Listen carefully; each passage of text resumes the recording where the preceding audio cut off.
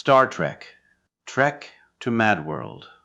Written by Stephen Goldin. Read to you by Chatterbox TTS. An introduction. It is time to reveal the truth about the man most of us know as Stephen Goldin.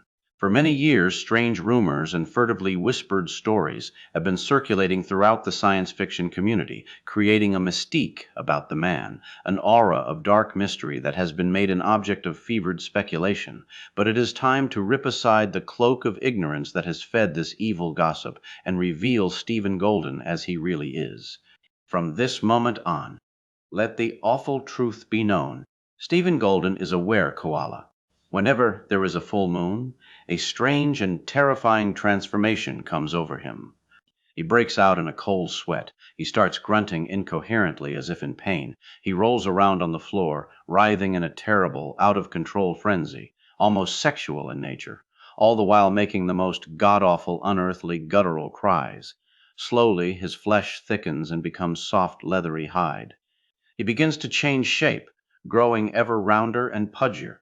A fine coat of gray fin sprouts all over his body, lengthening even as you watch. His nose and mouth expand, swelling into a muzzle. His ears grow large and round. His eyes turn into shiny black shoe-button orbs. A short, fluffy tail sprouts from the end of his spine, sometimes even bursting through his trousers. Soon, the rest of his clothing splits apart in shreds. He develops prehensile claws and rips the last of it from him. Finally, with one last heart-rending scream, he drops to all fours and looks up at you with the most plaintive, wistful expression possible. He has become positively cute. He crouches naked and revealed for the whole world to see. A chubby little marsupial. Then, uttering weird cries of joy, he races from the house and climbs the nearest eucalyptus tree. There is one in the front yard, but it has already been stripped bare and begins frantically munching on its leaves. This is no mere momentary spasm of irrationality. Nay, this is part of a much larger and deliberate pattern of action. Even in his day-to-day life, Goldin practices a koala lifestyle. Often he can be heard about how he hates Qantas Airlines. He plans pill-making, strange little whimpery sounds in his throat, grimmages to Australia, and keeps a scrapbook of the Koala Pride Parade in Woomera. He hobnobs with three-toed sloths. It is not for us to judge this otherwise loathsome and foul behavior. It is not for us to condemn. But imagine the embarrassment of his poor wife, the lovely and talented Kathleen Sky, Goldin, author of Vulcan, a recently published Bantam Book Star Trek novel, when she has to go down to the animal shelter and claim him the following morning. Those of us who know and love this man, this round little furry person, have been forced by cruel circumstance to deal with this peculiar aberration. We've tried, Lord knows how we've tried, to find a way to help him sublimate this terrible urge into some socially acceptable behavior. We've even gotten him a part-time job down at the San Diego Zoo as a koala impersonator. Look closely on your next visit. He's the one in the glasses. But even our most generous and helpful efforts have been to little avail. Goldin persists.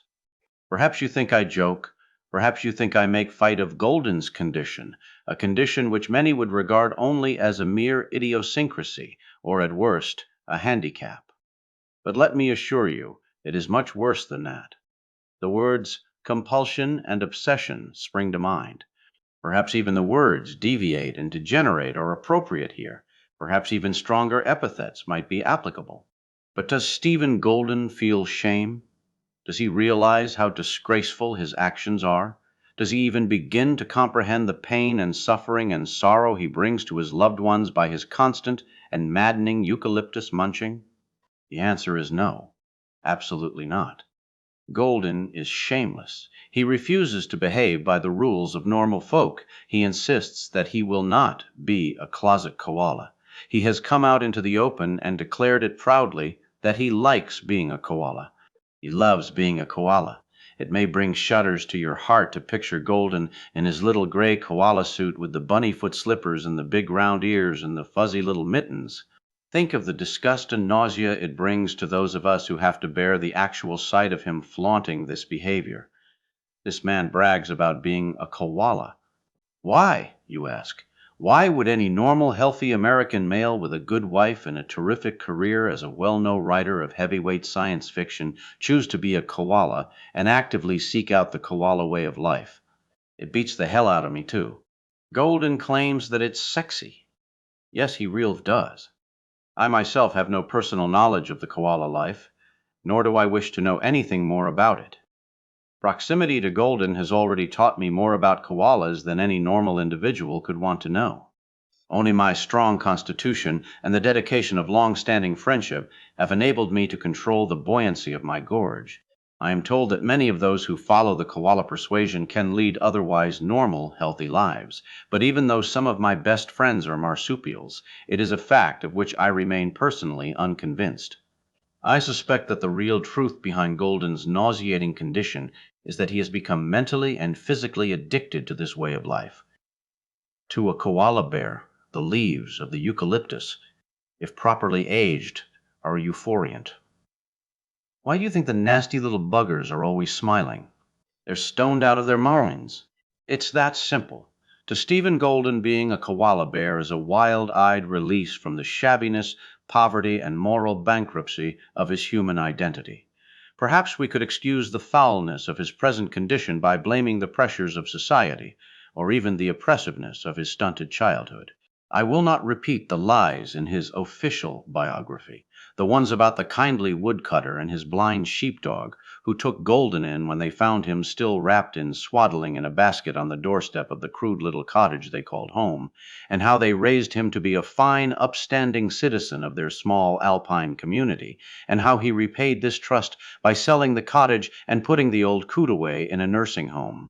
Nay, the truth must be told. But even the truth does not excuse Goldin. We cannot blame the gypsies who stole him as a child and sold him into white slavery to a tribe of depraved outback aborigines. Yes, it's possible that this may have had some dreadful effect on Goldin's crucial formative years, but whatever responsibility there is for Goldin's foul habits must lie solely on the shoulders of Stephen Goldin himself. He is a koala of his own free will. May God have mercy on his soul. I may be called a fuzzy-thinking liberal for saying this, but it must be said, dear reader. I ask for a measure of understanding for this man, even an attempt at acceptance. He does not beg, hat in hand, for your sympathy or your pity, for Goldin does not consider his condition to be a disgraceful sickness. To him, it is merely an alternate lifestyle. So I ask only that you open your hearts and your minds and try to understand that there are other kinds of sanity that exist at right angles to our own, and no less valid for that difference. I ask humbly, if not for your acceptance, then at least for your tolerance. What would it hurt if the world were to make just a little more room for a lowly koala bear? After all, even nasty little marsupials have feelings. They even have rights, loath as decent folk may be to admit that. And isn't that justification enough for a meager shred of your compassion? Look, I admit I was tempted to play on your mercies here. I could have told you that this disgusting perversion of Goldin's was merely an eccentricity, and ask you to excuse it on the grounds that it is a necessary behavioral outlet for the man. It allows him to maintain some semblance of rationality while turning out such mind-dazzling works as Scavenger Hunt, Finish Lipe, Caravan, Herds, Imperial Stars, with the late great E. Doc Smith, and the recent highly acclaimed Mindflight. Yes, I suppose I could have justified his shameful life by citing some of his glorious accomplishments as validation. Or I could have told you how Stephen Goldin has saved my life on more than one occasion, how he has always been a loyal compadre, ready to offer a helping hand at a moment's notice, day or night, except those nights when the eucalyptus is especially fragrant, and used that to excuse his repulsive actions. Or I could have even told you how Stephen Goldin once told off the warlock of West Covina and dared him to do his worst, and that this bizarre koala fetish is the dastardly result of that vengeful wizard, a curse that will haunt the Goldin clan for 1,000 generations. And you think Lawrence Talbot had it rough. But no. All of those things would have been hypocrisy to Goldin. Stephen Goldin is a koala bear. He has always been a koala bear. He will always be a koala bear. He refuses to hide the truth of his own life, no matter how distasteful or repellent. There is no falsity about Stephen Goldin. Now, there may be those out there in the real world who will be offended by this revelation and the shamelessness of it, individuals who will use it as an excuse to point their fingers at Stephen Goldin and holler, "Shame! Shame!" But those who fall prey to such bigotry and ignorance will be the real losers, for they will be denying themselves the pleasure of knowing one of the nicest deviated koala perverts you could ever hope to meet.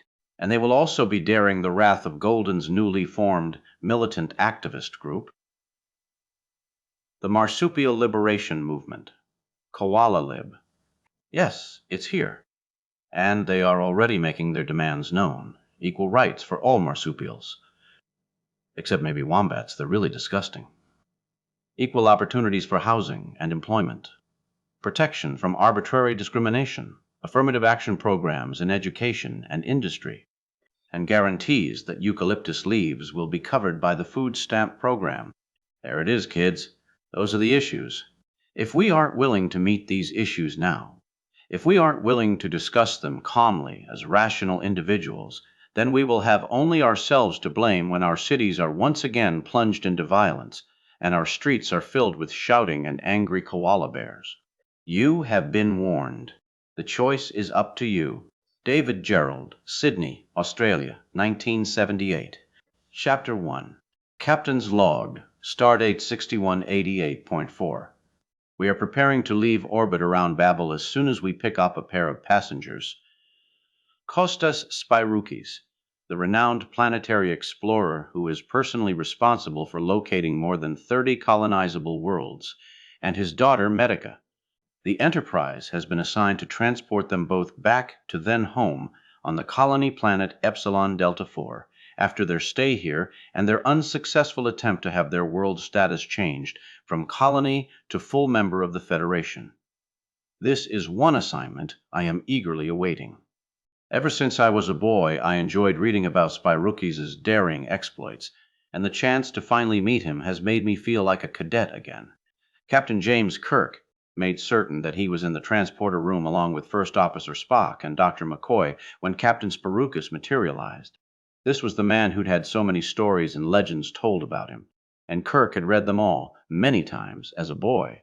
The tales of Spyroukis' exploits had been one factor in his decision to seek a career in the space services.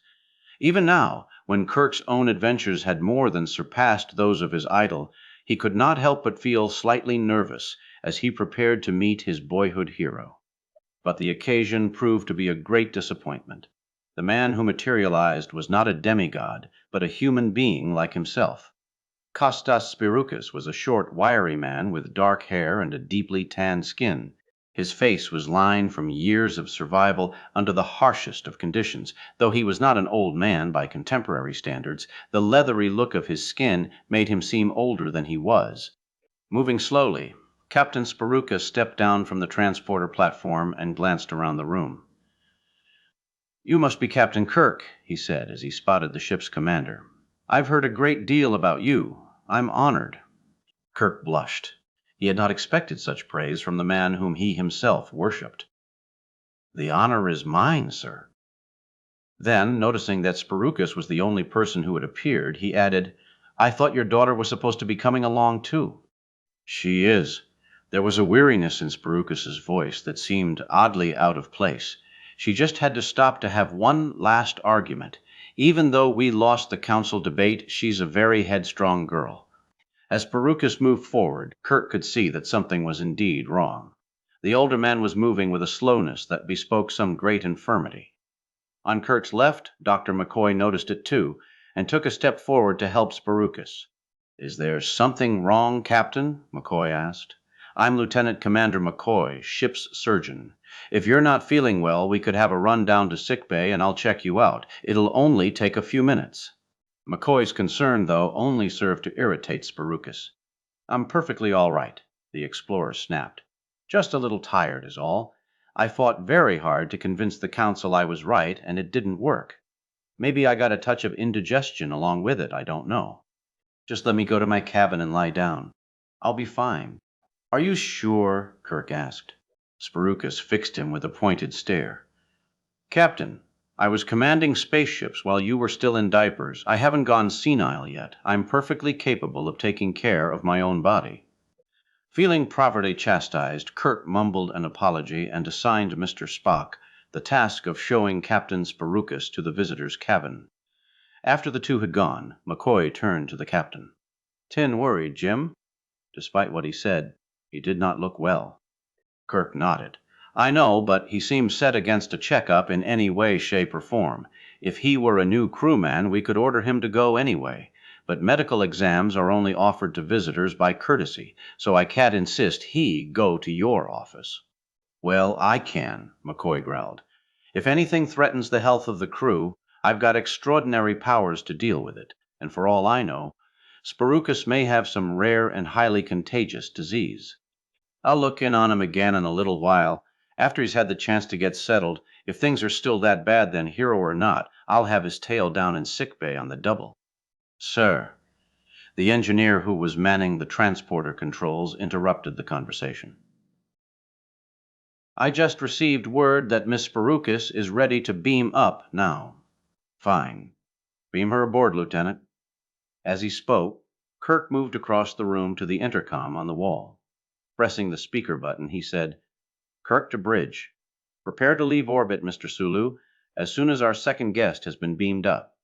Make course for Colony, Epsilon Delta 4, warp factor 3. Within a few seconds, there was another shimmering image on the transporter platform. As it coalesced into the form of the explorer's daughter, Kirk felt his disappointment at the unrewarding meeting with Sparuchus waning. There may have been more beautiful women than Matika Sparuchus aboard the Enterprise in the past, but certainly none more original. She was shorter than average, only 60 centimeters, and slender in a way that was usually described as willowy. Her complexion was clear, and her face, if examined very closely, seemed slightly out of proportion. Her mouth was a bit too small, and her button nose made little impression on the mind, while her blue eyes seemed enormous and alert to everything around them. From reading her dossier earlier, Kirk knew that she was only 20 standard years old. Her auburn hair, styled in a topknot, accentuated her youth. She was wearing a dress that could only be a designer original. It was a slinky fabric that clung to the contours of her body. The bottom was dark blue, rippling into lighter and lighter shades of blue as the eyes scanned higher up the dress. Around the hem, blending into the dark blue, was a pattern of purple in a design of seaweed. The neckline was trimmed in a material that looked like white foam. The total effect was one of the wearer rising out of a wave of blue seawater, and Matika Sparuchus was attractive enough to carry off the effect perfectly. It was not for her beauty, though, that Captain Sparuchus had brought her along on this trip to Babel, nor was it merely the fact that she was his daughter. Kirk knew from her dossier that Matika Sparuchus, though young and perhaps inexperienced, had a brilliant mind, and had already proved herself one of the ablest debaters and administrators on the colony of Epsilon Delta 4. The colonists had sent her and her father to plead their cause to the council, because those two individuals were the best the colony had to offer. Stepping forward, the captain said, "Welcome aboard the Enterprise, Miss Sparuchus. I'm James Kirk, and I'd like to personally assure you of a pleasant journey home. If there's anything I can do to make the trip easier, don't hesitate to let me know." "Thank you very much, Captain." Matika Sparuchus smiled. At Kirk's side, McCoy cleared his throat noisily. The captain belatedly added, "This is our ship's surgeon, Dr. McCoy." "Always a pleasure to make the acquaintance of so beautiful a lady," the doctor said. Matika smiled a thank you at him, and McCoy beamed. "Bones, weren't you just telling me there was something you wanted to check up on?" "Well, Jim, there's I wouldn't dream of taking you away from your duty. I'll help Miss Sparuchus get squared away in her cabin, and then I'll give her a tour of the Enterprise. And maybe," he added to himself, "I'll be able to find out from her a little more about what's wrong with her father." When James Kirk made it his business to escort a beautiful and otherwise unattached lady about his ship, the tour became a production of epic proportions.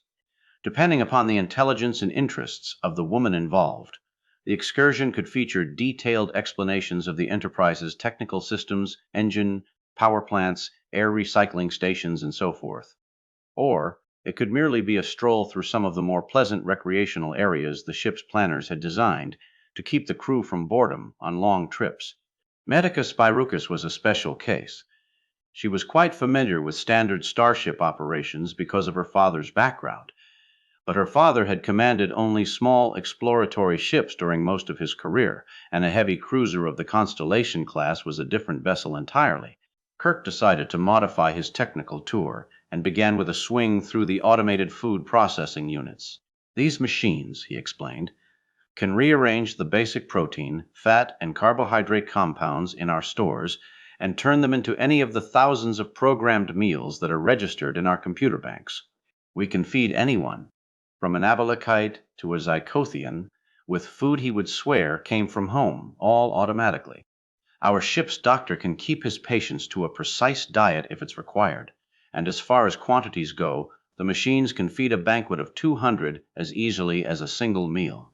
Medica was indeed impressed. My father was always telling me that the worst part of his expeditions was the food. The machines on scout ships have a very limited repertoire, and they're prone to break down at the slightest opportunity.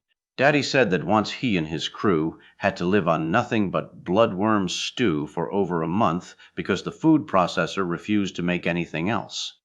Truly a fate worse than death, Kirk said, raising the back of his hand in front of his eyes in mock horror.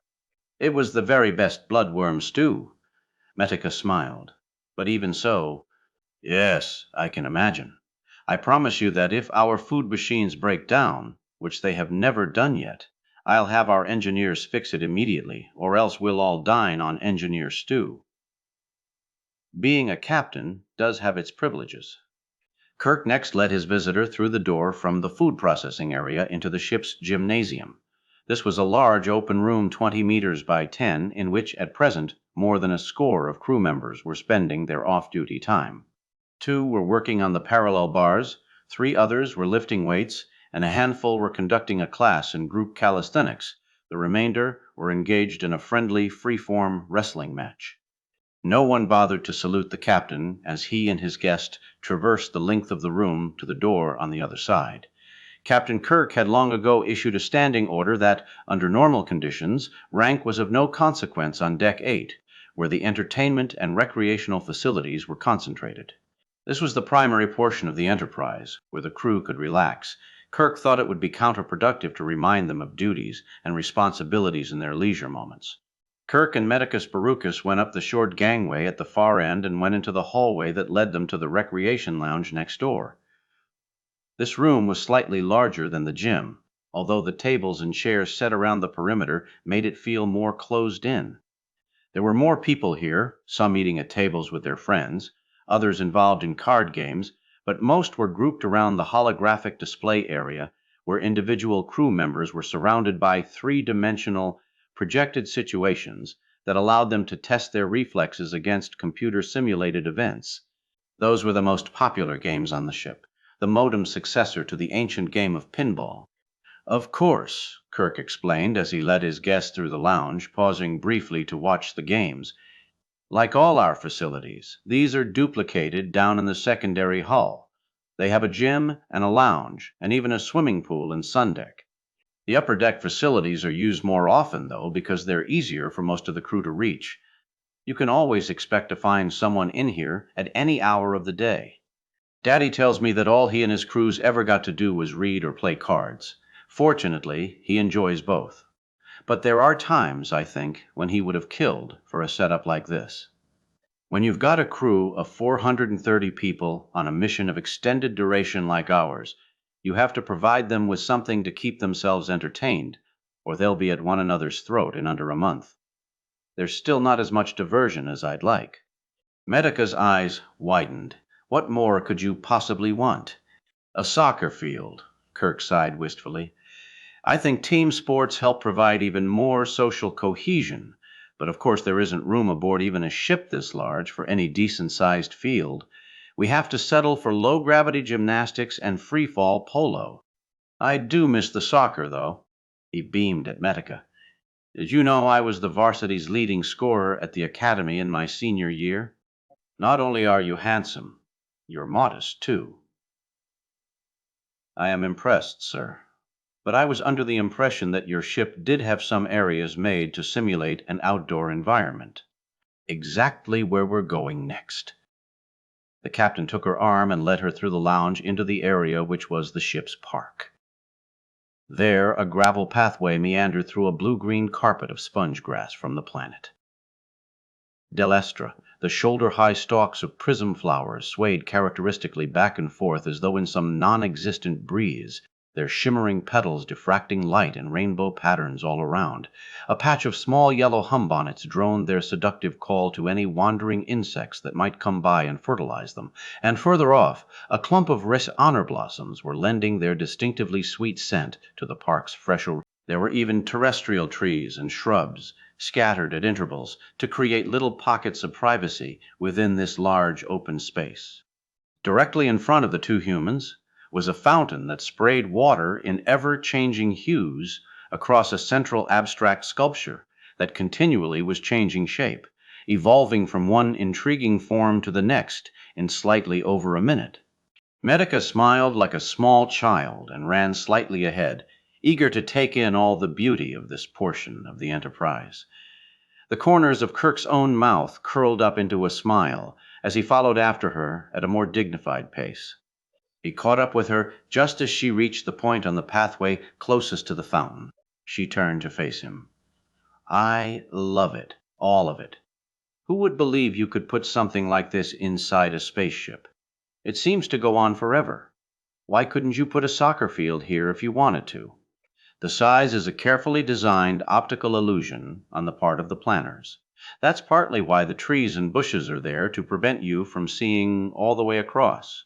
If you could take a straight-line view in any one direction, you'd see that the park is no more than 35 meters long at its widest part.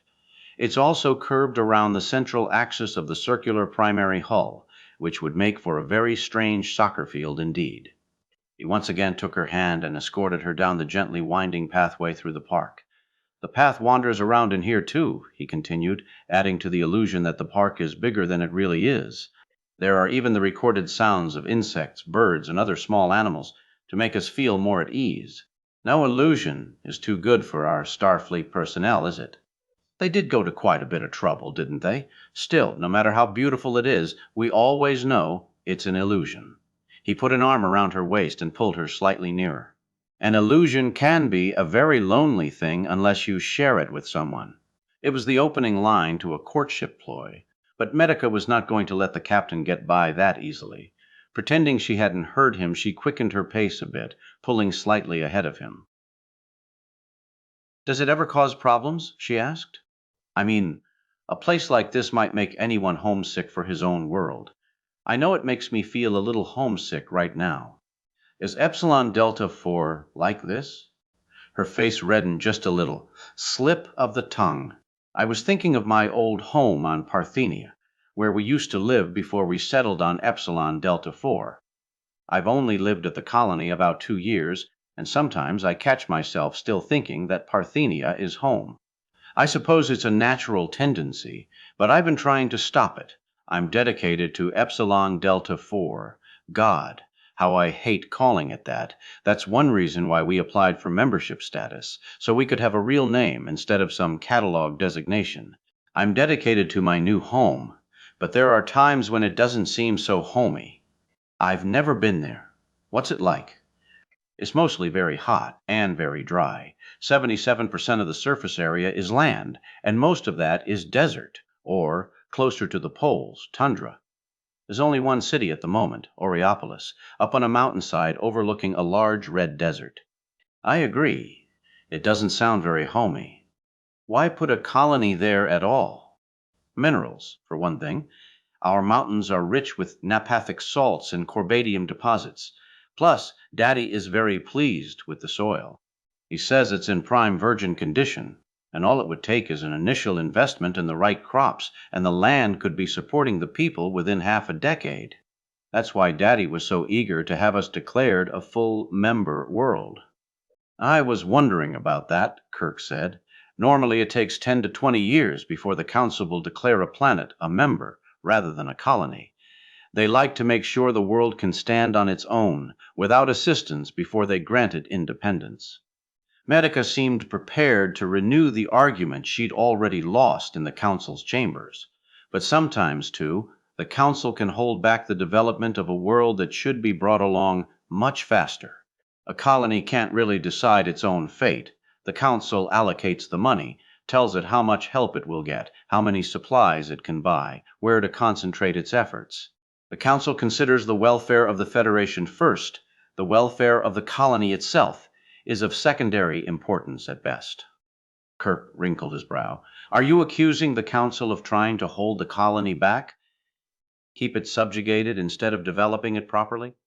No, at least, they don't do it deliberately. But because they're more concerned with the Federation as a whole, they tend to be too conservative. They'd rather play it safe and let the process take a few years longer than try something innovative and possibly expensive to develop the world faster. A cloud passed over Kirk's features for a moment as a very unpleasant memory crossed his mind. He remembered a colony world on which he had once lived. Tarsus IV had seemed an ideal colony at one time, until its food supply was attacked and almost destroyed by a mutant fungus. Kodos, the governor of the colony, had tried something innovative to save it: the slaughter of half the colony's population so that the remaining food would be sufficient to keep the other half alive. I'm afraid I have to agree with the Council, he said aloud, slowly. There are so many things that can go wrong with a colony world that it's best to take a bit of time to make sure things are done right. The trouble with innovative procedures is that, more often than not, they don't work, whereas patience is usually rewarded. If the colony is going to succeed, then an extra few years of waiting won't make too much difference in the long run. And if it isn't going to succeed, then there's no point of rushing in and granting it independence when it'll just have to be abandoned soon anyway. There are too many legal complications. I might have known you'd side with the Council, Medica said. You're a Starfleet officer. You have to take the part of the establishment. But look, my father has discovered 30 worlds that have made successful colonies. You have to trust judgment like that. He knows a good world when he sees it. This is the place he chose to settle on when he retired. You don't really believe he would have picked one with any risk, do you? My father picked Epsilon Delta 4 as his permanent home, the world he wants to devote the rest of his life to. He has big plans for it. First, he wants to expand the mining operations so the world will get a favorable export balance to pay for its future needs. There's more than enough mineral wealth on Epsilon Delta 4 to accomplish that. But the Council, in what passes for its wisdom, decided not to expand the mining operations just yet. They said we don't have enough people to handle the facilities. Matika gave a wry little laugh. We don't have enough people because there isn't enough food for any more. There isn't enough food because we don't have the capital to invest in an agricultural program that would reclaim our fertile soil and start practical fanning. We don't have the capital because we can't mine enough ore to buy it. And we can't mine enough ore because we don't have enough people. It's a vicious circle, Captain, and they've locked us into it. Kirk tried to be conciliatory. Maybe under those circumstances you should wait until the Council can pump enough funds or material into the system to break the cycle. But that's just our point. We could do it on our own if they'd only let us. The Council wouldn't have to spend another credit of the Federation's money. My father's reputation is impeccable. There are private parties who'd lend us billions on just my father's word to help us get started. I even showed the Council the promissory letters. But legally, they can't lend money to a colony. The Federation Council is totally in charge of a colony's affairs. If we were independent, we could get the money ourselves. Everyone on Epsilon Delta 4 is proud, both of themselves and of their world. They'd like to do this on their own, not take charity from the Federation. Captain Kirk had led Medica on the long, roundabout path through the park. But now they came to an end, facing the door that led out to the hall and the turbolift. The ship's commander resolved to end this bickering now. The council had turned down the colony's request for independence, and the issue was dead as far as he was concerned. "You win," he said, throwing up his hands. "I agree that Epsilon Delta 4 should be granted its independence immediately and be made a full member of the Federation. Now all we have to do is get me a seat on the council and find a majority of other members who agree with us." Matika looked startled for a moment, then smiled and shook her head. "I'm sorry, Captain. I didn't mean to go on so long or rehash old battles. That fight is lost for now, and taking my frustrations out on you won't do any good. Will you accept my apology?" "When you smile and look up so sorrowfully like that, what man could resist you?" Taking her arm, he escorted her out into the hall in front of the elevator. "Just to show you there are no hard feelings, I'm going to take you to my favorite spot in the entire ship." As they stepped into the turbolift, Kirk switched on the car's computer and said, "Deck 12, dorsal." The elevator car whizzed silently off along its way, taking its two occupants first horizontally along the inner corridor of Deck 8, and then dropping diagonally down the dorsal section of the ship, connecting the upper primary hull to the lower secondary hull. Even as it was doing so, the elevator car that had been stationed at the destination was automatically routed along another path, so that it would end up back on Deck 8, in the spot vacated by the captain's car. The ride came to an abrupt end, and the doors whooshed open in front of them. Kirk let his guest out behind the tube down which the elevator traveled and into a small elliptical lounge. Two rows of chairs ran back to back down the center, facing the outer walls. "Just sit down here," Kirk said, leading Metica to one chair, "and wait and watch." As she sat, slightly puzzled, the captain walked over to the wall and adjusted a couple of controls. Slowly the lights in the room dimmed to a point where they were barely noticeable, and then the show began. The outer wall suddenly seemed transparent, and there before them lay the universe in all its mystery. To talk about the blackness of space was to talk in cliches, but blackness was indeed a pale term to describe the depths of the darkness that lay beyond the ship's hull. Within that background of nothingness were set the stars, uncounted billions of them, each glistening like an individual gem on a velvet background. The Enterprise was currently cruising at warp factor 3, a respectable yet dignified speed. The effect was to make the stars seem to crawl slowly past toward the rear of the ship, the nearer ones moving fastest and the farther ones not at all. "It's beautiful," Medica said. "I've seen it before in pictures and from the front screens of a ship, but never where it took up almost an entire room around me before." Kirk moved over toward the center of the room and sat down in the chair beside her. Anyone who could see the stars like this and not be affected must have a hole in the bottom of his skull where his soul leaked out. This is what life, nature, the universe are all about. Is it any wonder that almost every race has an age-old dream to travel out here among the stars and be a part of heaven? My father told me there used to be a term used by divers who explored under the oceans, rapture of the deep. It's the same thing here, only the deep goes on forever. The two sat quietly side by side for several minutes, admiring the beauty of interstellar space. Finally, Kirk broke the long silence. "I would be honored, Medica, if you would join me in my cabin for supper tonight." "That sounds like the opportunity of a lifetime. What woman could resist? You'll have to promise me, though, no bloodworm stew." The captain smiled. "Now I'll have to rearrange the entire menu I'd planned. What would you say to hors d'oeuvres of Fomaldian mushrooms, stuffed with blue cheese, a sea dollop salad coated with a thick dressing of my own creation, and heavily laced with Saurian brandy vinegar, sautéed breast of elderine with baby peas and liaca au gratin, and for dessert, a whipped strawberry mousse? I admit it lacks the fascination of bloodworm stew.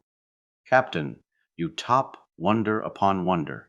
To find that a man with a reputation as being the finest commander in the fleet should also be an epicure of such taste." She was interrupted by the whistling of the intercom, demanding the captain's attention. Annoyed, Kirk stood up and went back to the wall control unit. Without bothering to turn off the starfield, he activated the speaker. "Kirk here. Sorry to disturb you, Captain," came the voice of Lieutenant Uhura, Lai's ship's communications officer, "but Dr. McCoy seems to think it's urgent. He requests that you join him in sickbay immediately."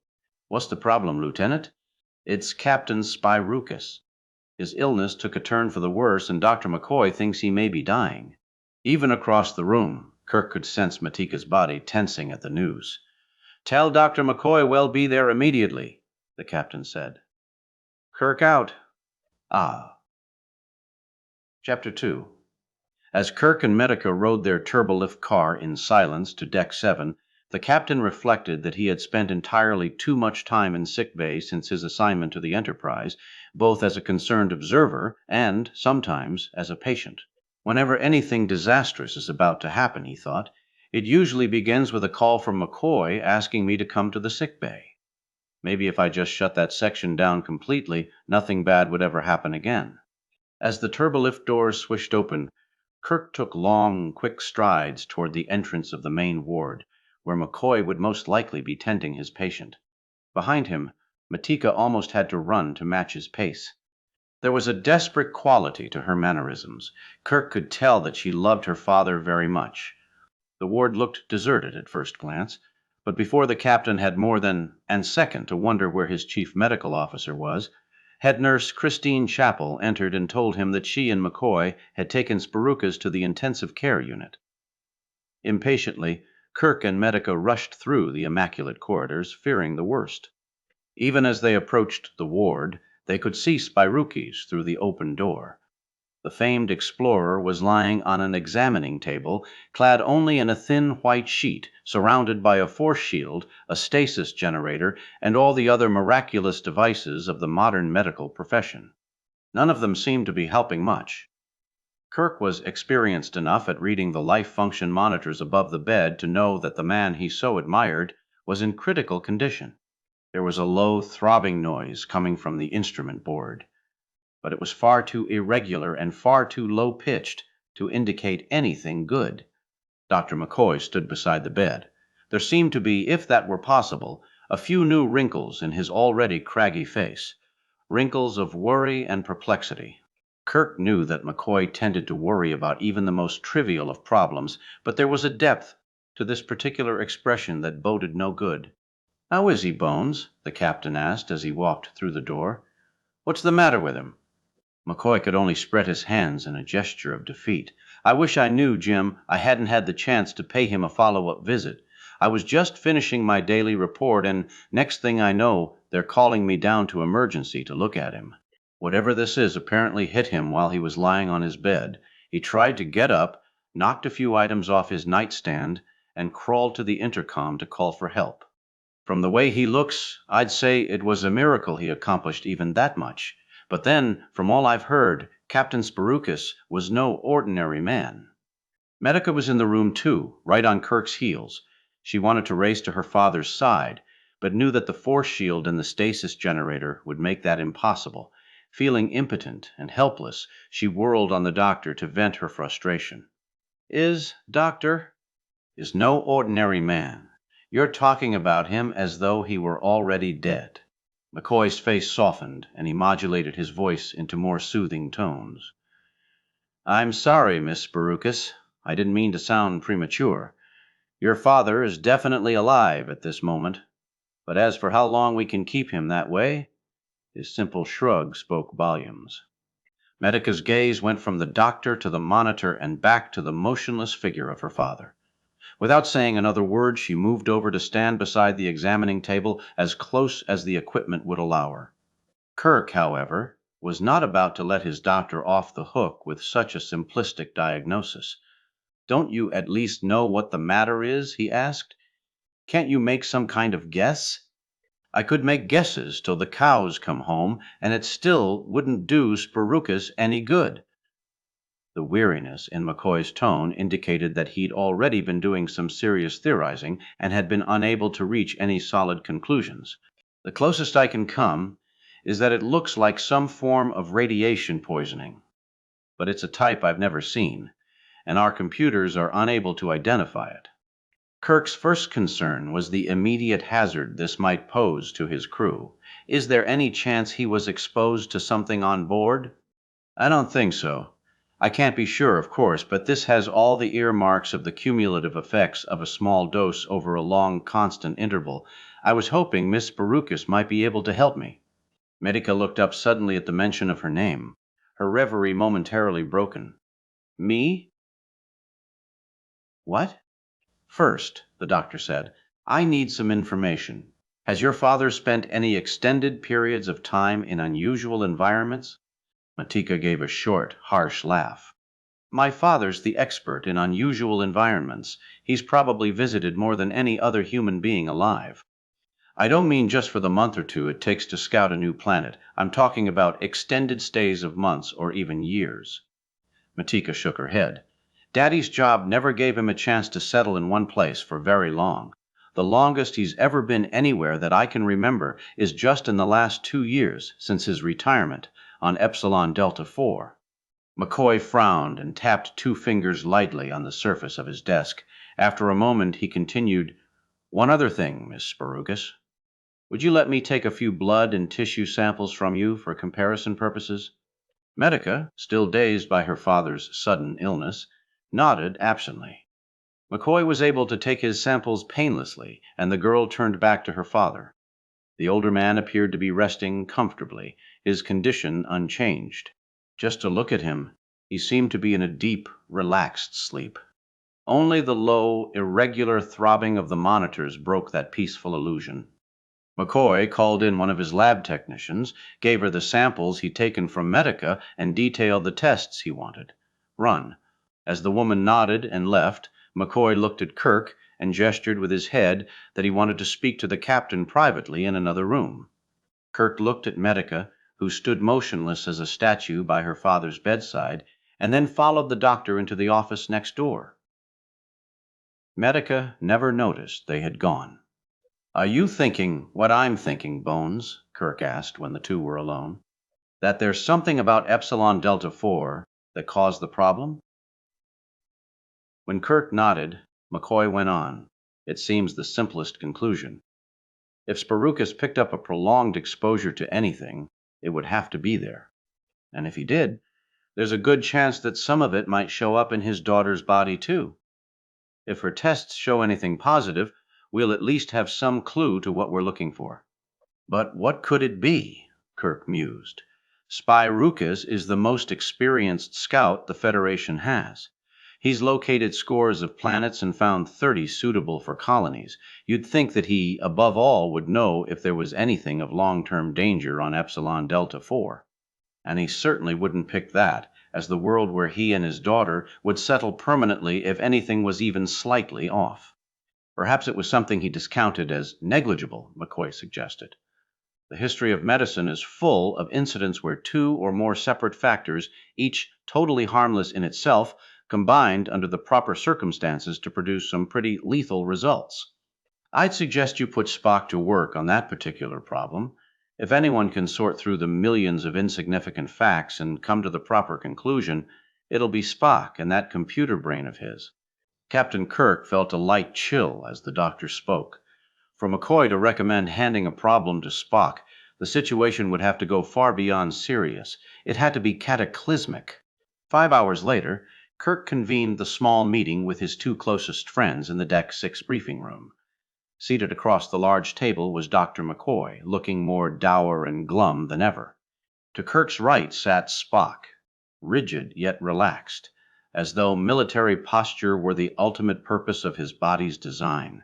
He had a sheaf of written notes on the table in front of him, but Kirk knew he would never look at them. In all his long acquaintance with Mr. Spock, Kirk had yet to see his first officer unprepared for a briefing. He suspected that Spock memorized all the data just before coming into the briefing room. "First off," Kirk opened solemnly, "I need a status report. How is Captain Spyrukas?" "Deteriorating slowly," McCoy answered. "I don't think we can hold him more than another hour or two, at the rate he's slipping." Kirk grimaced, even though the news was not unexpected. "Any more luck on tracking down exactly what it is we're dealing with?" "I presume you mean the tests on Miss Spyrukes." "Yes, you could say there's been some luck. She's got it, too." As the captain reacted to this, McCoy held up a hand to calm him. "Oh, Not to any serious extent yet. We had to perform the tests 3 times just to make sure of the conclusion. The indications were so faint that there was some chance it might be minute flaws in our instruments. We've all but eliminated that possibility.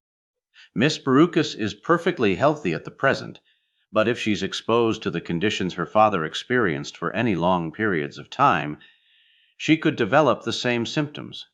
Any chance of treatment? McCoy shook his head sadly.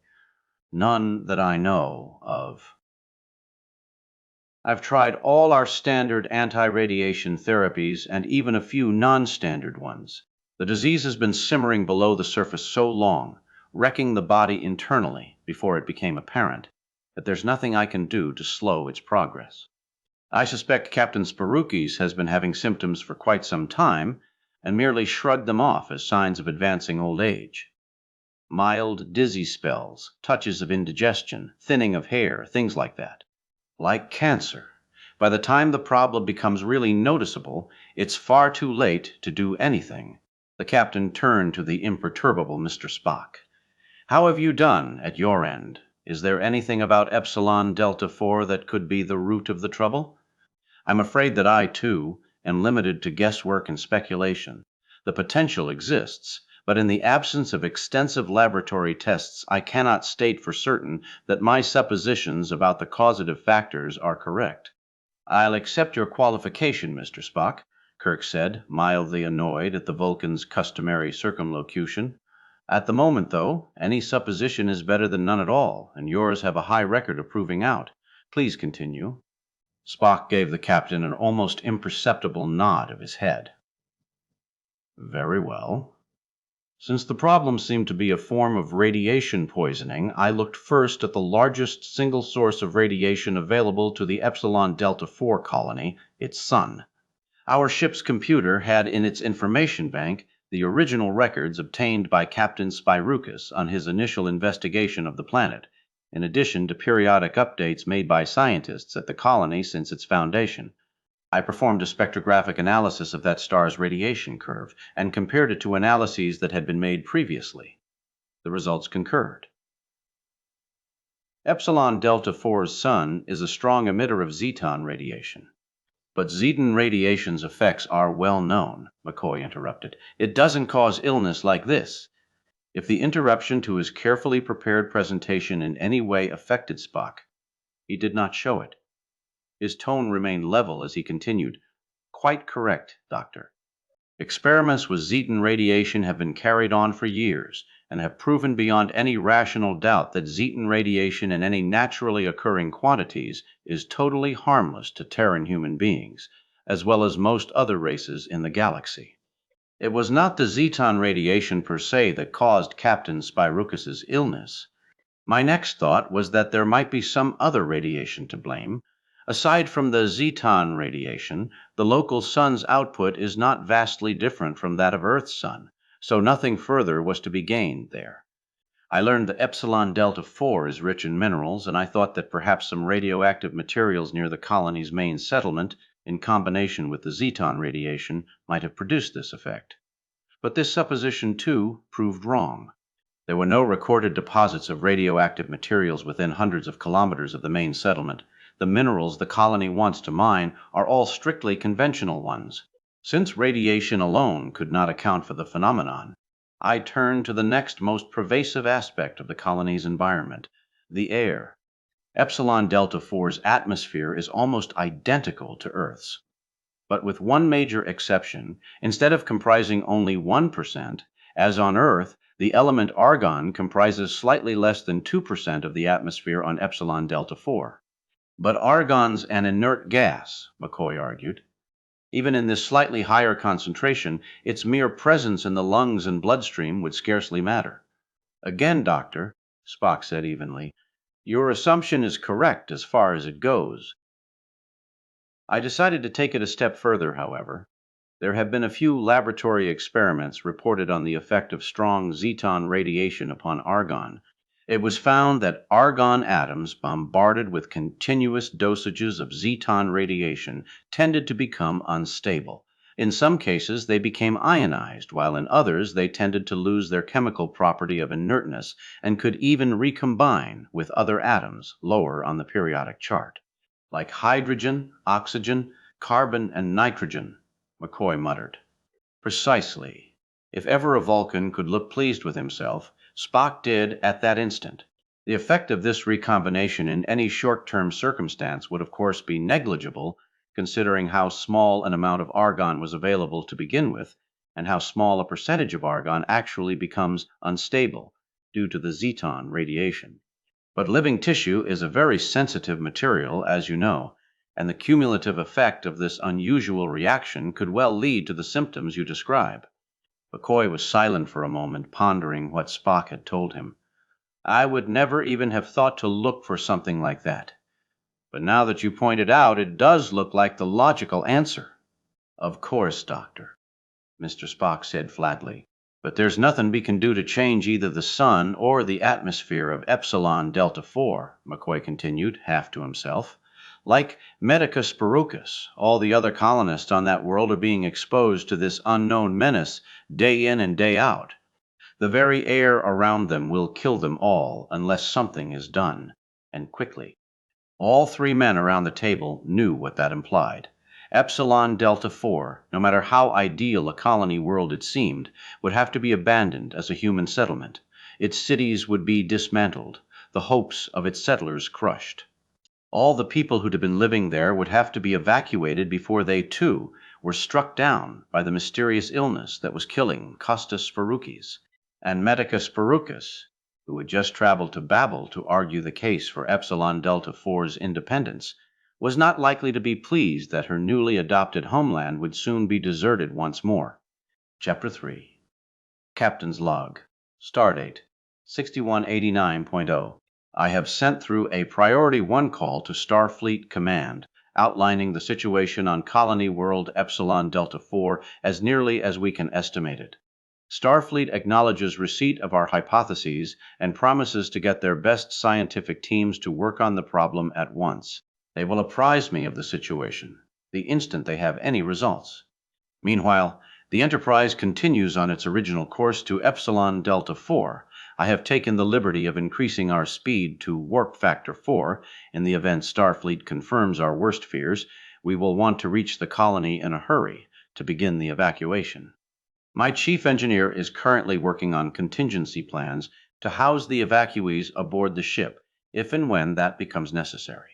Medicus Spirocus has not left her father's side since he was stricken. I believe you have the hardest task of all, telling her that Epsilon Delta 4 may have to be abandoned. Much to Kirk's surprise, Medica took the news about the colony far better than he had expected. Perhaps the gravity of her father's condition had made all other matters seem unimportant, for when the captain took her into McCoy's private office and explained Spock's hypothesis as delicately as he could, Matika's only response was to nod slowly. I was afraid it might be something like this, she said. My brain obviously isn't in gear today, or I'd have figured it out myself a lot earlier. Why else would Dr. McCoy take samples from me unless he suspected something that would be common to the people on my world? I didn't have much to do except think while standing beside my father's bed, and I've had a little time to get used to the idea. I have to admit you're taking this much more calmly than I expected, Kirk said. After the impassioned argument you gave me earlier, I was afraid you'd fight the idea of abandoning the colony. My father was always a realist, Captain. He had to be, to achieve as much success as he did in such a risky field. He brought me up the same way. You don't survive if you want one thing and all the facts point in the other direction. I'm disappointed, certainly, but if all the facts tell us that to stay on Epsilon Delta 4 is to die, then we must evacuate it as quickly as possible. I may only be 20 years old, Captain, but I'm not a child. She hesitated, as though wondering whether to bare her soul still further to this relative stranger. Looking down at her feet, she continued more softly, I wanted the colony to succeed more for my father than for myself. You don't know how much this meant to him, to have his final home be the last world he himself discovered. My father has done so much for the Federation so selflessly for so many years that we, everyone at the colony, wanted this world to succeed, as a lasting memorial." She looked back up into Kirk's face. "And now it has to be abandoned. The irony is awfully heavy." "We're not positive yet," Kirk hastened to point out. "We may not have to. We may not have to." "Don't tease me with false hopes, Captain. The letdown would only be more cruel. You've explained your science officer's reasoning, and it's eminently sound. Let me make a clean emotional break and get it over with." "She's a strong-willed woman," Kirk thought admiringly, "far older than her age." At this moment, McCoy opened the door and broke into the conversation. "Jim, Sparukas has regained consciousness. I don't know how long it will last." Medica almost sprang out of her chair. "Let me see him." McCoy looked slightly embarrassed. He asked specifically to see the captain first. Alone." Medica's face fell. "Oh, I see." She took a deep breath and straightened her shoulders. Her voice was carefully neutral as she continued. "My father was always strong on military tradition. One skipper to another, eh?" "I understand." Then her composure broke down completely. "Don't take too long, Captain. I'd like to say goodbye, too." Kirk rested a hand lightly on her shoulder for a moment and gave her a silent nod. Without another word, he walked into the adjoining room where Costas Sparukas lay, and the door whooshed gently shut behind him. Despite the stinging scent of antiseptics, Kirk could swear he smelled the sour milk and urine odor of death in the room. The indicator marks on the monitor above the patient's bed were fluctuating up and down, but never far from zero. The throbbing of the machine was so slow that at first Kirk thought it had stopped altogether. Costas Sparukas lay motionless on the table, surrounded by the faint bluish glow provided by the stasis generator. At first glance, he appeared utterly lifeless, but then Kirk noticed that his eyes were slightly open and the lids were fluttering faintly. Kirk walked quietly to the edge of the force barrier. "Captain Sparukas?" The patient was too weak to turn his head more than a couple of centimeters, but his eyes did track in the direction of Kirk's voice. His lips moved feebly, and Kirk had to strain to hear what he said. "Your doctor told me, Captain. I had to talk to you to set certain facts right. Set things right." Kirk was perplexed. "Yes, I. Only another captain would realize my problems. Only another captain could absolve me." "Absolve?" "That implies guilt, sir, and I knew about the possible danger." Although Sparukis' voice was barely audible, there was still enough strength in the personality behind it to cut Kirk off in mid-sentence. "You knew? But then why?" "Please don't interrupt, Captain. I don't have long and each word's painful. I didn't know for certain it would do this, but I did know what Zeton radiation does to argon. I glossed over it in my report. I wanted that world, Captain. I wanted a place to settle and raise my daughter properly. After 60 years in space, I needed roots. All my other worlds were too well settled. I wanted some place where I could be a founder rather than just a discoverer." He paused for a weak cough. "Did you know, Captain, that of all the worlds I found for colonies, not one was ever named for me? Does that sound terribly vain to want a monument? Am I just a silly old man, Captain?" "You already have a monument," Kirk said softly. "Myself, for one, reading about your exploits was one of the things that decided me on a career in space. I'm sure there are thousands of others, too. As long as the record of your exploits lives on, you'll stir young people to courage and adventure. It's not the same." There was a weakness in Sparukas' voice that worried Kirk enormously. When the explorer did not speak again for almost a minute, Kirk started to turn to call for McCoy and Medica. But Sparukas was not finished. "When I felt myself becoming sick, I suspected even more. I knew I'd have to act fast. I tried to rush the council. Foolish, they never rush, but I knew I didn't have much time." The older man, with a great effort, turned his head the rest of the way so that he was now looking directly at Kirk. His eyes were slightly glazed, but Kirk did not doubt for an instant that Sparukas could see him clearly. "Tell me I wasn't wrong, Captain," he he whispered. "Tell me I didn't condemn hundreds of good people to death merely for the sake of an old man's vanity." "You didn't," Kirk said quickly. "We're on our way there this instant. We'll be able to evacuate them in time, I'm sure of it." Spiroucus's body relaxed visibly. "Thank you, Captain. Whether it's true or not, it's a great comfort." He hesitated. "Medica, do you want her?" "In a second. Please, Captain, please don't ever tell her I knew. Not anyone, really, but especially not her. She thinks I'm so unflawed. Don't worry." Kirk wanted to reach out and lay a reassuring hand on the dying man's shoulder, but the force shield and stasis generator prevented the gesture. The best he could do was project confidence as he said, "We'll evacuate all the people in time, and your daughter will never know that you suspected anything was wrong from the beginning." Spiroucus closed his eyes for a long moment. "Thank you, Captain. Now, please send her in." Kirk left the room, feeling a heavier weight on his shoulders than there had been when he entered. With a nod of his head, he indicated to Medica that it was all right to see her father now, and the young woman immediately entered the ward. As the door closed behind her, Kirk sat down wearily behind McCoy's desk. The doctor looked at him and was about to speak, but read the expression on his friend's face and chose to say nothing. 10 minutes later, a teary-eyed Medica Spiroucus emerged from the ward and informed them both that her father was dead. "The question we have to face now," McCoy said, "is how much time do we have for the evacuation? Why was the illness much more advanced for the father than for the daughter, and how much more exposure could she risk before she reaches the fatal dosage?" It was now 10 hours after Costas Spiroucus's death. McCoy had performed a quick but thorough autopsy on Tile Explorer's body and found, as expected, an overabundance of argon within the system. After that, Kirk had had the sorrowful task of presiding at the funeral of the man he'd admired so greatly.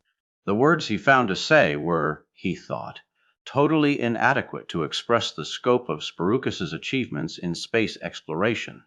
But, however clumsy it seemed to him, his service was taken well by the crew members in attendance and those listening to the service from their posts. Medica thanked the captain and said that her father would have been proud to hear the things Kirk had said about him. Though bodies in space were usually disposed of by cremation within the ship's nuclear furnaces, James Kirk somehow could not envision such an end for his childhood hero.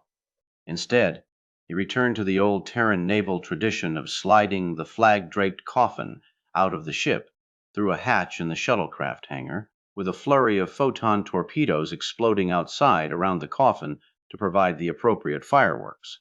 It's only right, Kirk thought, that Costas Spiroucus's body be returned to space, so that even in death he can continue to explore its depths as he did in life. Now, with that sad chore accomplished, a council had been convened in the briefing room. In addition to Kirk, Dr. McCoy, and Mr. Spock, those seated around the large conference table were Chief Engineer Montgomery Scott, Personnel Officer Ramona Placer, and passenger Matika Spiroucus. There had not, as yet, been any message received from Starfleet to confirm or deny Spock's hypothesis, but Kirk knew that he could not wait until the orders came to start administrative procedures. A good command officer anticipated his orders and was ready to implement them the moment they were received. Matika Spiroucus, her eyes now dried of tears, looked up at Dr. McCoy as the physician spoke. "My father's case would be the most advanced because he spent more time on the planet than anyone else. Remember, he was the explorer who discovered it, and before the Federation Council will approve a world for colonization, it must be proved conducive to human habitation. My father and his crew lived there for several months before the first colonists were ever allowed to settle, myself included." "How many months?" McCoy asked. "I'm not precisely sure." 3 to 4, I think.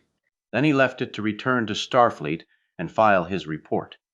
His retirement took about the same time to be processed as the planet's colonization status, and Daddy and I arrived on Epsilon Delta 4 with the first shipload of settlers 6 months later. Did any others from your father's crew settle on the planet as well?" Spock asked. "No, he was the only one. then unless his rate of reaction to the disease is atypical, we may assume that his case was 3 or 4 months further advanced than that of anyone else on the planet. Dr. McCoy's tests on Miss Spirukes bear this assumption out. While traces of the disease do appear in her system, they are minute and, for the moment, non-lethal. Then we've got nearly 3 months in which to evacuate the colony, said the chief engineer. That should be plenty of time. I'm afraid not, Scotty, Kirk said, looking to McCoy for confirmation. The doctor nodded. You see, Scotty, Kirk went on, with a disease this unusual, we have no way of knowing when the lethal level was reached. Spirukes was 3 months ahead of the others as far as the actual death goes. But how do we know we could have saved him if we'd learned of his condition 1 or even 2 months ago? We simply don't know when the point of no return is reached. The only thing we can do is assume the worst possible case and get everyone off that planet as quickly as possible. Kirk nodded gravely and looked again at Medica. How many interstellar ships do the colonists have at their disposal? The girl answered with a wry smile. That depends on whether we're lucky enough to have a ship in port at the moment. The answer in general is none. We're so far off the normal trade routes that a ship may only stop by once or twice a year. And as for ships of our own, well, we couldn't even afford all the mining gear we wanted. There was no way we could have afforded anything bigger than a private space yacht. Kirk sighed. He'd been afraid that would be the case. Epsilon Delta 4 was located near the outer perimeter of the sector the Enterprise patrolled. Any other Starfleet vessel large enough to help with the evacuation was likely to be several weeks' travel time away, at best. If private cargo ships visited the planet as seldom as Medica said, then the Enterprise was the only ship that could make it to the colony in time. In that case, Kirk said aloud, we'll have to use worst possible case planning. We'll assume that no other ships are in the immediate vicinity to help with the evacuation. The question then becomes whether the Enterprise can take on all the colonists at once. Metika, how many people live on Epsilon Delta 4? Approximately 600. There was a silence around the table as the rest of the company digested that figure. After Kirk had given it enough time to sink in, he turned to his chief.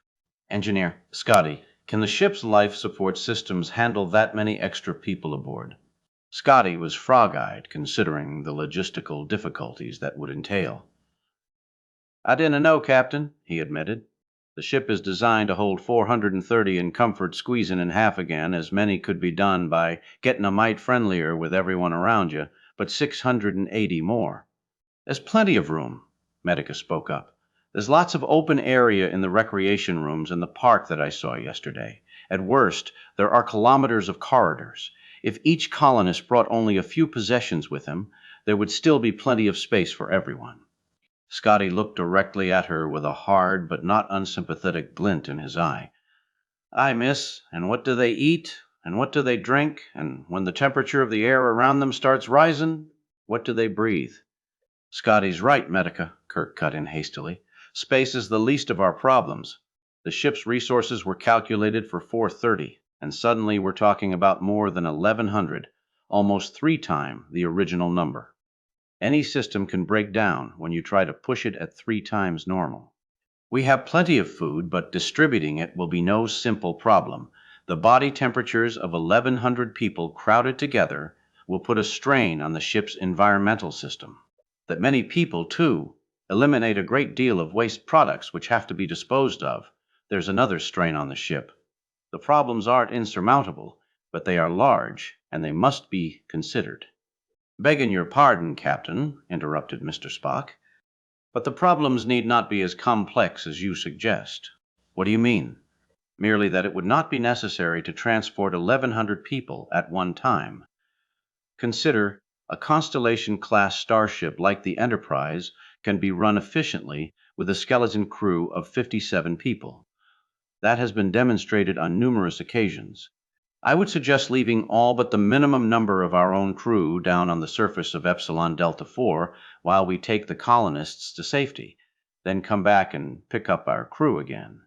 Lieutenant Plosser, the personnel officer, chose this moment to speak, but then we'd be exposing our own people to this menace. It has been shown, Spock explained patiently, that this menace exists only when one is exposed to it for long durations.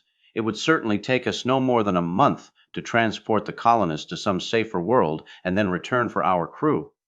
During that time, their exposure to the hazardous conditions would be minimal. In the meantime, while the ship would indeed be crowded during the evacuation operation, the number of people aboard would be less than 750, rather than a 100 as was being discussed previously. At this moment, a message was piped down from the bridge. Lieutenant Uhura's voice filtered in over the intercom. Captain, a message from Starfleet laboratory tests confirm your hypothesis of Zeton radiation argon connection. Immediate evacuation of Epsilon Delta 4, colony imperative. Proceed with all possible speed and take whatever actions necessary to save lives. Kirk looked at the grim-faced people seated around the table. The question before the House had just ceased being academic. Chapter 4. Captain's Log, Stardate 61, 89.5. Pursuant to orders, the Enterprise was on its way to evacuate the Epsilon Delta 4 colony. We have radioed ahead and explained the situation to the local officials, who received the news with understandable anger, dismay, and confusion. However, when Medicus Baruchus explained farther, including a detailed account of her father's death, they conceded the need for action and promised their utmost cooperation. Evacuation work at their end will begin immediately, so that they will hopefully be ready for us by the time we arrive. Meanwhile, I have assigned Lieutenant Placer the job of deciding which crew members will remain behind on the planet to make more room aboard ship for the evacuees. Lieutenant Commander Scott has the task of readying the ship to carry nearly double its normal complement of people. Knowing the competence of both officers, I'm positive the Enterprise will be ready by the time it reaches Epsilon Delta 4. Lieutenant Ramona Placer was one of the forgotten officers aboard the Enterprise, a fact which she chose to accept as a compliment. As personnel officer, it was her job to see that the entire crew performed their job smoothly and without complaint. If there were any complaints, it was her duty to hear them first and take care of them before they became of major concern. It was very much to her credit that 98% of the problems she dealt with never reached the attention of Captain Kirk, except as buried incidents in her official report, leaving the captain's mind free to deal with the more crucial issues involved in running a starship. Now, at the captain's orders, she was frantically making lists. In theory, the Book of Emergency Regulations spelled out exactly what the ship's complement should be under skeleton crew conditions. But in practice, the personnel officer actually had wide discretion as to who should stay and who should be left behind. For instance, regulations stated that the ship must maintain a minimum of 6 gunnery officers, but it was Placer's job to pick which 6 out of the 24 currently aboard the Enterprise. A less conscientious personnel officer might simply have picked the 6 with the highest seniority and rank, or else left the decision to the computer, to Lieutenant Placer. Such thinking represented an abrogation of her responsibility. It was her duty to make the best decision, not merely the easiest. One crewman named Solari was the highest-ranking gunnery officer aboard, chief of the gunnery team, and a very logical choice to remain as one of the skeleton crew, but his background information indicated that he had been born and raised on a colony world much like Epsilon Delta 4. The crew members left behind would have to cope with primitive conditions for perhaps a month before the Enterprise was able to return for them. A man experienced at living under such circumstances would be of enormous help at smoothing some of the problems that were bound to arise. Another crew member, Ti Chen, was on her first cruise out from the Academy. Placer had assigned her to gunnery because that was where her aptitude and interests seemed to be strongest. Her inexperience at her post would seem to make her a strong candidate to be left behind on Epsilon Delta 4. But some instinct at the back of Placer's mind made her hold up her choice. All the indications were that Tai Chen would make a first-class gunnery officer one day. Manning her post under emergency conditions such as these would put her in a concentrated learning situation where she would be forced to do the jobs of several people simultaneously. At the same time, since the Enterprise was not likely to come under battle conditions, Ti Chen's inexperience was not likely to hurt the ship. There was a chance that the Enterprise could end up with a much better gunnery officer than it started out with, which Placer considered to be making the best of a bad situation. Of course, she couldn't just put all the inexperienced gunners at the posts. There would have to be some balance. She reconsidered whether she wanted Solari to stay behind, or whether one of the other experienced gunnery officers might make just as good a teacher for Tai Chen. Placer, of course, had put her own name on the list of those to stay on Epsilon Delta 4. Emergency regulations did not provide for a personnel officer on board under skeleton crew conditions. Scotty and his engineering crew, meanwhile, were preparing the ship for what they thought of as an invasion. Infestation might even have been a more accurate, if less diplomatic term to describe Scotty's thoughts. His engines, his ship, were precious to him, and the idea that soon a horde of strangers would be barging in here, trampling through the Enterprise and violating the integrity of its most private inner recesses was more than slightly repellent to him. True, he recognized the necessity of what was being done. Mr. Scott was, at heart, a very kind and generous man. Under normal circumstances, he would scarcely harm a fly, but let that fly buzz too near his engines, and he would hunt it down with a phaser set on kill. He knew the evacuees would never deliberately damage the ship, but in their ignorance they could wreak a great deal of unintended havoc along the way, and there would be so many of them. The Enterprise was such a large and complicated piece of equipment that there were many interconnecting systems to be taken into account. The first thought, of course, was to oxygen regeneration. Nothing else would be important if the people within the ship couldn't breathe. The Enterprise had its own filters and gardens where carbon dioxide was processed back into breathable oxygen. Scotty had to see to it that these processes would still function at nearly double their standard capacity. There were large pumps that kept the air circulating freely throughout the ship, and these were also tied into the environmental quality systems. Pushing them at twice their usual speed would put a greater strain on them and could lead to premature breakdowns. Added to the problem was the fact that, with only a skeleton staff aboard, there would be fewer people to tend the machines if they did break down. To forestall such eventualities, Scotty was having his crew check out every single mechanical component now, while there was still the manpower available to deal with potential problems. The entire ship was being dismantled from within, one piece at a time, and each piece was given a rigorous testing to make sure that it was in prime condition for the ordeal that was to come. If it showed the slightest sign of wear, it was replaced immediately with a brand new version, or if no replacements were at hand, the piece was listed in the computer as a potential source of trouble, and plans were drawn to be able to bypass that system at a moment's notice and switch to a backup should the initial component fail under stress. Given unlimited time and manpower, the work would have been routine, but Scotty did not have either. His engineering staff was, he'd often boasted, the finest in Starfleet, but they were still only finite beings of limited strength and endurance. The Enterprise was a large ship, and his team was giving him a superhuman effort, but there was only so far flesh and blood people could be pushed before they dropped in their tracks, or worse, before their eyes became so glazed with fatigue that they failed to spot something vital and made a crucial mistake. Despite the need for haste, Scotty vigorously enforced a mandatory rest rotation schedule so that no one became too tired to perform his job well. He had promised the captain that he would have the ship ready by the time they reached Epsilon Delta 4. He had never broken his word to Kirk yet, and he didn't intend to start now. But it would be a race against time. Up on the bridge, Kirk was doing his utmost to cut that time down even further. He had already ordered the ship's speed up to warp factor 7, which was well into its emergency range. He had even debated with himself the possibility of increasing to warp 8, but decided against it. At such high speeds, the ship itself began to experience mechanical difficulties. The Enterprise had survived such speeds before, but only because it had simultaneously undergone extensive babying by Scotty and his brilliant engineering staff. Scotty now had enough on his hands without having to worry about the ship falling apart from excessive speed.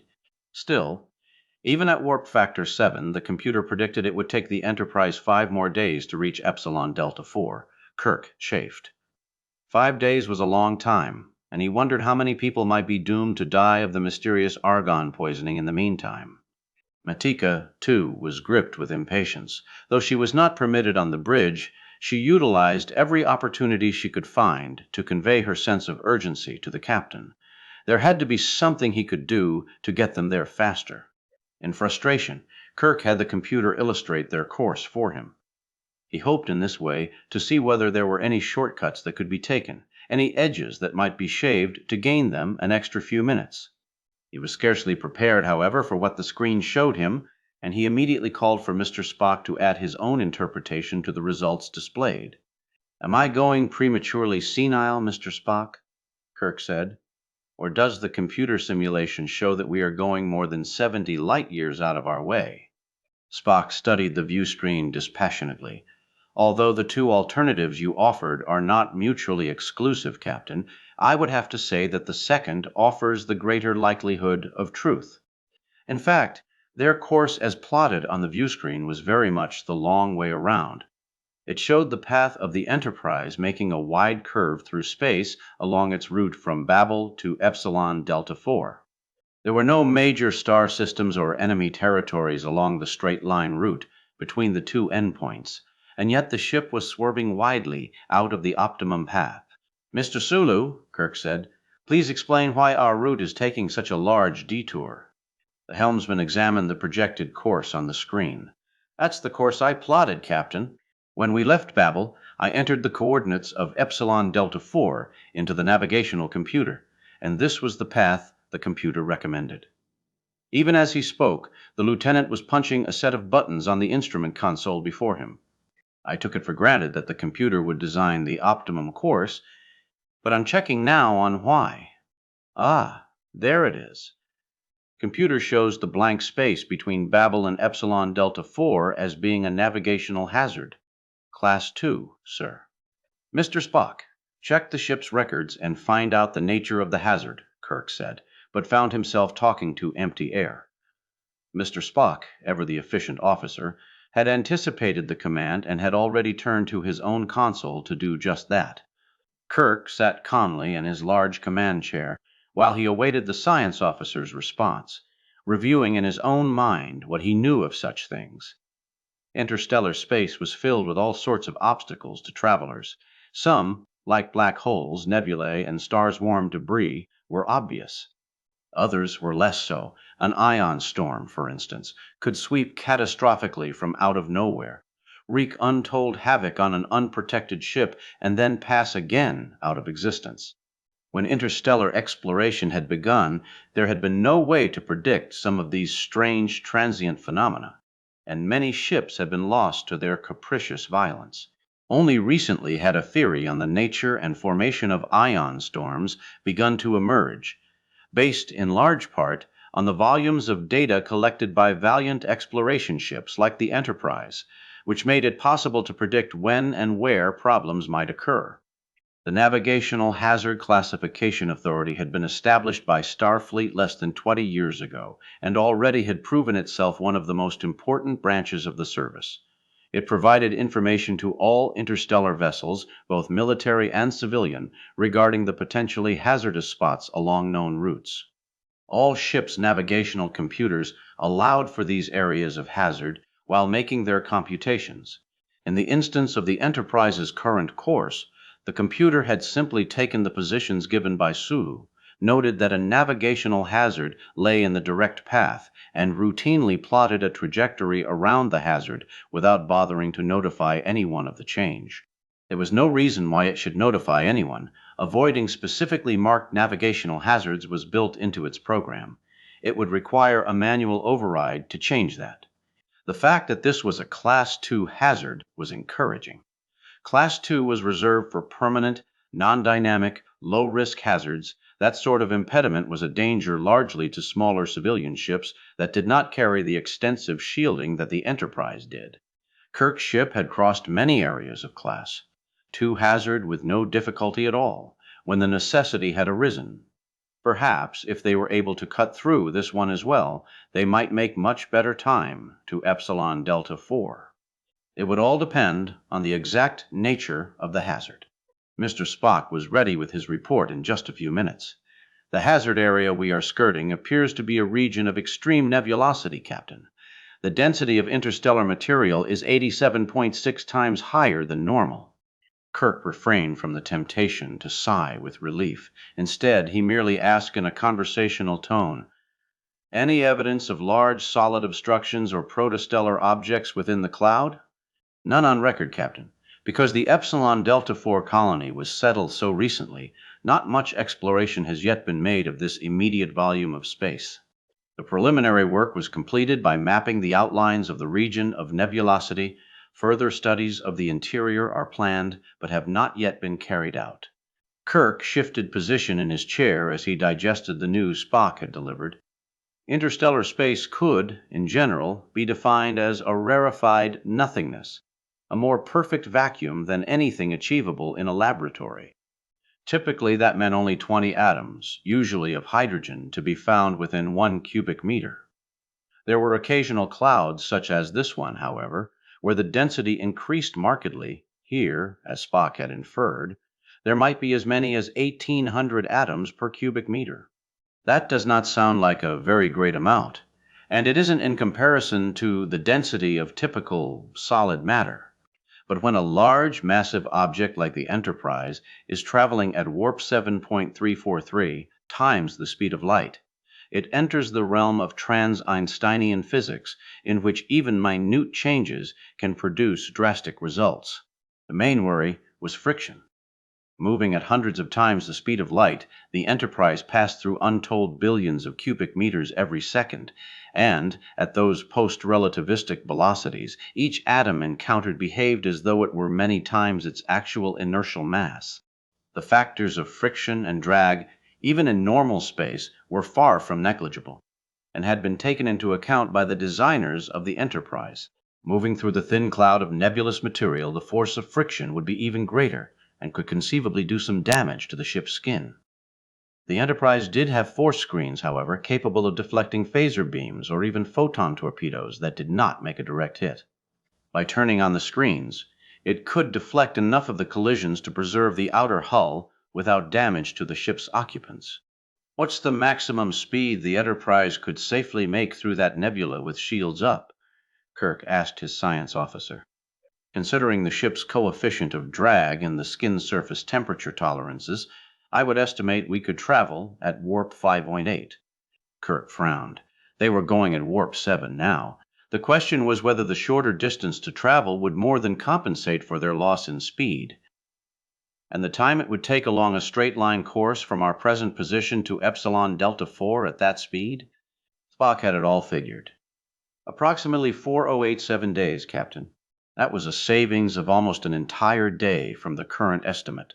Kirk felt a warm glow spread through his chest with the knowledge that once again he had tackled a difficult problem and made the answer come out the way he wanted it. There would be other dangers inside the nebula, of course. There were no stars apparent within the cloud, but other dangers could be concealed within it. Nebulae like this were the breeding grounds of stars, and there was always the chance of running into a little glowing knot of incandescence that was just on its way to starhood. Asteroids and other debris were sometimes known to occupy the space within a gaseous nebula, although the ship's deflectors could handle anything up to the size of a small moon. "It should be aft right if we keep a careful watch to make sure we don't run into anything," Kirk thought, quite pleased with himself. Aloud, he said, "Mr. Sulu, override the computer avoidance program and lay in a straight-line course for Epsilon Delta IV. Proceed at warp 508, shields up, and I want our forward sensors on maximum range for a full scan of 180 degrees. If there's anything out there larger than a pea, I want to know about it instantly." Chapter 5. Captain's Log, Stardate 6191.7, First Officer Spock reporting. "It has now been 2 days since Captain Kirk ordered the ship through the region of nebulosity rather than detouring around the navigational hazard as is standard procedure. Though he and I have been standing alternating 6-hour watches, the interval has been refreshingly free of troublesome incidents. Barring unforeseen circumstances, the Enterprise will reach Epsilon Delta IV in 2 more days. Chief Engineer Scott informs me that all systems will be properly functioning for the emergency evacuation by that time. In all, I can report that conditions aboard ship are exactly what they should be under the given circumstances. The bridge was quiet as Spock sat calmly in the command chair. Though most of the people on duty at the moment were from the second or third shift, they were all more than capable at their jobs, and they knew Spock's preference for quiet efficiency. There was little joking or personal byplay, as there sometimes was when the captain was in this chair, although there was no concrete evidence that such behavior detracted from efficiency. Spock disapproved of anything that took the crew's attention away from the performance of their duties. Spock liked the quiet bridge. It gave him that much more time to think. Unfortunately, the bridge of the Enterprise was seldom as quiet as he would have preferred. The very nature of the ship's mission was to seek out the unique and the unusual, which frequently led to trouble and disquieting activities. Spock would not avoid trouble if it confronted him, but neither did he seek it out. That was not always the case, he felt, with his captain. At times it seemed as though James Kirk actually went to great lengths to ensure that the Enterprise would see more than the optimum share of excitement. The current situation was a case in point. To Spock, there was no logical reason why the Enterprise had to be placed in a position of danger by traveling through this nebula.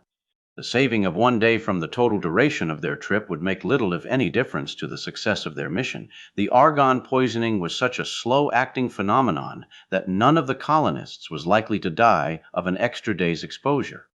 If Spock had been commanding the vessel, he would have weighed the time gained by the shortcut against the possible harm to the ship by traveling through uncharted territory and decided against taking the extra risk. But that was where he and his captain differed. Kirk was a man with a strong flair for the dramatic, and even Spock had to admit that Kirk was at his absolute best when the element of danger was present in whatever he was doing. This shortcut, while pointless in its overall effect, would be symbolic to Kirk of a triumph against nature, and Terrans, Spock had noticed, were particularly influenced by such petty symbolism. When they had first entered the nebula, the temperature of the hull had increased dramatically, even with the shields up. Spock had kept a very close eye on the increasing heat, ready to inform the captain the instant critical tolerances were reached. Fortunately, the temperature climb had evened out shortly before the critical level, just as Spock had calculated it would, so there was no actual reason to cease the traveling through the nebula and return to normal space. Since then, there had been little trouble. The Enterprise had encountered small pieces of cosmic debris along its route, the largest being a meteoroid nearly a kilometer in diameter. They could avoid the larger objects with ease, while the smaller ones grazed effortlessly off the shields, almost as though they didn't exist at all. It was beginning to look as though the captain's gamble had paid off once more, and Mr. Spock was currently speculating about the nature of luck and why James Kirk seemed to have more of it than most other people he'd met. The helmsman's sharp cry broke his mild reverie. "Mr. Spock, sensor readings show something dead ahead." Spock was instantly alert as his computer-like mind raced through the priorities of action. His first move was to press the intercom button that would connect him with the captain's quarters, where Kirk was sleeping during the off-shift. "Captain Kirk, to the bridge," he said tersely. Helmsman reports sighting of a potential obstacle. Kirk had left standing orders that he was to be notified the instant anything was detected. That act accomplished, Spock turned back to the helmsman. "Lieutenant Rodriguez, what is the nature of the obstacle?" Sensors show an incredible outpouring of energy. "A star?" "No, sir. Not quite like anything I've ever seen before. It's coming up awfully fast, though. The instruments show it's approaching us at several times our own speed." "Alter course. 15 degrees to starboard, Lieutenant." "Aye, aye, sir." Rodriguez expertly punched the instructions into his navigational computer, and the ship responded instantly. There was the gentle push of a sideways acceleration as the ship veered slightly from its original path. Without turning in his seat, Spock aimed a remark over his shoulder at Ensign Chekhov, who was currently manning the science console where Spock himself would normally be stationed. "Mr. Chekhov, I want detailed readings on this energy source, including distribution curve and—" "Sir," Rodriguez interrupted. His voice was sharp and slightly edged with panic. "The obstacle has shifted course along with us, and is still coming straight at the ship. It seems to be getting faster all the time." Spock recognized the incipient hysteria in Rodriguez's voice and was determined to quash any such outbreak of emotion before it could do any damage. Panic on the bridge must be avoided at all costs. Even Captain Kirk, for all his blatant emotionalism, recognized that fact. "Indeed, Lieutenant?" he said in a voice as dry as he could manage. For emphasis, he lifted an eyebrow as he gazed calmly at the helmsman. That could very well indicate some artificial nature to this phenomenon. Put a view up on the forward screen so we may all examine it. The coolness of Spock's voice had its desired effect. Rodriguez was once again all business as he worked his controls. Within seconds, the forward screen image shifted to reveal the obstacle that was rapidly closing with the Enterprise. "Most peculiar," Spock muttered half under his breath, and, as usual, it was an understatement. Everyone on the bridge stared at the sight before them. Against the dark background of interstellar space, almost barren of stars because of the obscuring nebular material through which they were passing, was a shining filament that grew noticeably larger with each passing second. It appeared to be nothing less than an enormous rift, a tear in the very fabric of space.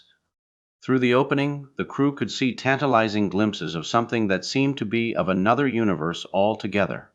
This hole in reality was speeding toward them at a rate totally uncharacteristic of natural objects. To test the rift still further, Mr. Spock said calmly, "Return to original course, Mr. Rodrigues." As the lieutenant worked his controls, the Enterprise shifted its course back 15 degrees to port. The rift disappeared from the forward screen momentarily, then suddenly reappeared even closer than before.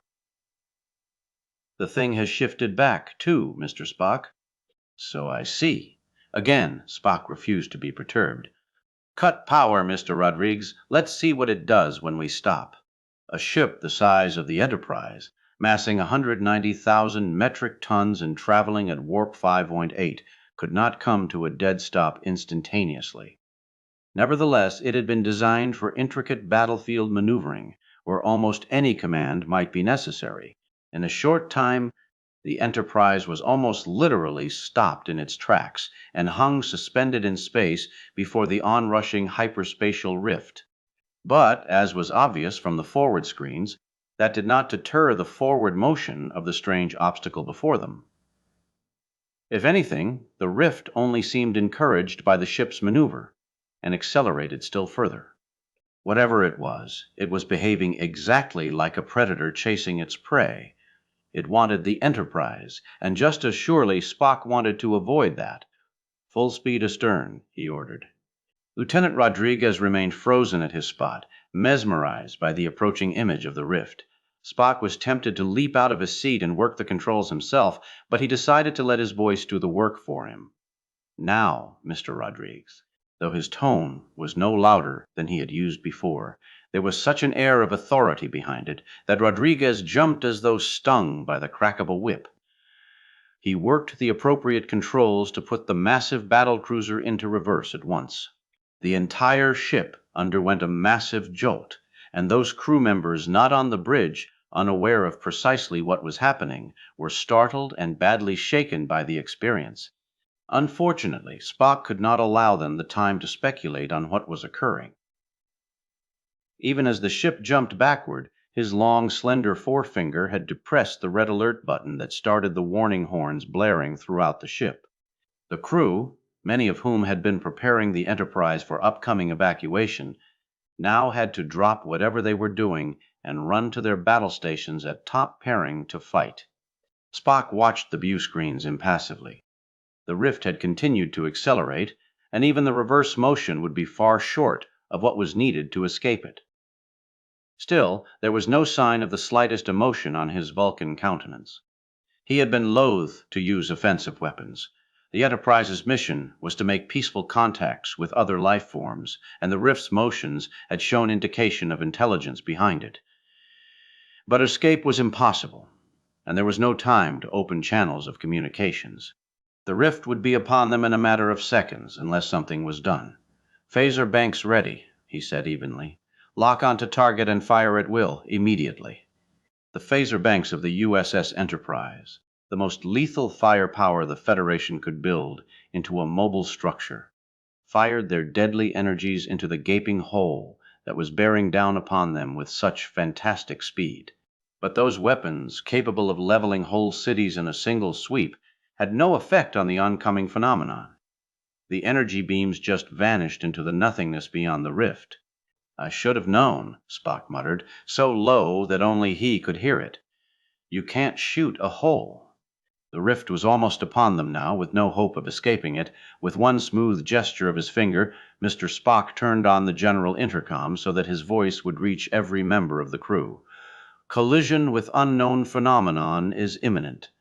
Prepare for—" And without further warning, blackness overtook the Enterprise. Captain Kirk had been sleeping when Spock's call came in. Since diverting the ship's course through the nebula, he had been grabbing every hour of sleep he could. The watch duty which he alternated with his first officer was quiet, but a strain nonetheless.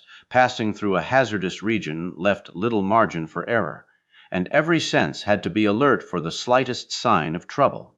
Under normal circumstances, a junior watch officer could take command of the bridge during non-critical times, leaving the captain and the first officer a little more spare time for relaxation. But now every moment was critical, and Kirk could not trust anyone other than Spock and himself to be in command. He came instantly awake as Spock's voice called into his room, summoning him to the bridge to investigate a possible obstacle. The ability to pass from sleep to full wakefulness was one that most great military men learned at some point during their early careers, and it was an ability that Kirk valued highly. He rolled out of bed and quickly dressed in the fresh uniform he had laid out beside the bed before going to sleep. His stomach was rumbling, but he would not take time now to grab even a quick snack. He could always have something brought to the bridge if his presence was needed there for more than just a few moments. "It's my own fault for leaving orders to notify me if anything happens," Lai thought cynically. "It's probably just another little chunk of rock. But better safe than sorry." He had just started out of his cabin when he was jolted twice, first by the ship's coming to a stop, and then by the change into reverse. What in hell's going on up there, he wondered. Moments later, horns started blaring and lights began flashing throughout the ship's corridors. "Red alert!" So much for his supposition that the obstacle was merely a small chunk of rock. If a Vulcan thought the situation called for a red alert, things must be critical indeed. Kirk broke into a run toward the turbolift. He was needed on the bridge now. There was no time to lose. Even as he raced down the hallway, he could hear the high-pitched whine of the phaser banks firing at some unknown target. His mind conjured up a dozen horrifying fantasies as he tried to imagine what situation could cause Mr. Spock, a normally calm officer who preferred peaceful solutions to most problems, to fire the ship's weapons so quickly and so willfully. He had almost reached the door of the turbolift when Spock's voice came over the loudspeaker. "Collision with unknown phenomenon is imminent. Prepare for—" Then blackness, and a loss of gravity, and silence as well. A total sensory deprivation that left Kirk feeling as though he had dropped out of existence into some nightmarish limbo. His momentum carried him against the forward wall with a crash, and instinctively he reached out for a handhold to stop his motion. The silence was not quite total. All the other people aboard the ship were still alive. Kirk could hear scattered sounds down the corridor, and a couple of people calling to one another through the darkness. The reason the silence had seemed so blanketing at first was that all the little shipboard sounds, the blowing of the ventilators, the tiny humming of the machines, all those had vanished along with the lights and the artificial gravity. To Kirk, that signified one thing: loss of power, on this level at least, if not aboard the entire ship. To test his theory, he pushed off gently from his perch and floated toward the turbolift. The doors should have parted for him automatically. Instead, he bumped into them. The power was definitely out on Deck 5. There were backup systems that should have cut in within seconds. The fact that they didn't only indicated that there was something more seriously wrong. Perhaps Scotty's engineers had been working on the emergency backup systems when the crisis hit, the epitome of poor timing. Or perhaps the disaster that had befallen the Enterprise was so vast in scope that even the backups were unequal to the task. If that were the case, Kirk hated to think about all the problems a complete lack of power throughout the ship would cause. In total darkness, even Scotty himself would be hard put to repair anything, and within just a couple of hours, all the air would start going bad. The crew would die from asphyxiation long before they could die of thirst or starvation. More than ever, Kirk felt that his presence was needed on the bridge. Somehow, he had a mystical feeling that no problem was insoluble as long as he was there. It was his own personal place of power, the source of his inspiration. But the bridge was 4 decks away, and the turbolifts were not working. He would have to find an alternate route. So attuned was Kirk with his ship that he knew his way through most of it by feel alone. Keeping his hands along the wall as a guide, he turned back in the direction he'd come and began swimming through the air at a deliberate pace. He forced himself not to rush, not to panic. There would be plenty of time to do whatever needed doing if he didn't lose his head. He counted off the various doors as he passed them, picturing each in his mind's eye and comparing them to his memory of where each should be in relation to his destination. At last he came to the door he wanted, the exit to the emergency stairwell.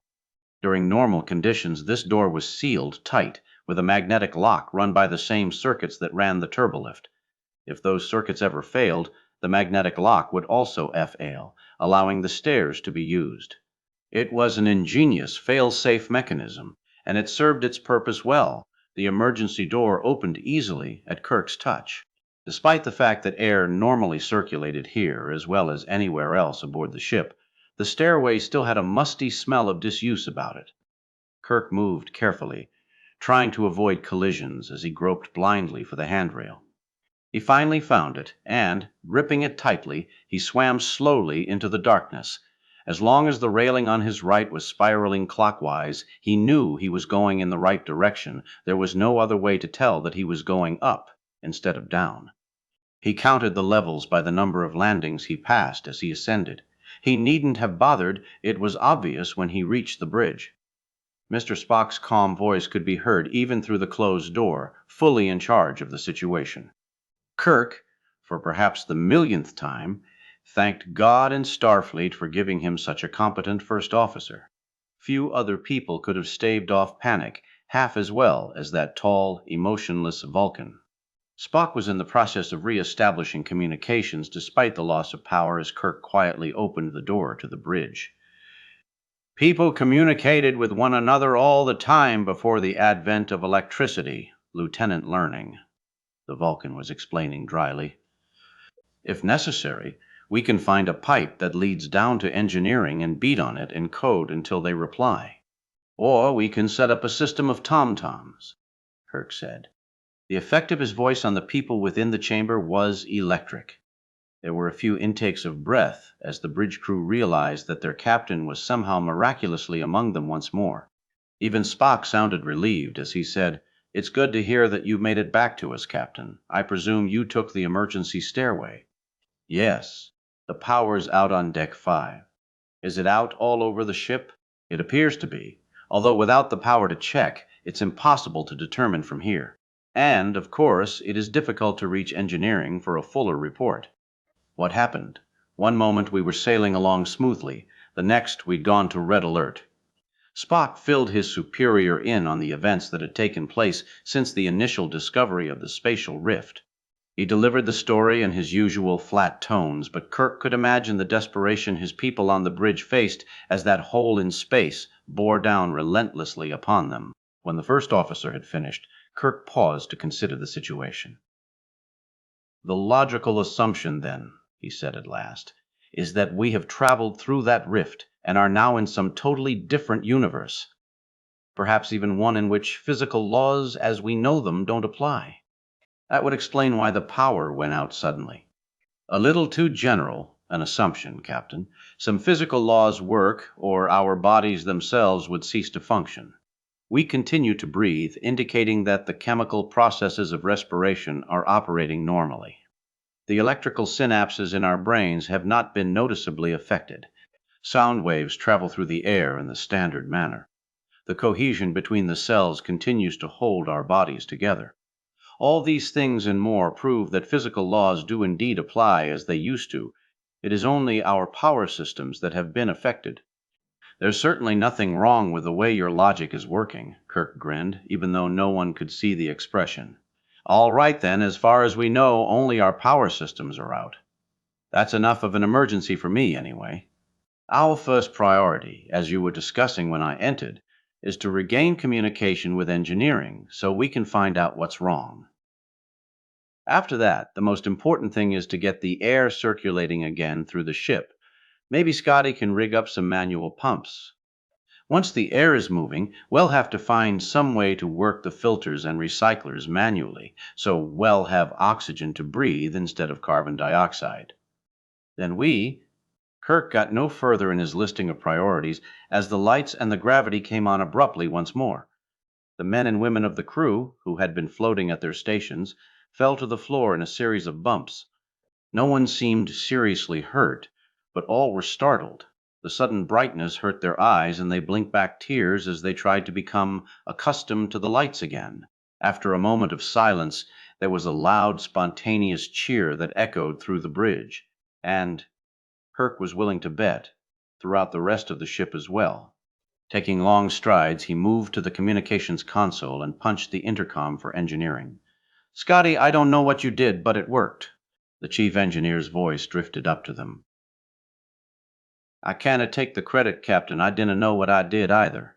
We were working in the dark, literally not quite knowing what was wrong in the first place when all of a sudden the power came on by itself."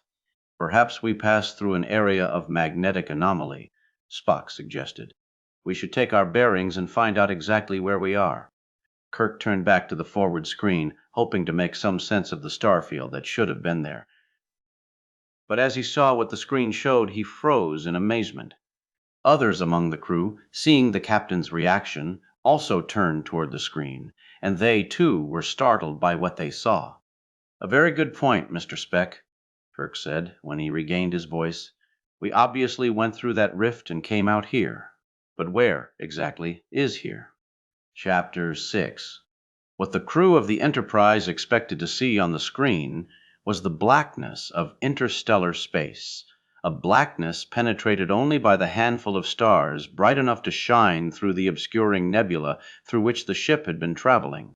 Instead, they saw ahead of them a milky glow of rainbow luminescence, dazzling to the eyes, changing colors in a continuous kaleidoscopic display. It was as though someone had crushed 1,000,000,000 pearls and painted them on the screen, with a bright spotlight behind them, shifting angles every few seconds. "Mr. Spock," Kirk said quietly, "I want some readings. Find out where we are and what that stuff is out there." The only thing similar that Kirk had ever experienced was the energy barrier that surrounded the galaxy, through which the Enterprise had passed on a couple of occasions. That barrier had caused problems to the ship before. If this was anything remotely related to it, he wanted to know about it quickly. While Spock was at work bending over his instruments, Kirk called for a systems check all over the ship. Each department in turn gave him a status report, and each was almost identical with the one that preceded it. The only problem had been the disruption of power, and now, with that condition alleviated, everything was working perfectly.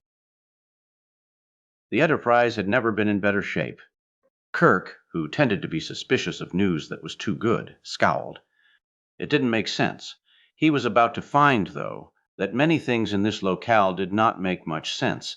Spock had finished his preliminary investigation by the time the status reports were completed.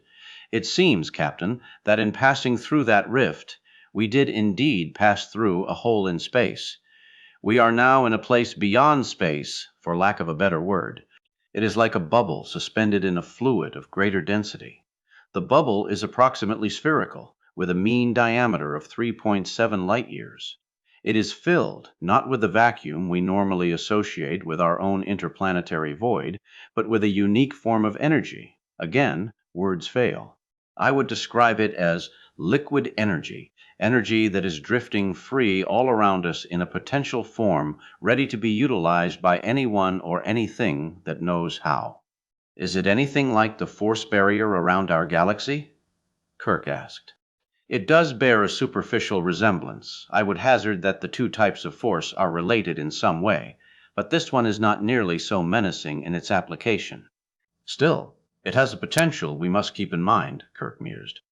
Turning to the communications console, he faced Lieutenant Learning, who was handling that aspect of ship function while Lieutenant Uhura was off duty. Lieutenant, see if we can get a message out through the rift we entered. Don't bother, Captain, Spock said. The rift has apparently sealed up again now that we are inside this bubble. I could find no trace of an opening during my examination.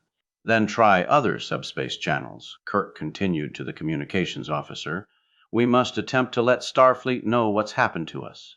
If we can't find our way out of this soon, they'll have to dispatch another ship to evacuate Epsilon Delta 4. He turned back to Spock. You said this area had a definite size. That implies walls, a boundary of some sort to hold it in. We came through it once. Perhaps we can get out the same way. I do not know, Captain, Spock said with a shrug.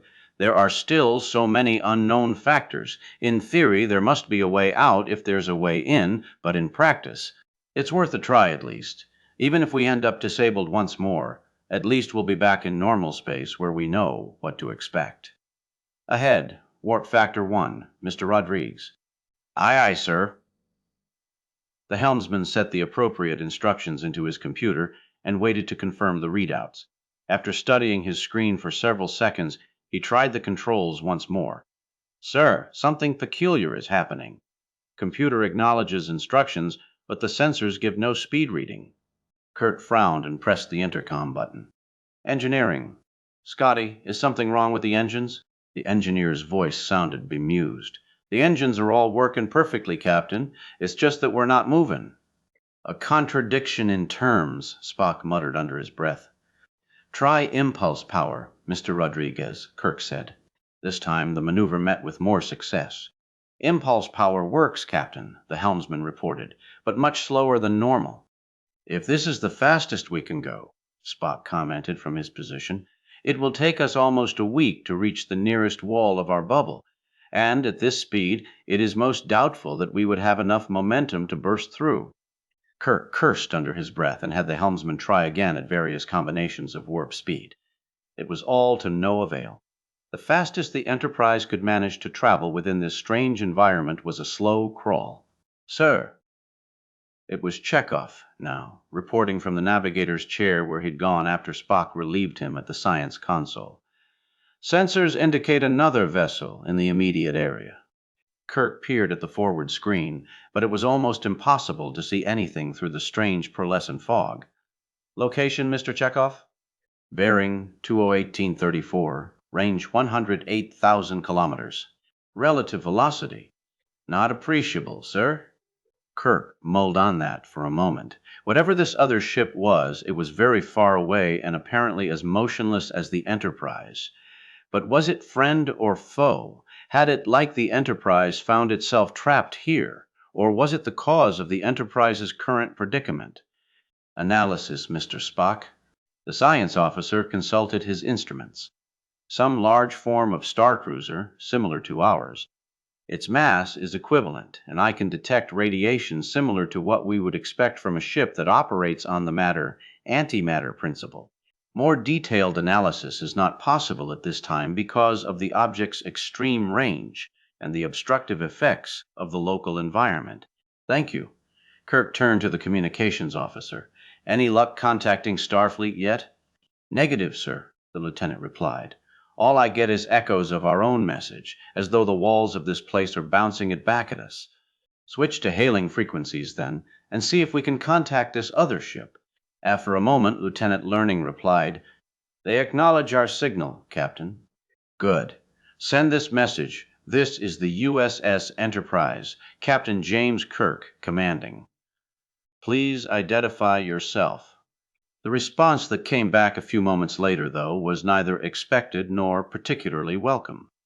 The view of pearly nothingness on the forward screen faded out, to be replaced by a harsh, swarthy face with thick, bifurcated eyebrows and short-cut black hair. This is the Klingon Star Cruiser Destructor, commanded by Captain Kolvor. I demand an immediate explanation for this outrage. It's not bad enough having to be stuck in a place like this, Kirk thought with dismay, but having to be stuck in here with a Klingon, and a belligerent one, at that. Although, he was quick to add, there aren't any other kinds. Outrage, he asked aloud. Yes. My ship was peacefully pursuing its business, well within the confines of our borders, I might add, when we were swooped down upon by this diabolical new weapon of the Federation's and imprisoned here against our will. This is a clear violation of the Organian peace treaty, and you can believe that full mention of it will be made upon our return to base. I assure you, Captain, that we are in the same predicament. Whatever this phenomenon is, it is none of our doing. We're trapped here, the same as you. Perhaps if we were to pool our data and our resources, we might come up with an explanation or solution. Please state your current situation. The Klingon's eyes narrowed suspiciously. The thought of working with a member of the hated Federation did not sit well with him. All ship's functions are performing normally. The odds are he's lying, Captain, Spock advised quietly so that his voice would not be picked up and broadcast to the enemy ship. Klingons are much more prone to actions than words. If his ship were capable of moving, I assume it would be doing so by now. He is probably frozen the same as we are. Kirk nodded in agreement. The Klingon was reluctant to admit his ship's disability to the Terran, and Kirk himself had to admit he was less than enthusiastic about telling the other that he was stuck, too. In the confrontations that often evolved between Federation and Klingon forces, it was not the best policy to expose your weaknesses to the other side. He was about to try framing a diplomatic reply when another exclamation from Ensign Chekhov cut him off. Sensors now show another ship in the area, Captain. Bearing 4327, range 11,300 kilometers. Excuse me for a moment, Captain Colvor, Kirk said. Someone else seems to have joined our party. So I have been informed. Colvor's smile held little mirth and less warmth. Kirk gave a nod to Lieutenant Learning, and the Klingon's image faded from the screen to be replaced once again by the strange glow of their environment. Can you give me any information about this new ship, Spock? Kirk asked. No more than I could concerning the Klingon vessel. Smaller mass, similar radiation pattern. Whatever this bubble is that we are in, it seems to be gobbling up star cruisers. An idea flashed through Kirk's mind. Would you care to bet that this newcomer is a Romulan, Mr. Spock? I prefer not to gamble, Captain, particularly when the odds are so high against being correct. Of all the possible ships in the galaxy, the chances are against its being any one particular nationality. Why do you suppose otherwise? Just a hunch. Whoever or whatever is behind this has gathered in one Federation vessel and one Klingon vessel. Why not get a Romulan vessel as well, and then have a delegation from each of the three major powers in the galaxy? You are assuming an intelligent force acting behind these events that has yet to be conclusively determined. Nevertheless, I put my money on a Romulan. Lieutenant Learning, open a channel and see what happens. Lieutenant Learning turned back to the communications panel and did as instructed. Within a few moments, another face appeared on the forward screen, a face with the cold eyes and Vulcanoid ears of a Romulan. Kirk turned to give Spock an "I told you so" glance, but the first officer's only reaction was to blink calmly and keep his gaze focused on the screen. Cheated of his triumph, Kirk turned back to business. Again, formal introductions were exchanged. The Romulan leader was Commander Actius Probicol, and his ship was the Talon. Like the other two ships, his had been about its own business when it was suddenly swooped down upon by the transspatial rift and found itself within this bubble of unreality. He refused to give any more information than that, however, and when Kirk pressed, the Romulan broke off communications. Free ships in a small volume of space, Kirk mused aloud, all intact and unable to move. A sudden thought occurred to him, and he jabbed the intercom button. Scotty, can you test our weapons without firing them? Aye, Captain. Then please do it now. We may be in for a fight, but if we start firing first, the other two will certainly take it as a belligerent move and combine against us. He turned back to Spock. The problem is that both of them are our enemies, but we don't know exactly how they feel about each other. We know there's some sort of trade agreement so that the Klingons supply the Romulans with ships, but whether that agreement is also a mutual defense pact remains to be seen. There is no record, said Spock, of any Klingon fighting on behalf of the Romulans or vice versa. I'd hate to set a precedent, Kirk said glumly. At that moment, Scotty reported back. All our tests show that the weapons should work, but until we fire 'em, we canna be sure. They may be like the engines that work perfectly but dinna do anything. Thanks, Scotty. I submit, Captain, said Spock, that if our weapons don't work, then the Klingon and Romulan weapons probably won't either. What is true for one in this bubble seems to be true for all. Still, they do outnumber us 2-1, and I don't like those odds. I wonder if that's the idea. Whoever is behind this bizarre little game may have brought us all here to see what we'd do, whether we'd cooperate with one another or fight among ourselves until only one side was left. Really, Captain, you slander me, came a strange voice from the front of the chamber. I had no such bloodthirsty motivations at all. Chapter 7. There was a gnome standing on the bridge of the Enterprise just in front of the forward screen. He could not have been more than a meter tall, with curly brown hair and a trim black goatee and mustache.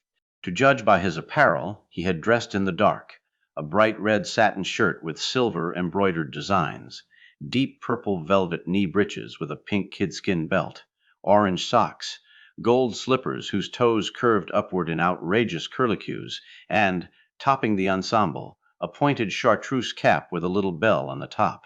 The weight of the bell made the point of the cap tilt over to one side at a cockeyed angle.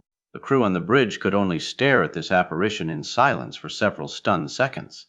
The gnome, in turn, stared back at them with an equal amount of curiosity, if less surprise. Finally, Captain Kirk found his tongue. "Who are you?" he asked. "My name is Enowil," said the gnome, as though that explained everything. "And you claim to be responsible for bringing us here?" Mr. Spock asked. Enowil smiled. Any sensible man would avoid claims during months that have an R in them. Spock merely looked perplexed at this reply, so Kirk interpreted. "It's a pun, Mr. Spock, and not a terribly good one. Besides, it really should be oysters." "Apparently our tastes in seafood differ, Captain," the gnome responded. "But I will admit that so far our conversation has been fruitless. Perhaps we should continue it at a later date." At least 3 separate pun-oriented rejoinders leaped into Kirk's mind, but he quashed them mercilessly. This was no time to play word games. "Enowil," he said, speaking calmly and distinctly, "we have been transported to this place against our will. We do not know why or how or what will become of us. If you have any knowledge of these events, we would be most grateful if you'd enlighten us. I am hurt, though, by your supposition that I brought you and the others here to fight. In all my many millennia of existence, I have never intentionally been the cause of harm to even the tiniest of living creatures." The gnome pouted childishly. Kirk took a deep breath. He could see that this situation would require his utmost patience and diplomatic skill.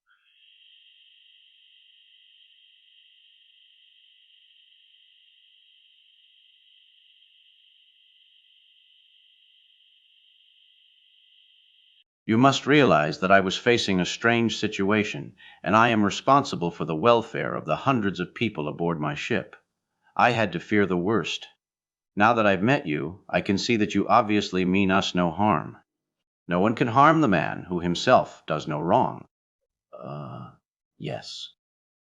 "Nevertheless, we find ourselves in an unusual position, and we were wondering what you could do to help us understand what is happening. For instance," Kirk said, picking a minor example to start with, "how did you get here?" "Ah, yes. How does any of us get here?" Annabel said, his eyes lighting up. "I had no idea you were a metaphysician, Captain. I meant here on the bridge, specifically." "Oh, that." His face fell again. "It's simple enough, really. I can do anything, you see. At least, here within this bubble. I can do quite a lot outside it, too, but why bother? This is enough of a world for me." Although Kirk tended to doubt the extravagance of the claim, he was careful not to show any reaction. Instead, he continued calmly, Why were we brought here?" "Because I need your help." "I thought you said you could do anything," Mr. Spock interrupted. "If that is the case, what could we possibly do for you that you cannot do for yourself?" And Noel turned to look at him. "Oh, good. You were paying attention. I dislike having to repeat myself. It becomes so iterative, if you know what I mean. Just keep everything in mind, and I'm sure you'll do well on the test afterward." "Yes, of course," I said. "I can do anything. The problem is that I don't know everything. You see, to do is not to know, and conversely, to know is not to do. The difference between action and knowledge is like the difference between having a person at your side and on your side. Don't you see?" Kirk was trying to cut through the foliage of that last speech to find the meaning hidden in its center. "You mean you need us to supply you with some information?" he hazarded. Anoyel clapped his hands with delight. "Oh, you Terrans are so clever. I'm sure you'll have no trouble at all solving my problem."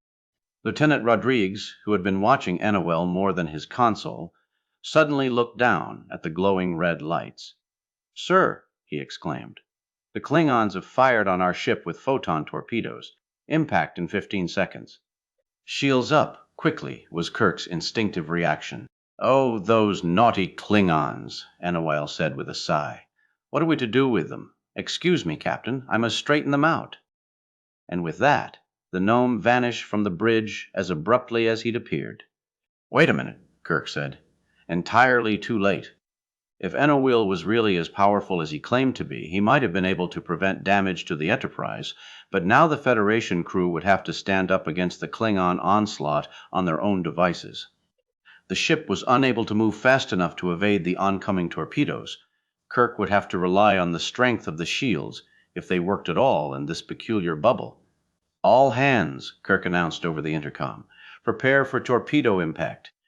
Kirk braced himself in his chair as the sensors indicated the photon torpedoes were coming nearer the ship. There was a dazzling flash of lights on the forward screen, and the crew cringed, prepared for the shaking the ship was certain to take. But nothing further happened. When several seconds had gone by without further incident, the crew members opened their eyes again and looked to the screen for explanation. There, in a blaze of fireworks against the pearlescent background, was a rectangular design of green, red, and white sparks, which Kirk recognized belatedly as being a reasonable likeness of the Imperial Klingonese flag. Somebody around here, Kirk thought, has a sense of humor. Since Klingons are notably lacking in that department, I suspect it's our new friend Anoel. But what's his game? "Mr. Spock," he said aloud, "how would you describe Anoel's behavior so far?" "Bizarre, unpredictable, perhaps whimsical, certainly running heavily on emotions, harmless and friendly so far. But if what he says is true, he has the potential to do great damage to the Enterprise." "Would you include childish among your list of adjectives?" "If you mean like a Terran child, yes." The adjective did not come directly to mind, because Vulcan children do not behave in quite that manner. Kirk smiled in spite of himself.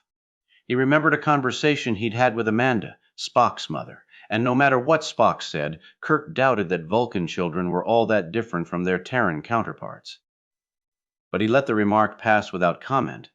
There were more important matters to consider.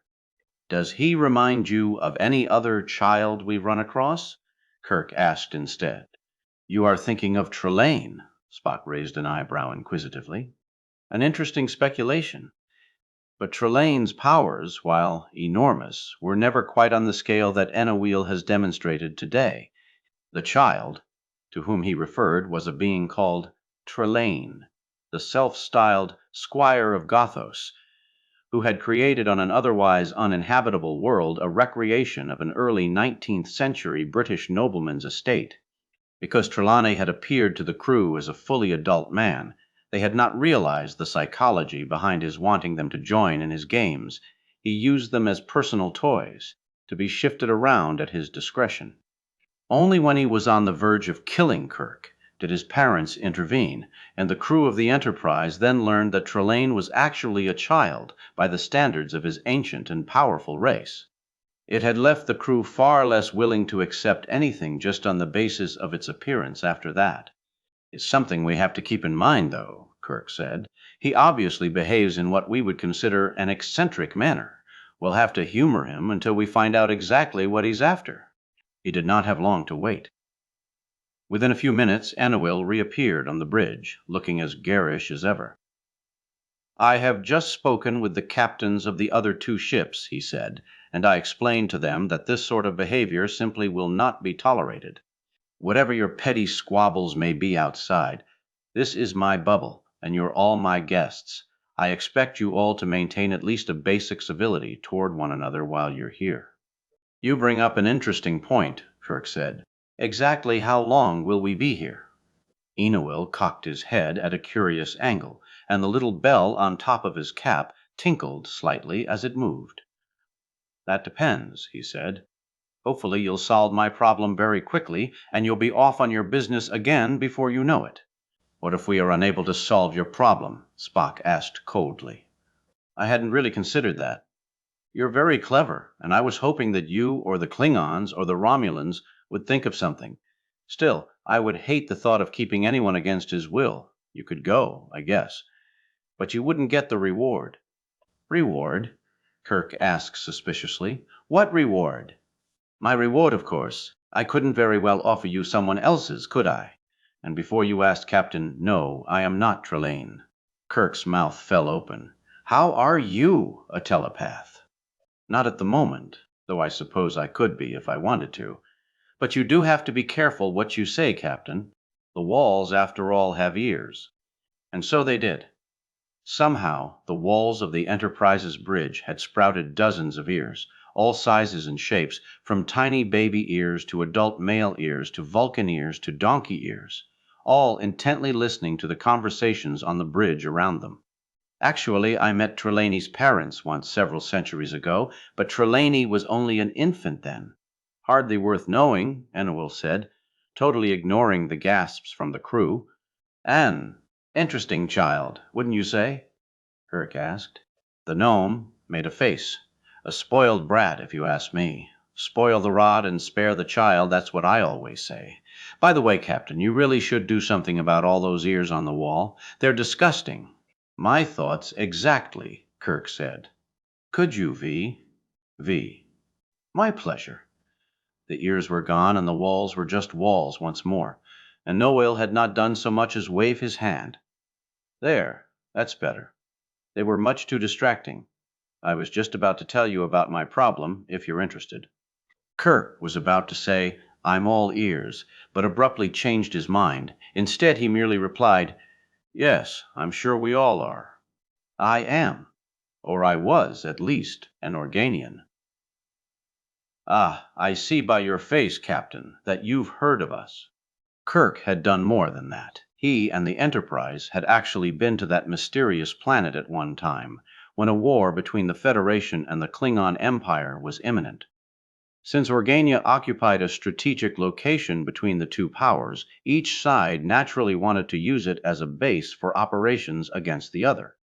To all appearances, the Organians were a simple, primitive, and pacifistic race, unwilling to offer any resistance when both sides started fighting over them. But again, as was the case with Trelane, appearances were deceiving.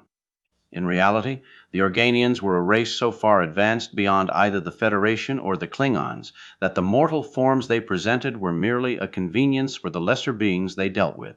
Growing at last annoyed by what seemed to them the petty bickering of children,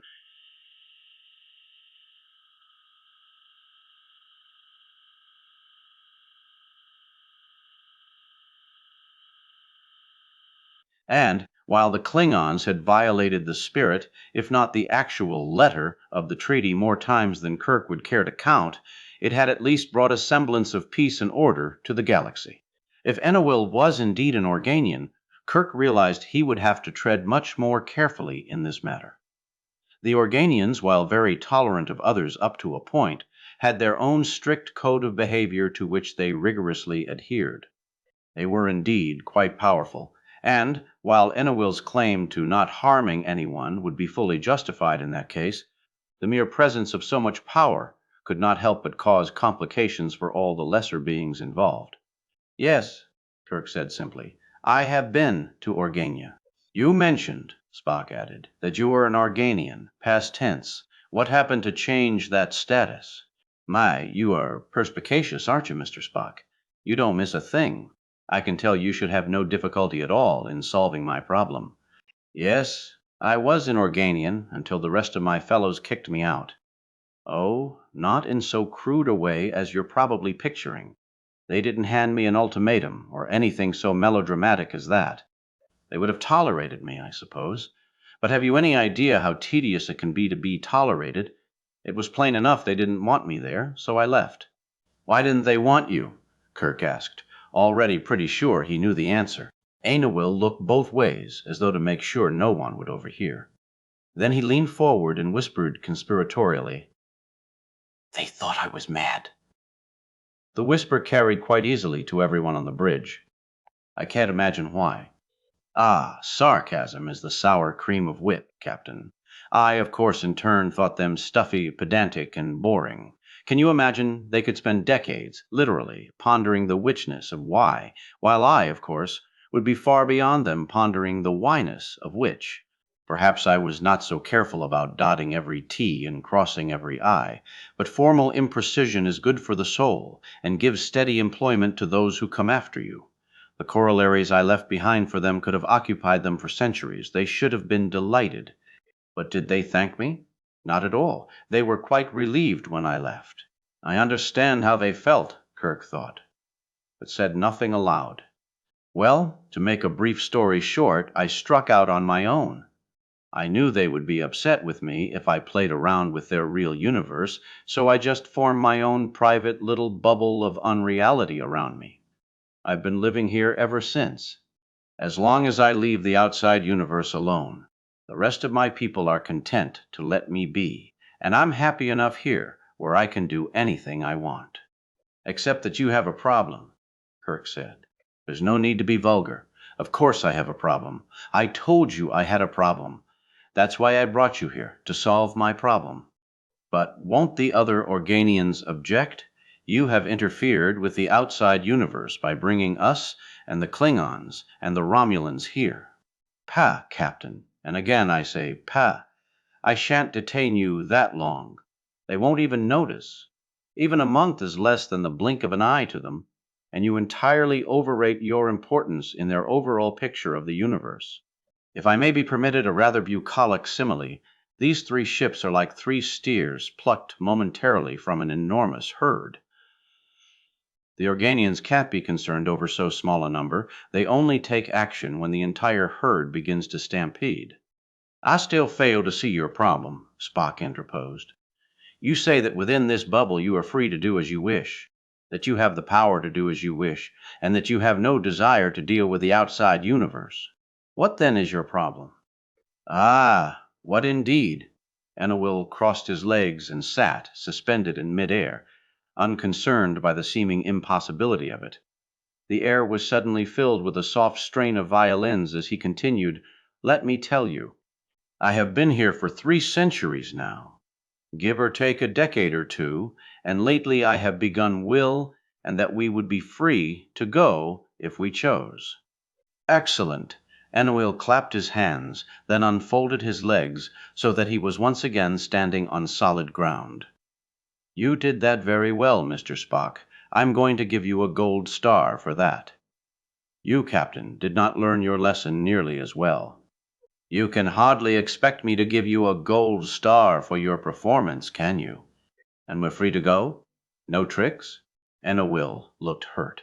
Do I look that cruel? Do you think I would actually stand in the way of your rescuing 680 people? I admit to being eccentric, Captain, but I'm no monster. He took off the pointed cap and held it over his heart to emphasize his words. The fate of those people concerns me deeply. If you'd like, I could even let you out of the bubble right above their planet to save you further travel time. Why don't you talk it over with the rest of your officers and give me your decision in an hour? Kirk had faced too many menaces to view such generosity with anything but suspicion. And if we decide to go, you'll put us where we want to be, with no catch. No catch. Ainawil put his hat back on his head and made a crossing motion over his heart. The generous man benefits the whole world, while the vindictive man cheats only himself. Do you like that? I spent some time on your home planet once, several centuries ago, he explained. I was the head writer for a fortune cookie factory. Of course, he added offhandedly, if you leave, you become ineligible for the reward I'd planned to offer the group that solves my problem. That's the second time you've mentioned a reward, Kirk said, his eyes narrowing. What exactly did you plan to give as a prize? Why, anything you want, Captain, Anawil said with a broad smile. Anything within my power to give, that is. And I must admit, with all undue modesty, that my power is quite considerable indeed. Chapter 8. Captain's Log, Stardate 6191.9. The Organian, calling himself Anawil, has granted me an hour to confer with my officers on whether we should help him solve his problem, or whether we should continue on with our original mission to evacuate the Epsilon Delta IV colony. Although he claimed it hurt his feelings to be suspected, I did make Anawil promise not to eavesdrop on the meeting, and I believe him to be a being of his word. I've called together my major officers, Commander Spock, Lieutenant Commander Scott, and Dr. McCoy. Also, though she will have no part, in the actual decision I have allowed Medicus Spiroucus to attend the meeting. The decision made there will, after all, affect both her and her planet. With his three most important officers and Medicus Spiroucus present, Kirk called the meeting to order. Only Spock, of those in the briefing room, had any idea of what was going on, and Kirk did his best to recount briefly the events that had just transpired on the ship's bridge. He was not sure, though, whether any short description would capture the full flavor of the being they were dealing with. Jim, said McCoy when the captain had finished, if you want the expert opinion of a physician who has also dabbled in space psychology and mental disorders, I'd have to say that this Anawil is a stark raving loony. I'm surprised the other Organians let him go. If he were any patient of mine, I'd have had him carted off to the silly cell a long time ago. And yet, Doctor, said Spock, he is being, in his own eccentric way, quite cooperative. He has neither harmed us nor threatened to. He has said he would let us continue on our previous mission if we desire, and has even offered to help us by taking us to Epsilon Delta IV immediately. You must admit, Bones, Kirk added, that if we weren't in the middle of an emergency mission, the problem Anawil poses would offer us a fascinating challenge. But we are on an emergency mission, Matika spoke up. The Epsilon Delta IV colony is in trouble. They're my friends down there, close to 700 people who may die unless we can evacuate them soon. I have to agree with her, Jim, McCoy said. Each minute we delay, the argon poisoning is reaching higher levels within the bodies of those colonists. They probably haven't reached the danger level yet, but our primary duty is to save their lives, not to play games with some godlike lunatic. I can't even see why you had to call this meeting. The decision is obvious. Is it? Kirk posed the question quietly, but his tone indicated there was something behind it. Maybe you're forgetting what Anawil said about a reward. At the end of the table, Matika's mouth dropped open with surprise. She gazed across at the captain for a long moment before speaking. I can't believe I heard that my father served in Starfleet for over half a century, and I was raised to think that Starfleet people were dedicated to high principles. I thought you lived up to those ideals of service. I never thought I would hear any captain in the fleet even consider abandoning people in trouble merely for the sake of his own greed. Kirk looked hurt by her remarks, but it was Spock who answered the charges. It is not greed, Miss Spiroucus, but practicality. Matika snorted. I'd like to hear the rationalization behind that. Kirk cleared his throat. Very well. Anawil has offered a reward to whoever can solve his problem. Anything that is within his power to give. I've seen evidence of that power. It's incredible. All right. Suppose we turn him down, say thank you, but we have other things to do. What then? The Klingons and the Romulans are still here, and they may not have better things to do than play his games. Suppose further that one of them solves Anawil's problem. He then promises to give them whatever they wish. Kirk straightened in his chair and gazed directly into Medica's face. "Can you imagine what a Klingon or a Romulan would ask for? Would you bet the safety of the Federation that it wouldn't be the plans for some revolutionary new weapons system, so far advanced beyond our present capacities that we would be powerless against it? A moment ago, you were talking in terms of hundreds of people. Suddenly, the stakes have jumped more than a billionfold. There are, I don't know how many trillions of beings living within the Federation. Approximately 12,682,968 Dalin, Spock interrupted. As of the last official census. Kirk gave an impatient nod. That's accurate enough for me. Those are the numbers we're dealing with, Medica. If either the Klingons or the Romulans got their hands on an unstoppable weapon that could cut through the Federation like a phaser beam through soggy cardboard, do you have any idea how the Klingons or the Romulans treat the subject peoples living under their domination? Medica and everyone else in the room was silent for a moment, contemplating the full impact of the captain's supposition. The girl licked her lips thoughtfully, then finally said, "That is a frightening thought. But just how likely is it? You yourself said that Enowil is an ethical being. He doesn't want to hurt anyone. He'd know what the results would be if he gave a superweapon to either of those people. Maybe he'd refuse and insist that they ask for something more peaceful." "That is difficult to say," Spock said. "He is considerate enough here within his own bubble, but whether he would be so careful of events outside his sphere of influence is another matter." "All right, then," Matika came back. She was, after all, an experienced debater and sounded as though she were in her proper milieu. "Let's suppose the worst. Suppose Enowil gives one of our enemies a weapon of incalculable destruction. Anything Enowil can do, the other Organians can do too, and better, because there are more of them. Do you think the Organians would sit idly by and let a war happen? They intervened once before to stop a war with even less destructive potential. They'd surely act to stop this one. I have learned that where intelligent beings are concerned, past behavior is not a certain indication of future actions," Spock said dryly. "Risking so much on the probable intervention of the Organians is a desperate gamble indeed. Also, it must be remembered that the Organians intervened between the Federation and the Klingons, because Organia is situated between the two powers, and they did not wish to have their own peace disturbed. Organia is not located between the Federation and the Romulan Empire. Should the Romulan captain solve Enowel's problem, it is a debatable point whether the Organians would intervene in the ensuing war or not." "They'd have to," Medica replied. "Once the Romulans finished with the Federation, they'd naturally attack the Klingons next, and Organia would be in the middle again. I think they could be convinced to act early before more drastic actions were needed later." "Your naive faith in the Organians as a deus ex machina is very touching," Kirk said. "As a military officer of the Federation, however, I can't afford to be so trusting. I have to consider the worst and plan for it. But just for the sake of argument, please assume that your ideas are correct, that the Organians would react instantly to any threat from weapons developed by Enowil.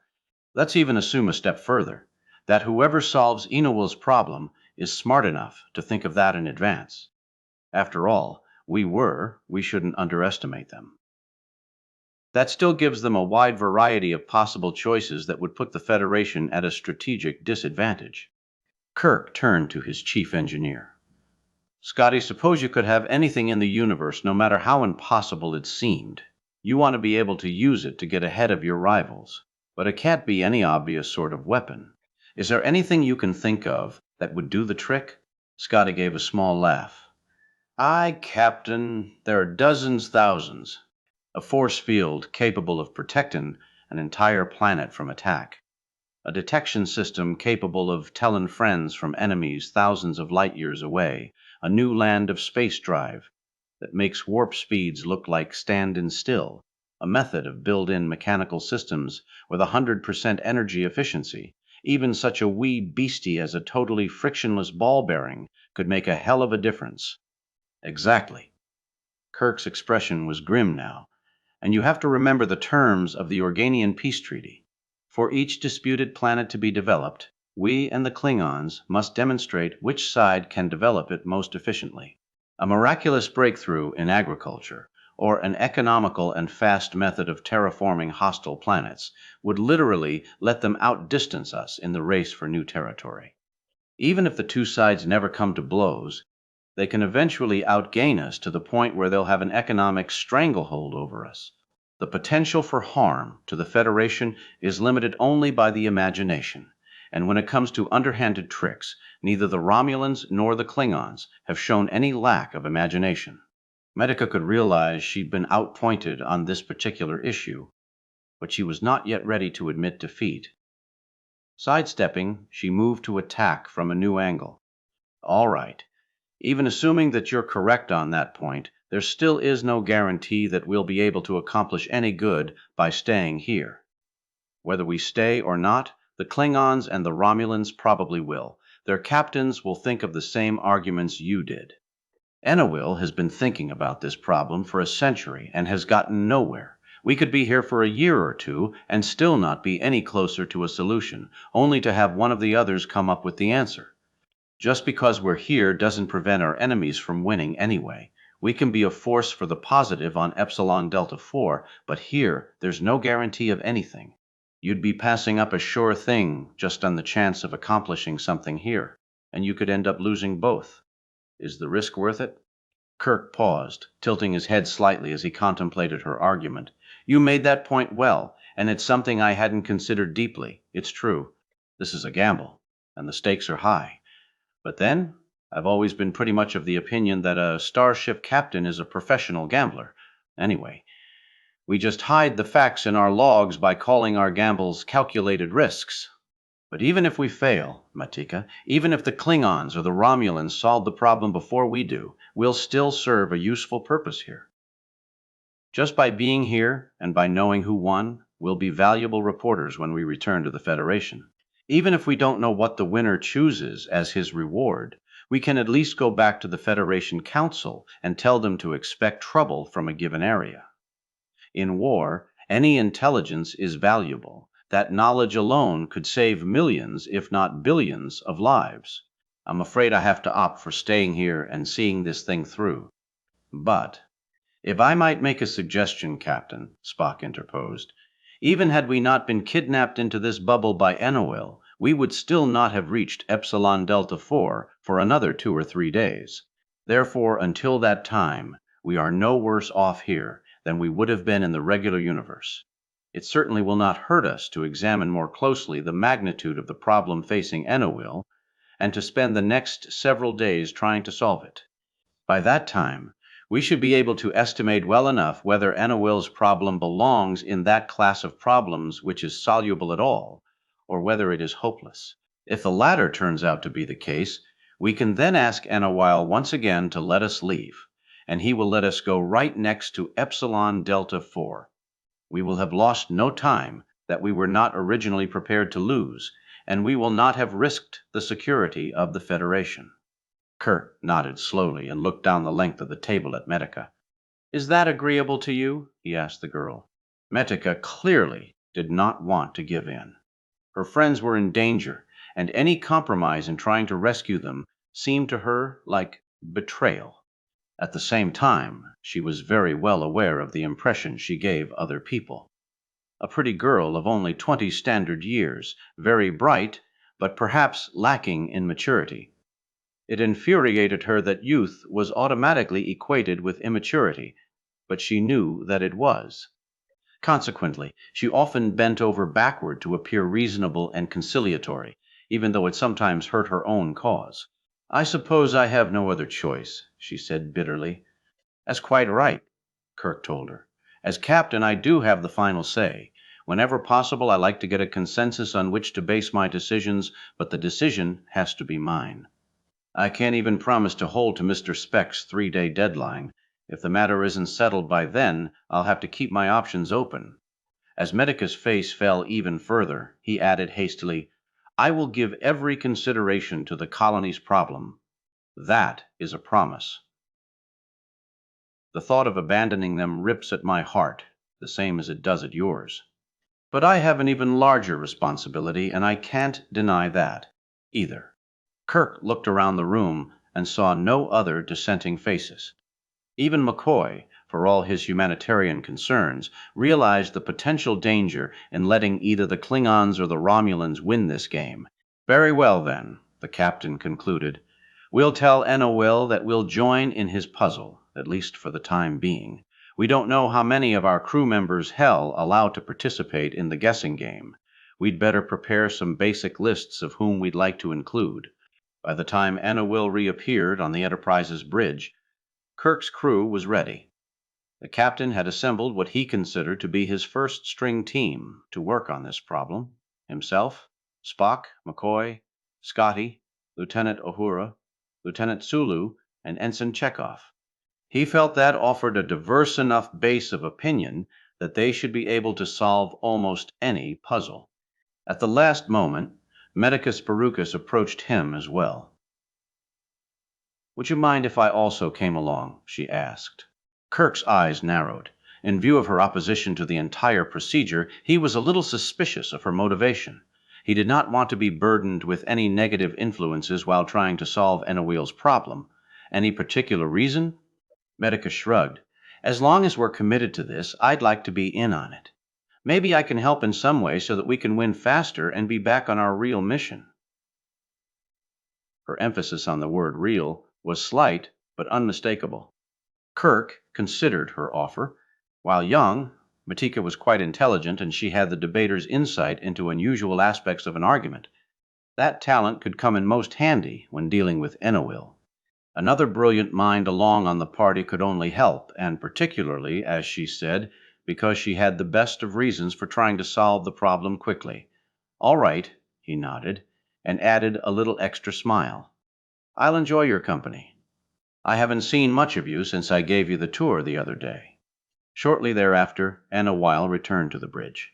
His appearance was startling to those who hadn't seen him before.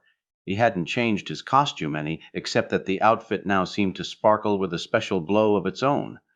Kirk informed the gnome of his decision, and Enowil was delighted. Kirk asked him what the procedure was to be. "Well, all go down to my world, and you can inspect it and make suggestions. If any member of your party is the first to spot what's missing, your group wins. Simple, isn't it? How many people can I take with me?" "As many as you like. Too many cooks make light work, as they say." Kirk waved his hand in a gesture to include the party he had chosen. "I think this number will be sufficient. Do you want us to go to our transporter room so that—" But before he could finish speaking, Enowil, he and his entire party had vanished from the bridge of the Enterprise. Chapter 9. They emerged in darkness. Not the complete darkness that had existed aboard the Enterprise when it first came through the rift into Enowil's bubble. There was some light. It came from above them, the same pearlescent glow that infused this entire private space.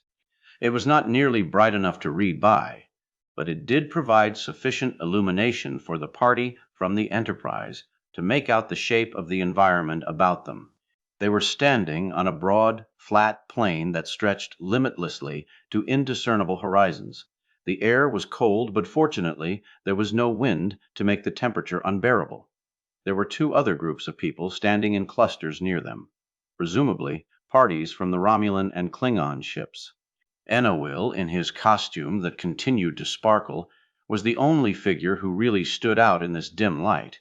He was standing at a point roughly equidistant from all the groups, looking mightily pleased with himself. "Here we are, ladies and gentlemen," he said proudly. "Welcome to my world. I apologize if the conditions are a little raw at first. I don't usually require such things myself, and I'm a trifle rusty. Lake wine, cheese, and mildew, this will improve with age."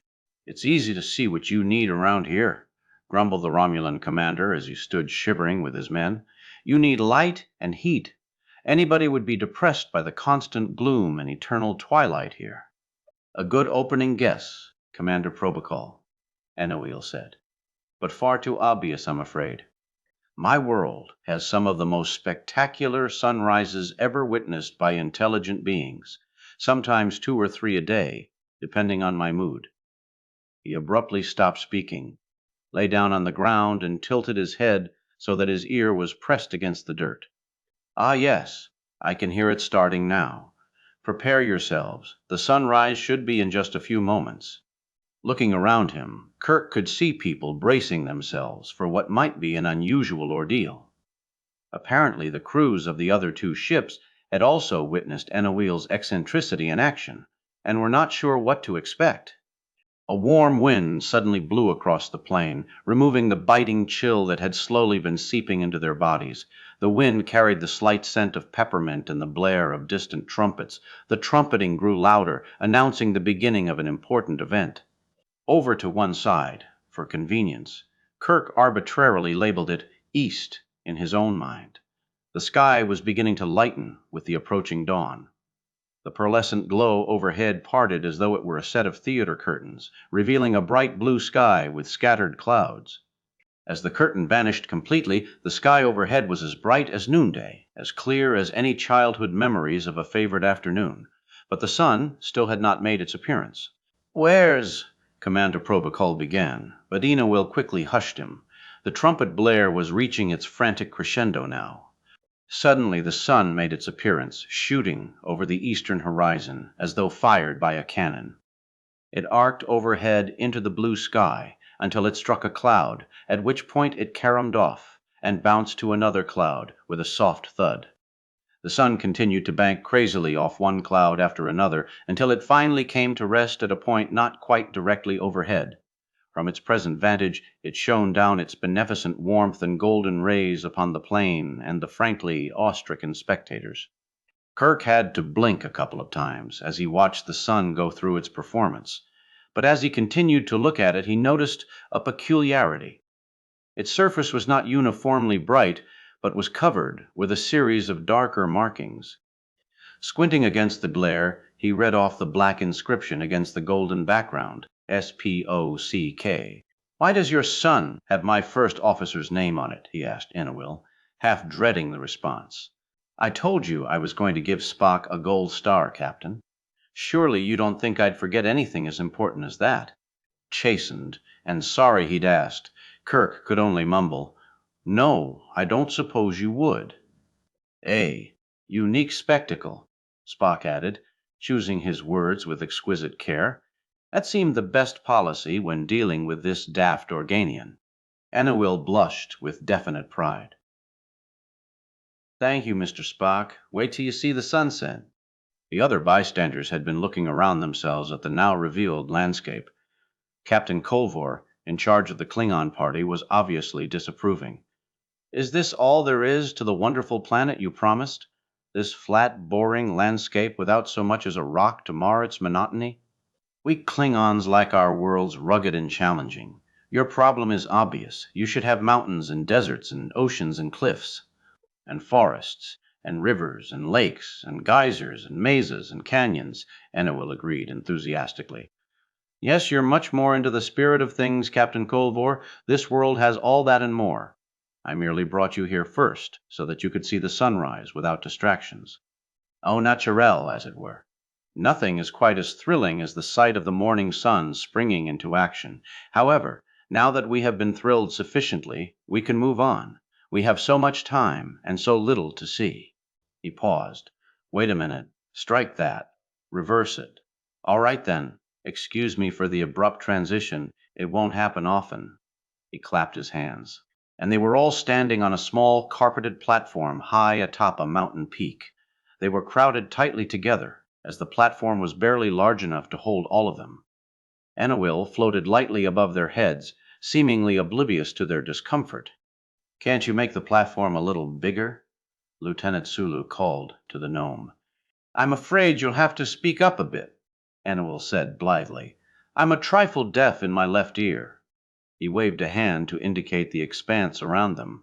"Here is some of the diversity my planet has to offer." Diversity there was, in abundance. To one side of their mountain was a wide expanse of sea, with a broad sandy beach and rocks against which the surf crashed like cymbals. The mountain adjacent to theirs was an active volcano, with a tower of black smoke billowing from its cone. The neighboring mountain on their other side was a flat-topped mesa. Immediately below them, on the side opposite that of the ocean, was a deep gorge through which a raging river roared.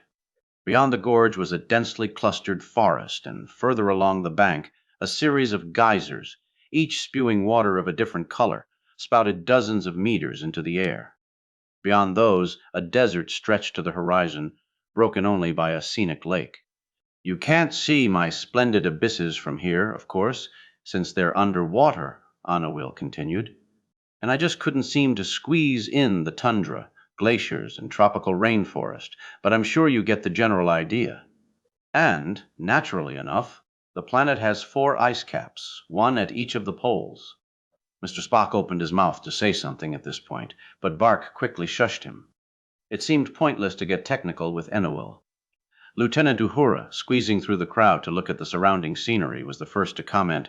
"It's breathtaking," she said, "but it's also quiet and sterile. Except for ourselves in the surf, I don't hear any sounds or see any signs of life. Could that be what you're missing?"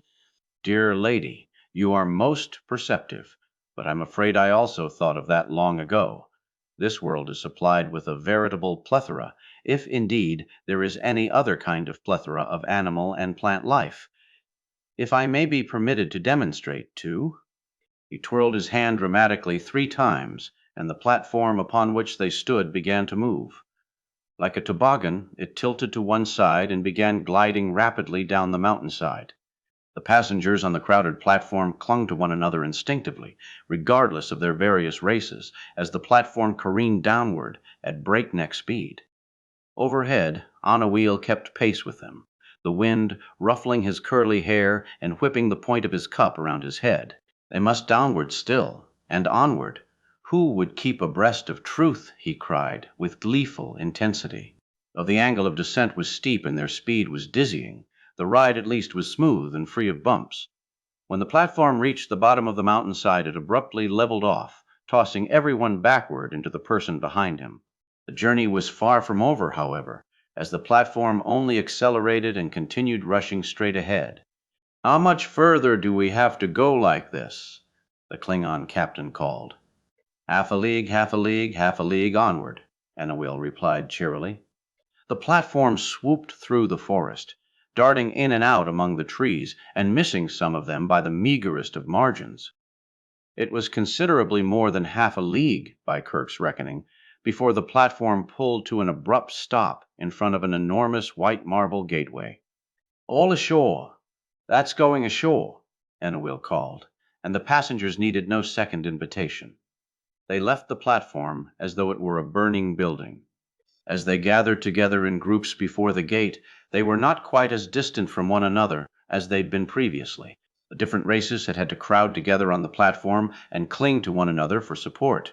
It was hard, for the moment, to remember that they were implacable enemies. "Exhilarating, wasn't it?" Enowil said. "Welcome to my little menagerie. I have in here representative samples of the kinds of animals that inhabit my world. It's not complete by a long shot, but if you think anything is missing, let me know." "What about that?" Romulan Commander Probicol pointed to a sign that was suspended over the archway leading through the gates into the menagerie. The sign read, "Abandon hope, all ye who enter here." Enowil looked up and scowled. "Oh, that. Careless of me. Left over from a previous existence, undoubtedly. I have to reuse props sometimes, you know. How's this?" The lettering of the sign suddenly changed, so that now it read, "Metropolis City Zoo." He clapped his hands. "Now, onward. There is still so much to see." The entourage followed Enowil on foot through the gates into the zoo. They were rapidly ceasing to be amazed at mere size, and the fact that the gates towered nearly 3 stories above their heads failed to impress them. If Enowil was disappointed by their lack of reaction, though, he didn't show it. The beings he was about to exhibit would more than make up for it.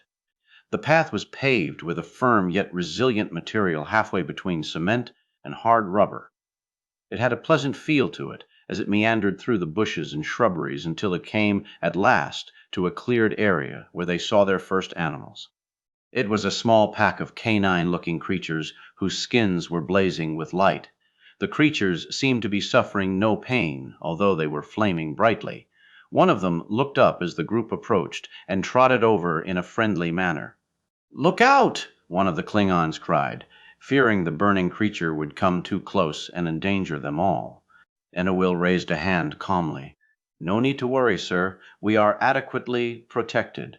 Lieutenant Sulu, looking closely, observed, "They're locked up in a cage of glass, so we can see in without bars or obstructions."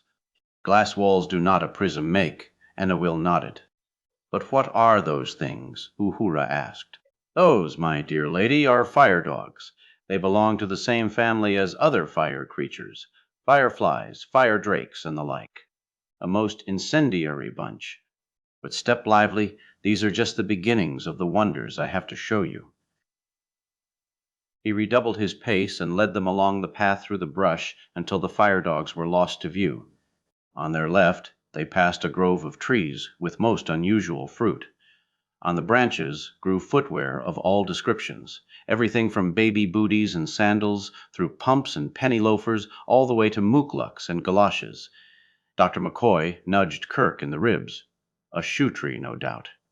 "Quiet, Bones. You'll only encourage him." Enowil apparently did not hear either of them, for he continued his spiel without hesitation. "Up ahead we have probably the most unusual and certainly the most pampered of all my creatures." He pointed to another glass cage wherein an enormous fat thing squatted. This animal was larger than a hippopotamus, with mounds of blubber weighing it down. Its hairless skin was lavender, mottled with large splotches of darker purple. Though it seemed to be basically a quadruped, its bulk was so enormous that it would have had difficulty moving anywhere. As the group approached its cage, the creature opened one eye lazily to examine them, then closed it and went back to sleep. "This," Enowil continued proudly, "is a creature you've all heard of, the famous Time Being whom everyone is always doing things for." The Romulan commander snorted. "I doubt that." Enowil looked at him closely. "Oh, my dear Commander Probacol, you must never, never doubt what nobody knows. The Time Being is, of course, closely related to that other fabulous creature, the Nonce. I'd show you him too, but the two are so similar that it would be almost a redundancy, and there are so many more of my wonderful animals to be seen. The prairie oysters, the meniscus, the delightful copycat who's better than any chameleon." "I think," Kirk said, "we're all willing to concede that you have indeed created a masterful assortment of unique animals.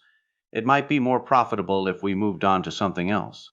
Enowil's face fell, and he looked like a little boy whose promised trip to the candy store had been canceled. "But Captain Kirk, there's so much I wanted to show you, so many wonders that will have you gasping in amazement." "I'm sure there are. But if we're here to solve your problem, our time can better be spent somewhere. There's a lack rather than some place where, as you yourself admit, you have plenty of a given item." And Nowell regained his composure, squared his shoulders, and looked up at Kirk. "You're absolutely right. I'm being incredibly selfish, and that is not the mark of a good host. Please forgive me. I do have one creation, though, that I must insist on showing you before we move on. Since it was the lovely lady over here," and he bowed in Uhura's direction, "who made the suggestion of animals, I have one especially for her. It is from Africa, in tribute to the land of her heritage." As he spoke, an enormous male lion trotted out of the bushes, his sleek, tawny body in the peak of condition. Seeing the group, he gave a low growl and started padding directly toward Uhura, slowly at first, but he picked up speed as he neared until he was moving at a full charge. The communications officer screamed as the large cat came bounding at her. Kirk, seeing the danger, instinctively leaped to her defense. As the lion sprang at her, Kirk interposed his body between the animal and Uhura, taking the full brunt of the beast's charge as it crashed into him. Kirk was knocked to the ground by the heavy creature and threw up an arm to protect his face and eyes from the raking claws he expected at any second. Instead, he was nearly deafened by a low, rumbling sound that he realized belatedly was the lion's purr. A large, rough tongue rasped along his forearm, as the huge beast licked him in a friendly manner. Ennawell stood over the pair on the ground, looking down with vast bemusement. "And darest thou then," he asked, "to beard the lion in his den, the Douglas in his hall?" "You are a man of rare courage, Captain Kirk, though of less than average memory. I told you nothing here would be harmful. Did you forget so soon? I merely wanted to create a tribute to your lovely officer." "When I want a tribute, I'll ask for it," Uhura said, impressed by her captain's bravery in her defense and upset with the gnome for mocking him. "And I prefer my animals a little more soft and cuddly, thank you." Ennawell was taken aback by the sudden outburst and stared down at his feet dejectedly. "I'm sorry," he said. "I only intended to please you. I hadn't realized you would be this fussy." He pulled the lion away from Kirk, spanked it, and sent it loping off down the path in the opposite direction. Kirk stood up slowly, dusting himself off and eyeing his host with suspicion. Ennawell was pouting like a child, and that was a dangerous emotional state for anyone as powerful as he was. Kirk was wondering whether the mad Organian would choose to banish them from further competition out of displeasure. Ennawell, though, after a moment of silence, regained most of his customary ebullience. "Well, be that as it may, there are further things to see, and we can't dwell forever on our failures. Would anyone else care to hazard a guess as to what my world is lacking?" Chapter 10. McCoy leaned over to whisper in Kirk's ear. "What this world lacks most," he said, "is a sense of perspective and consistent standards on the part of its manager." Ennawell's sharp ears, however, had picked up the doctor's comment. The Organian turned to McCoy and clucked his tongue accusingly. "What a dreadful passion is that pride, which would force men to think like ourselves," he said. "I heard that remark, Doctor, and it's not really germane to the issue at hand. It took me millennia, by your paltry standards, to develop my personality, and I'm quite satisfied with it. It is my immediate surroundings that I seek to change. Very few beings are ever blessed with that option, and I wish to take advantage of it.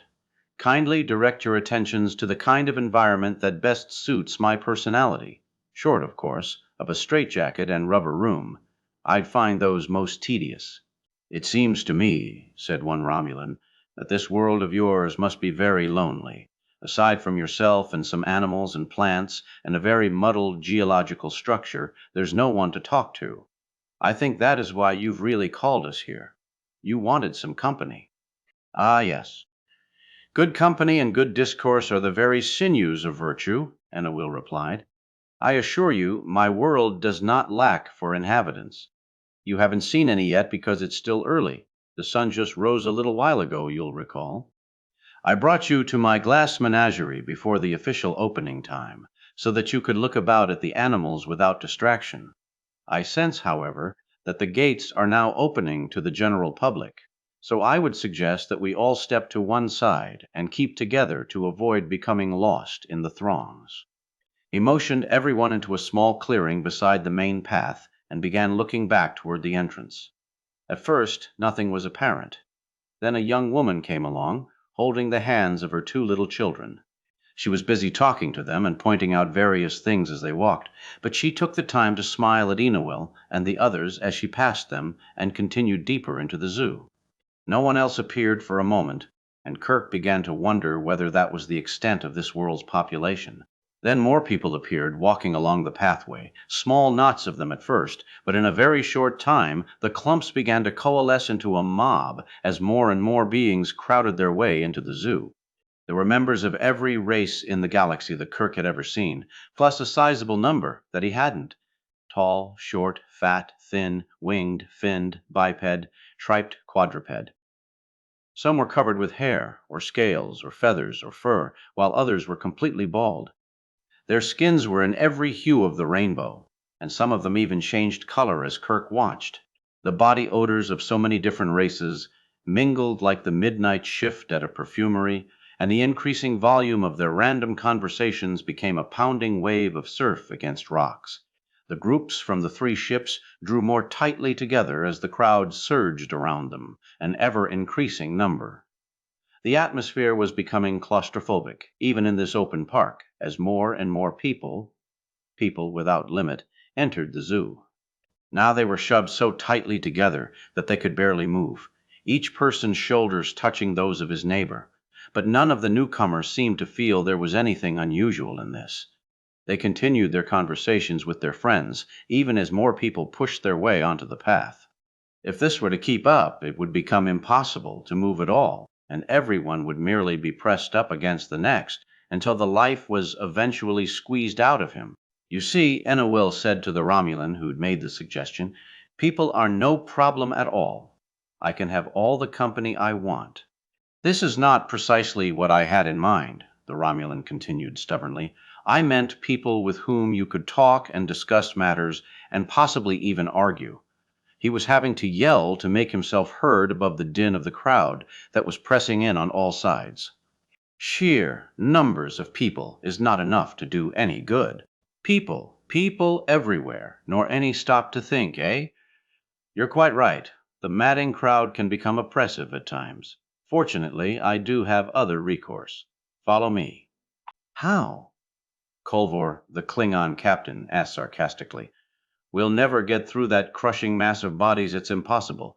The man who claims something is impossible is invariably right, for he will never do it, Enowil said. Of course we can't go out that way. We'll take the sky bridge instead. Kolvor's next question, what sky bridge, died on his lips as a golden arch appeared in front of Enowil, curving high up into the sky for what appeared to be many kilometers, only to descend to earth again, far off into the distance. The surface of the bridge was a rapidly moving walkway, and there were railings on either side of the bridge to keep anyone from falling off. Without waiting for further discussion, Enowil stepped onto the bridge, and the walkway quickly carried him up and out of sight. Swifter than centaurs after rapine bent, he exclaimed as he disappeared. The rest of the group, not wishing to be left behind, hurriedly followed his example. They had to climb onto the bridge single file because it was so narrow, and they jammed together at the entrance, attempting to get on all at once. There was no order to the boarding, and by the time Kirk got on, he found himself standing next to Captain Kolvor. The moving walkway under their feet carried them rapidly into the air, arching over the crowded menagerie. Kolvor looked at Kirk and gave him a sardonic smile. Frustrating, isn't it? He asked. In what way? Kirk was by nature suspicious of all Klingons. He'd had too many dealings with them to be anything else. In all ways. Dealing with a madman is most exasperating. As I'm sure you know, we Klingons prefer direct action to guessing games like these. Kirk shrugged his shoulders. Enowil's in charge around here, and he sets the rules. He smiled back at Kolvor. You could always drop out if you get too frustrated. I think not. Kolvor's expression never wavered. Forfeiture is not the Klingon way. I was thinking more along the lines of a partnership between us, thereby doubling our chances against the Romulans. I thought you and the Romulans were allies. Are you willing to betray them for us? Betray is such an unfair word. The Romulan and Klingon empires have a mutual trade agreement, nothing more. We owe no loyalty to them, nor they to us. There is nothing to prevent you and me from coming to a separate agreement concerning this contest. I see. Kirk steadied himself momentarily on the railing as the walkway reached the top of the arch and began curving downward again. And exactly what sort of agreement did you have in mind? The Klingon bent his head closer to Kirk's, lowered his voice, and became even more conspiratorial. If the Romulans were not around, it would significantly enhance our own chances of winning, would it not? Do you really think we could talk them out of competition? The Klingon gave a mirthless snort. That is the major difference between us, Captain. You people of this Federation think of talk. We Klingons think of more direct action. Consider for a moment a well-placed bomb aboard the Romulan vessel would destroy not only it, but their chances of effectively competing against us as well. Kirk could well believe that. He could also well believe that Kolvor would first have approached the Romulans with a similar offer against the Enterprise. Whether the pact between those two powers was as loose as Kolvor described or not, they made natural allies against the Federation. The fact that Kolvor was now offering Kirk a deal probably meant that the Romulans had turned him down. That made sense to Kirk, in a way. He knew that the Romulans, while ferocious antagonists, nevertheless maintained a rigid code of honor, something the Klingons themselves lacked completely. The Romulans would not consider it honorable to win in such a fashion, and neither did Kirk. "I'm afraid I'll have to turn you down on this deal," he said. "Enowil might not take too kindly to us if he found we were cheating."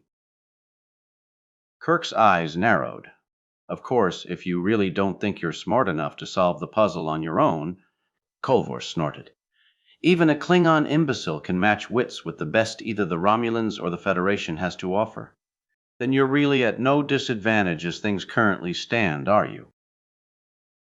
Kirk smiled at the other captain, all sweetness and light. Another reason for his refusal, which he was diplomatic enough not to give aloud, was that he could almost count on treachery from the Klingon if he agreed to the deal. If Kolvor was willing to betray the Romulans, his erstwhile allies, he would be equally willing to betray the Federation. Before the Klingon had a chance to reply, their ride on the skybridge came to an abrupt end as the moving walkway deposited them on a paved sidewalk before a large red brick building. An arch of white stone over the doorway proclaimed, in golden letters, "The Forum." There was a smaller sign beside the door that said simply, "Spats encouraged." Kirk had to step quickly to the side as more people emerged from the bridge behind him. Enowil was standing at the top of the short flight of steps next to the door, looking out over the increasing group below him and tapping his foot with impatience. "Hurry, hurry," he cried, despite the fact that those still on the bridge could not come any faster than they were already moving. "Mustn't dawdle, mustn't dawdle." Finally, when they were all assembled before him once more, he said, "For those of you who find life too agreeable here, may I present the Forum, a debating society. As the founding member, I invite you all in as my guests. But I warn you, hold very tightly to your own opinions. Sweet reason has a tendency to curdle in here."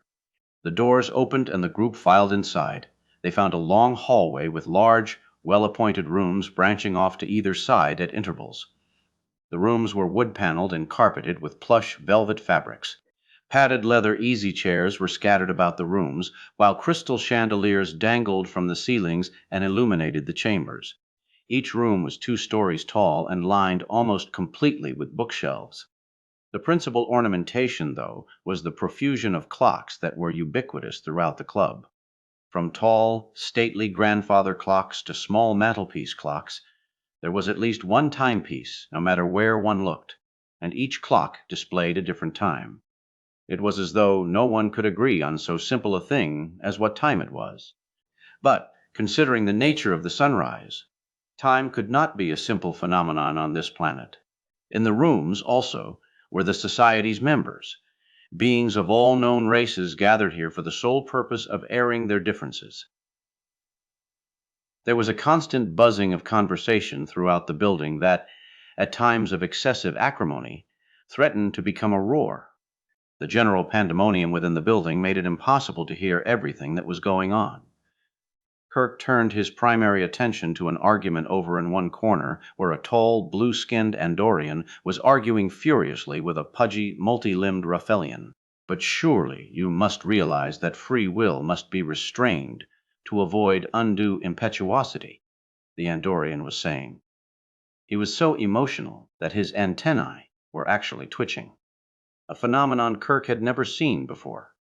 It does not require a surrender to determinism to realize that the quantum mechanical randomness guarantees the variability of reality, despite any ordered impositions of scientific principles to the contrary. "Mere obfuscation," the Raphelian snorted. "You have obviously abandoned the argument of responsibility to the metaphysical ethos. The Heisenberg principle clearly demonstrates the calculability of the uncertainties to which you so glibly allude. It is my contention that sheer indeterminate quantities do not in and of themselves constitute a graphic example of universal metavariance, nor even, to put it more bluntly, of isolated variant pockets within a metastable system." Kirk shook his head. The arguments, for all their impressive sound, seemed to him just one hair the other side of sanity. There was the feeling that he might understand them if he strained just a little more. But along with that feeling was the fear that such straining would take him beyond the bounds of reason. The Andorian paused for a moment to digest his adversary's remarks and weigh his response. Apparently, the insolubility of the general equations for the n-body problem is just some local triviality, I presume. Can you honestly maintain that the metamorphosis of entropy is so conveniently disdained, or worse, inherently refutable? So facile a hypothesis is not consistent with an empirical overview. "Pin-brain!" snarled the Raphelian. "Bubble-face," the Andorian retorted. Almost simultaneously, the two antagonists launched themselves at one another, falling to the floor and rolling around in tight wrestling grips. The Andorian had a size advantage, but the Raphelian had more arms to use and was much more difficult to contain. Their violent thrashings knocked over tables and pushed chairs about the room, but none of the other members of the debating society took any notice of them. Kirk looked to Enoil. "Aren't you going to do anything about them?" Enoil peered casually in the direction of the two combatants. "An argument needs no reason, nor a friendship," he proclaimed calmly, and strolled off in another direction. Kirk and the others saw similar scenes repeated as they wandered haphazardly through the building. Arguments might begin on an exalted and ratified plane, but all too frequently they broke down into physical aggression. Sometimes, in the larger debates, as many as 10 people might be involved, and the ensuing fracas had as much decorum as a barroom brawl. Matikas Barukas, a trained debater, took her arguments seriously, and what she saw about her raised her anger to a white-hot fury. "This is no debating society," she railed at Enoil. "It's a lunatic asylum for inmates who swallow dictionaries." Enoil cocked his head and stared straight into her eyes. There was a look of benign innocence on his face. "You really must learn to enunciate more distinctly," he said. "Try pronouncing the syllables one at a time if you wish to be understood." Then he turned away to give his attention to some other matter. Her anger raging unchecked, Matika stomped back to where Kirk was standing. "This whole thing is impossible," she said, waving her arms vehemently. "We're not going to find any answer. Nobody is. This madman is just playing games with us.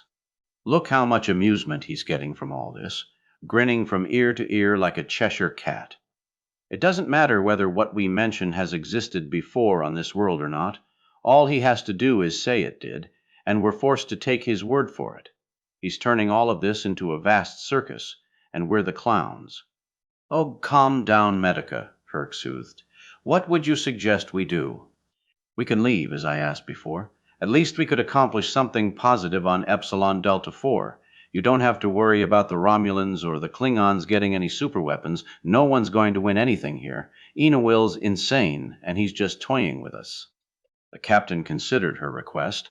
While to all intents and purposes her appraisal of Enoil's sanity seemed correct, Kirk thought he detected a false ring to it, as though Enoil, like Hamlet, was but mad north-northwest. If he waited for the right southerly wind, something might yet come of this adventure. "Let's hold on a little while longer," he said. "As Mr. Spock said, we weren't expecting to arrive at the colony for another day or so anyway. Have patience for at least that long, and then we'll reevaluate." Matika harumphed and stormed off. It was obvious that her patience was exhausted. From his position, a few meters away, Captain Culvor could not help overhearing the exchange between Kirk and the girl. "Perhaps something can be made of this," he smiled, and a Klingon's smile is a sinister expression. Chapter 11. While Captain Kirk was occupied with Matika, and while the mayhem within the forum was raging unabated, Mr. Spock approached Enoil. The gnome looked up at the tall Vulcan. "Well, Mr. Spock, what do you think?" "I think," Spock said slowly, "that there is enough dissension in this one building to satisfy even the creature our ship once encountered that thrived on other people's fights. But dissension alone will not provide the proper intellectual stimulation that a being of your advanced development requires. It is my contention that what you're lacking here is not argument per se, but intellectual stimulation, a challenge to the powerful driving mind you obviously possess.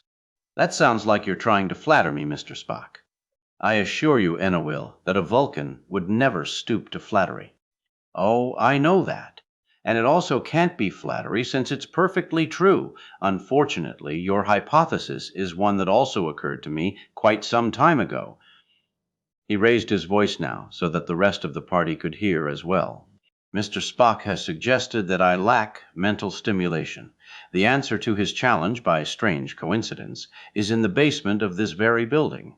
If you would all be so kind as to follow me. They were all delighted to leave the debating society to its own arguments.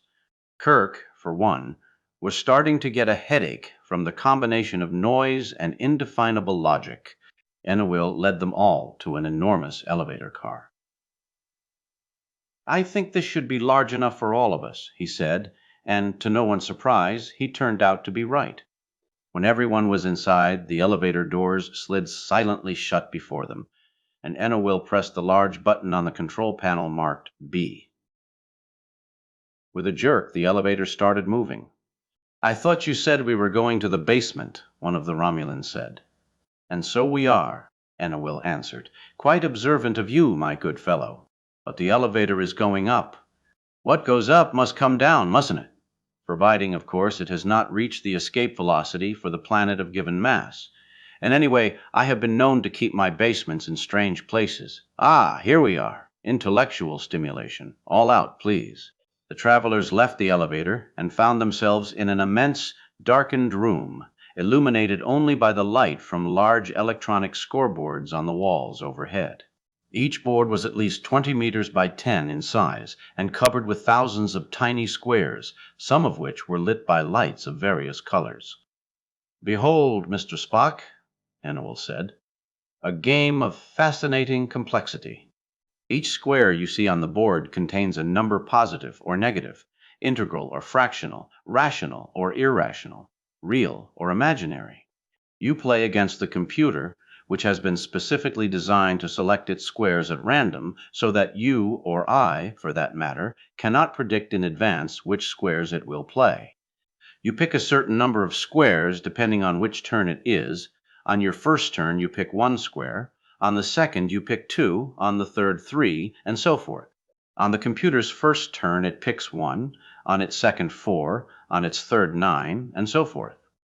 You keep picking, alternating turns with the machine, until the entire board has been lit up.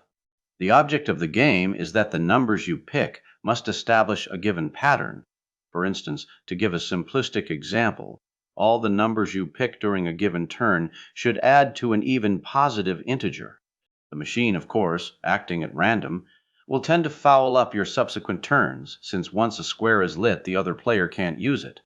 As I said, that was a simplistic example. When I myself play, I prefer a more challenging requirement. Perhaps that the sum of the numbers I pick be a perfect square, or that the sum of the numbers I pick, when divided by the number of the turn, turns out to be a prime number. The number of variations is limited only by my imagination, and fortunately, I haven't reached the end of that yet. Would you care to try a game, Mr. Spock?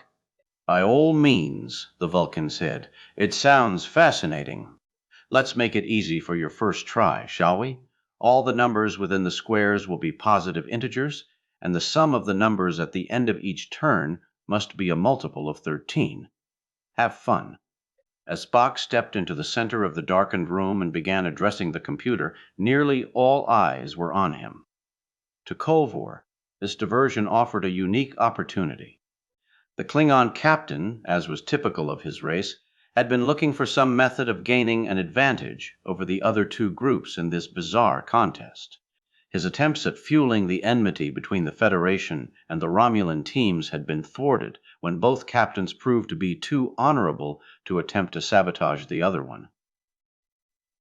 He had thus been forced to step back, temporarily, and await whatever chance fate might throw him. He had not had to wait very long. Sidling casually up to Metica, he said, "May I have a word with you, my lady?" "I don't think we have much in common," she answered coldly.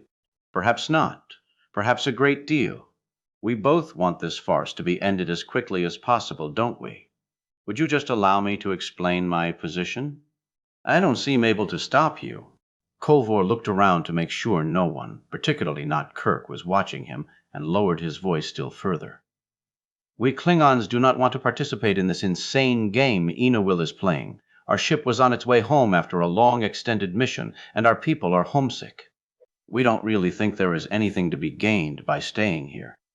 We would much rather be about our own business. Then why don't you leave? Enowil won't keep you here against your will. Ah, but there's the problem. We don't dare leave. Not as long as the Romulans and your own party are here, because there is always the chance that Enowil actually may give what he has promised to one of the others. As a military man, that's a chance I simply can't take. Matika gave a sardonic laugh. Yes, that's the only thing keeping us here, too. We have to perform an emergency evacuation of an endangered colony, yet we're stuck here because Captain Kirk doesn't trust you or the Romulans. I thought as much. You and I both want to leave, but mutual distrust keeps us here against our wills.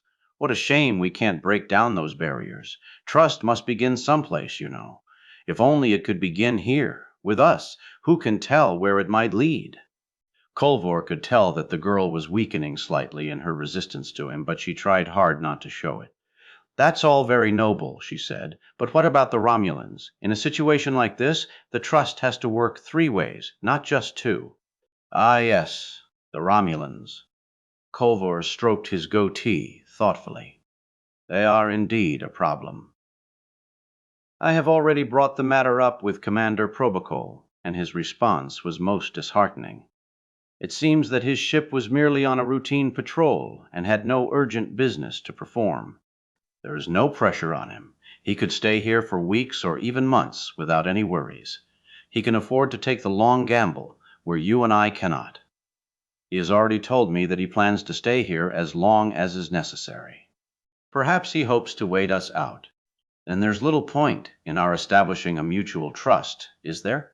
As long as the Romulans are prepared to wait, you'll have to stay here. And so, probably, will we. Her pretty face screwed up into a sour expression as she realized that Captain Kirk would never leave here as long as there was a chance the other groups might win. But what if a solution could be found?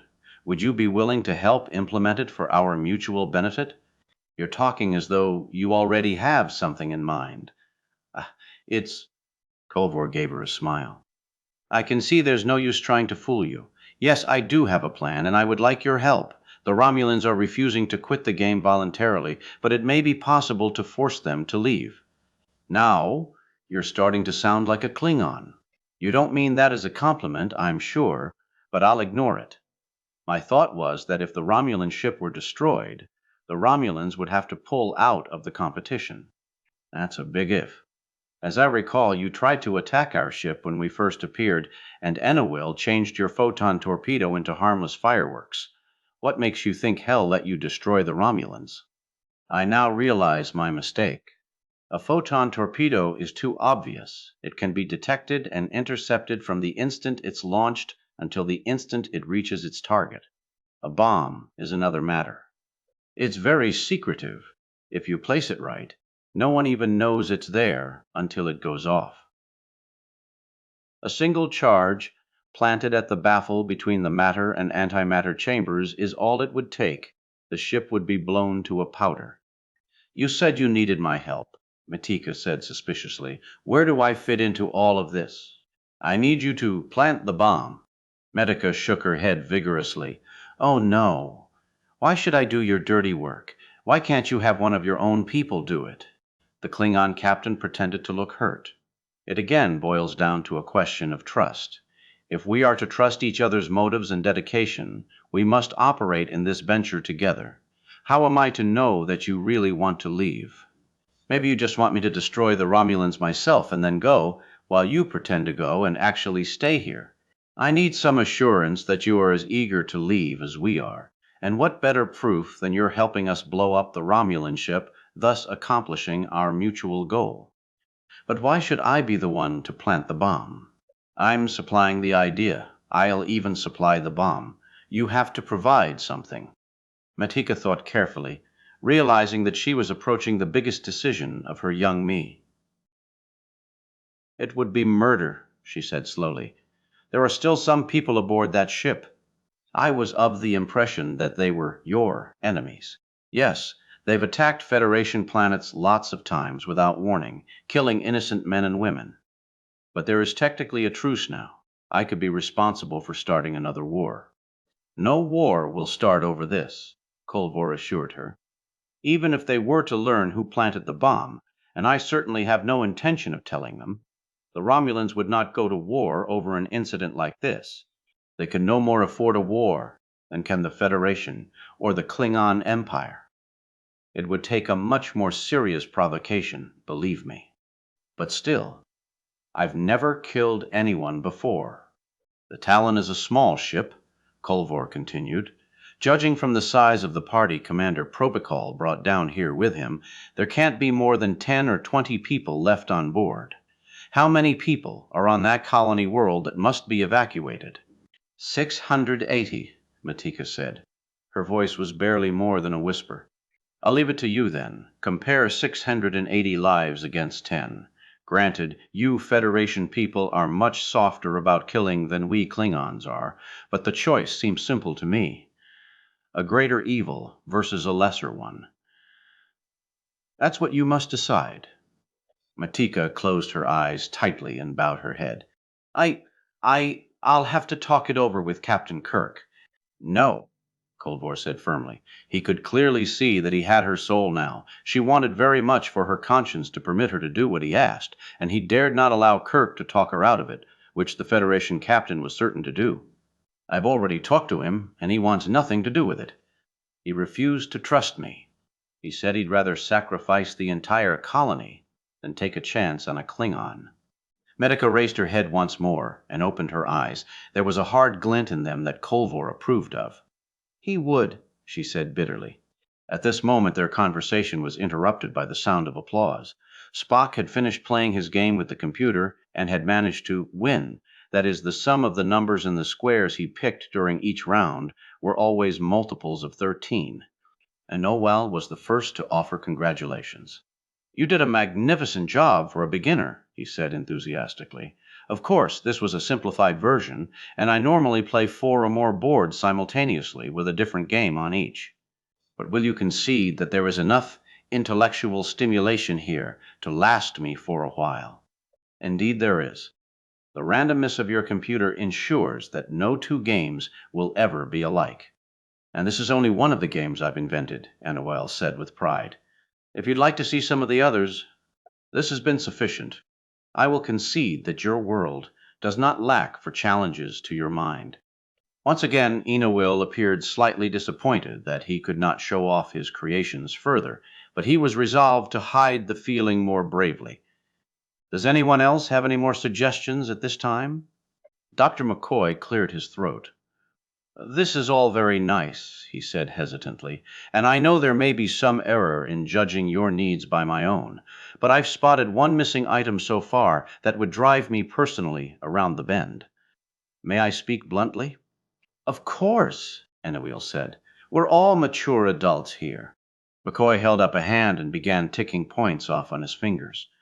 First, you don't lack for company. There are more than enough people to suit anyone's tastes. Second, you have people you can talk to and argue with, and even these computers to play games. Maybe it's just the plain country doctor in me, or maybe it's tie-dirty old man, but I don't sense the combination of emotional and physical release that, oh, damn it, why don't I just say it? What about sex? A wicked grin spread slowly across Anowil's face.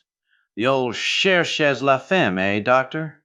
Surely you were told that we Organians forsook our corporeal bodies centuries ago in favor of more intellectual pursuits. Do you really think I would need something so vulgar? Well, speaking as a doctor, you're absolutely right. My fellow Organians would never admit it, of course, but even in the form of pure energy, there are certain activities which could be construed as our own analogues of the sexual experience. In other words, we get it on just like you mortals. The form, of course, is quite different from anything you could possibly understand. But perhaps. Enowil fell silent for a moment as he pondered the problem. Then a smile lit up his visage. Yes, that's it. I can translate it all for you in terms that you couldn't possibly misunderstand. Oh, this is exciting. Follow me, all of you. And he raced out of the room before any of the others could voice reservations or objections to this new development. Reluctantly, the three parties could only follow their host and hope for the best. Ophor grabbed Medica by the elbow. Well, are you with me or not? You must decide now. Matika tried to speak, but words refused to come. Feeling a queasiness in the pit of her stomach, she could only nod her agreement. Inwardly, Captain Culvor was bursting with triumph. He would have this foolish Federation girl blow up the Romulan ship for him, and then he would denounce the whole affair as a Federation plot. The Romulans would be destroyed, and the Enterprise would likely be banished for not playing fair, leaving the Klingons as the only possible winners in this crazy game. The Klingon leader was already contemplating the honors in store for him when his ship returned home with the prize, whatever he chose it to be, won from the mad Organian. Or perhaps he should not return home with it at all. If he used his imagination well enough, he could wind up with a weapon so powerful that he, Culvor, could conquer the Federation, the Romulan Empire, and the Klingon Empire as well, and he would rule as the supreme power in the entire galaxy. The thought was a warming one. He forced himself to cut short that line of speculation. Everything must be dealt with in its own time.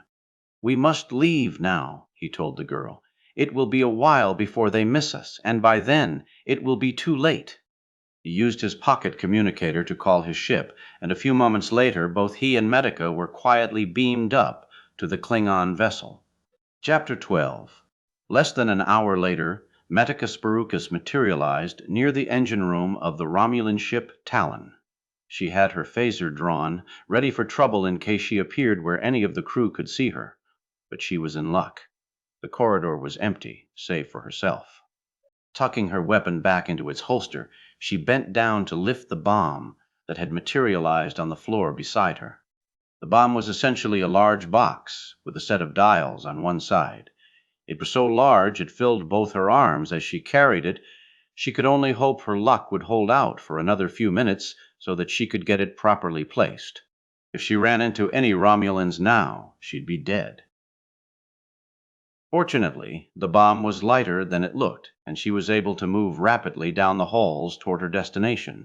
Because the Klingons and the Romulans used similar types of ships, Culvor had been able to give her a brief orientation to direct her toward the crucial area. Normally, the process could be simplified by beaming her directly to the spot she wanted. But when dealing with the juncture between the matter and antimatter chambers, even the tiniest error in placement could have dire consequences. Culvor and Medica both agreed it would be safer to transport her to a point near the baffle and let her walk the rest of the way. Though she was in a hurry, she could not help but notice the walls of the corridor around her. Like most citizens of the Federation, she had an image of the Romulans as being Spartan in their tastes, but she actually found this decor rather pleasing. The walls were covered with a special plastic material that gave the appearance of polished marble, and along the top, like a molding, was a string of friezes depicting miniature figures engaged in acts of combat and heroism. It gave her the impression of being within a large official building rather than a cold, impersonal spaceship. Her footsteps sounded terribly loud to her own ears as she moved hastily down the hallway. But there was still no sign of anyone else. Not only did that make her feel safer, but it eased her conscience as well. Perhaps the entire crew was down on Enowil's planet, and she would only be blowing up an empty ship, after all. She didn't really believe that. But it was comforting to contemplate a case where no one would die from her actions. She reached the door Culvor had told her to expect, the one that led into the power room. There were signs on the door and on the walls to either side of it, all written in the strange characters of the Romulan language which Matika neither recognized nor understood. She assumed they were warnings that the area was off limits to all but authorized personnel, but she was not about to let that stop her. As she and Culvor had assumed, the door did not automatically slide open when she approached it. Setting her bomb gently down beside the door for a moment, she reached into her pocket and pulled out the special sonic key the Klingon captain had given her. She aimed it at the door and pressed the tiny stud on the side, and, as Kolvor had promised, the power room door slid invitingly ajar. Medica gave the inside of the room a quick scan, but there was still no one in sight. Picking up her package once again, she carried it into the almost bare room beyond the doorway. There were banks of meters lining one wall. A control panel beneath them contained multiple rows of dials and switches. One solitary chair, empty at present, stood before the controls. The rest of the room was devoid of furnishing except for a large square hole in the far wall. The hole led into a tunnel that was dimly lit with red light. It was that tunnel which separated the matter and antimatter chambers that powered this ship. Kolvor had warned her that it would be certain death to venture inside that tunnel without a protective suit. But fortunately, Matika did not have to go inside. She merely had to set the timer on the bomb and push it through the mouth of the tunnel. The bomb would take care of itself from then on. She walked over to the tunnel entrance and set her box down once more, making sure it was on its side with the controls facing upward. Kolvor had given her a quick course in how to set the bomb, and, though her fingers were shaking slightly, she went about the delicate task as quickly as she could. 5 switches had to be flipped in a precise order first to arm the bomb. Then the timer had to be activated. She would set it for 10 minutes, giving her time to place the bomb within the tunnel and contact the Klingon ship to have herself beamed back. Then the timer switch had to be pressed to set the entire process in motion. And finally, the fail-safe button must be pressed so that any further attempts to disarm the bomb would set it off immediately. As she knelt beside the bomb, setting its controls, she heard a slight sound behind her. Whirling quickly, she saw a guard standing in the doorway with some unfamiliar hand weapon pointed directly at her. The young Romulan must have noticed this door ajar and come to investigate. Medica knew in that instant that she was a dead woman and wished she'd never been so foolish as to allow Kolvor to talk her into this rash venture in the first place. The Romulan was clearly not about to show any mercy for what was obviously an act of sabotage.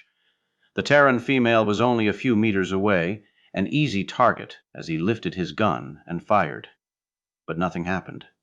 The streak of blue energy that should have streamed from the barrel of his weapon failed to materialize, and neither the Romulan nor Matika could quite believe it. The guard looked at his gun in amazement, then pointed it once again at the intruder and fired. The result was the same. While this was going on, Medica recovered from her momentary paralysis. She was not sure how she could explain her sudden good fortune, but for now she would rather use it than question it. She reached for the phaser in her own holster, hoping to fire at the Romulan before he had another chance to kill her. The guard, realizing his weapon was not going to work, tossed it aside and advanced toward Matika, even as she aimed her own phaser. He was tall and lanky, with long arms, and he was able to knock the phaser from her hands before she could press the firing button. She tried to stand up just as he grabbed her shoulders and called out to his comrades for assistance. Matika was struggling fiercely to break his grip, while he in turn was trying to pin one or both of her arms behind her. The sound of other approaching footsteps in the hallway outside told Matika that more Romulans were coming. If she couldn't get free of this one soon, she'd be hopelessly outnumbered. With a vicious jerk, she brought a knee up into the guard's groin with satisfactory strength. The young man howled with pain and doubled over, but still had the presence of mind to keep his grip on her tunic. The two combatants tumbled roughly to the floor, completely entangled in one another. Then, just before the other Romulans arrived, Matika and the guard vanished from the ship, leaving no trace of their existence behind. Down on the planet, the parties from the 3 ships were feeling subdued and not little tired from Enowil's latest demonstration, as he called it. Despite McCoy's hypothesis, there was indeed sex on this planet. Each of them had had ample proof of that in the last couple of hours. Kirk could only shake his head in amazement. Not only had Enowil provided facilities for every known variation and desire, there were also some things available that Kirk, for all his vast experience in the subject, could never have conceived of. Beside him, Spock was looking a little ashen, and the captain was immediately concerned. "Are you all right?" he asked his first officer. "I'll be fine, Captain," Spock replied. "It is interesting, though, how Enowil was able to trigger within me the frenzies of Pon farr without its being anywhere near the 7-year point in my cycle." Kirk could not resist a small smile. "I don't notice you complaining, though." "Complaint would be inappropriate, Captain. I merely note it as interesting." Kirk glanced around at the rest of his party. Both Scotty and McCoy were grinning like the canaries that ate the cat. Sulu looked smug. Chekhov was trying to be nonchalant, but only succeeded in looking embarrassed. Uhura was positively beaming as she radiated a sultry purr, and Medica was nowhere to be seen. Kirk quickly scanned the faces of his own group to make sure he hadn't missed her, then began craning his neck to see whether she might have gotten mixed up temporarily in one of the other groups. He realized with a start that he couldn't recall the last time he'd seen her. Commander Probikal was speaking, and Kirk was momentarily distracted from his search. "As pleasant as these diversions are, they are diversions only. No wonder you cannot tolerate this place. It is completely predictable, at least to you. Everything happens according to your will, so there can be no surprises. There is no sense of the unexpected, no adventure." Enowil looked hurt. "The day shall not be up so soon as I to try the fair adventure of tomorrow," he said. "How can you possibly accuse me of such a thing? Why, adventures occur almost daily on this wonderful world. There is one to begin almost as we speak. Come, take my hand and let me lead you from the unreal to the real, from darkness to light, from death to immortality, and not into temptation." Their host danced merrily away from them, and once more the three groups could do nothing but follow his lead lest they be left behind. Kirk twisted around as best he could, but still could not catch any glimpse of Medica. Eventually he gave up trying. She had to be here somewhere. There was nowhere else she could go but back up to the ship, and she would be safe enough there if she had. Enowil led them out of the building once more, into an open field filled with tall, waving grain of a kind unfamiliar to Kirk. Probably quadratriticale, he thought sarcastically, remembering how much trouble that had caused him in the past. There was a slight breeze in the air, with the faintest tang of ozone. Speck's gold star was still well up in the sky. The group stood in the open field and waited. After almost 5 minutes of nothing happening, Commander Probokol said irritably, "Where is the adventure you promised us?" "Patience," Enowil said. Waiting is." "Waiting is what?" "You wanted unpredictability, Commander. If I could predict exactly when it would begin, it would scarcely be an adventure, would it? You're not consistent if you... here we go. I think it's about to start." Over the horizon, a black speck appeared in the sky. It grew larger as it approached, until finally the people in the field could see that it was a large mauve dragon, flapping ungracefully about on an enormous pair of bat wings. In its claws it carried a beautiful and semi-nude young lady with a crown upon her head. As it flew by, the dragon peered scornfully down at the group and breathed fire at them. The flames did not quite reach them, but smelled more of orange blossoms than of brimstone. The dragon passed overhead, with its captive yelling her plaintive pleas for help, and had started off in another direction when a second figure appeared on the horizon. This one approached the observers much more slowly, but after some time they could see that it was a young man on horseback. The fellow had noble features, obviously a hero, and was clad in full armor, except that he lacked a helmet. Both sword and shield were strapped tightly to his horse's side. Instead of a heraldic device, the shield was decorated with a large black and yellow bullseye, slightly off-center. The rider paid scant heed to the assembled watchers, keeping his eyes instead on the distant and diminishing figure of the dragon. Soon, both the knight and the dragon were lost to view once more over the horizon. "You call that an adventure?" Scotty asked. "That's one of the oldest stories imaginable. If you wanted original adventure, you should have come on Tuesday," Enowil sniffed. "Most adventures naturally replay the same motifs over and over. Tuesdays are when I experiment. Most of the experiments don't work out, of course. The heroine might be much likelier to marry the dragon, for instance. But I do keep trying. I admit this particular adventure has some stale ingredients to it, but perhaps it will still turn out well. Perhaps, don't you know? Of course not, my good sir. Did you think my adventures were rigged? That would be cheating. An adventure is only an adventure because you don't know how it will come out. Otherwise, it becomes merely an exercise in creative destiny. Come, the stage is set. Shall we at least see what happens to our players? His question was rhetorical only. He gave the observers no time to reply. A box of force materialized around them, its walls shimmering and slightly tinged with blue, but mostly transparent. The energy box lifted off the ground and zoomed off after the principal characters in Anna Will's adventure. They caught up with them quickly enough, but it was clear that the hero was going to have no easy time rescuing the princess. The dragon was just now disappearing into a cave high up on the side of a mountain, while across the plain leading to that mountain, an army of sinister creatures waited to defend the dragon's lair against this sole interloper.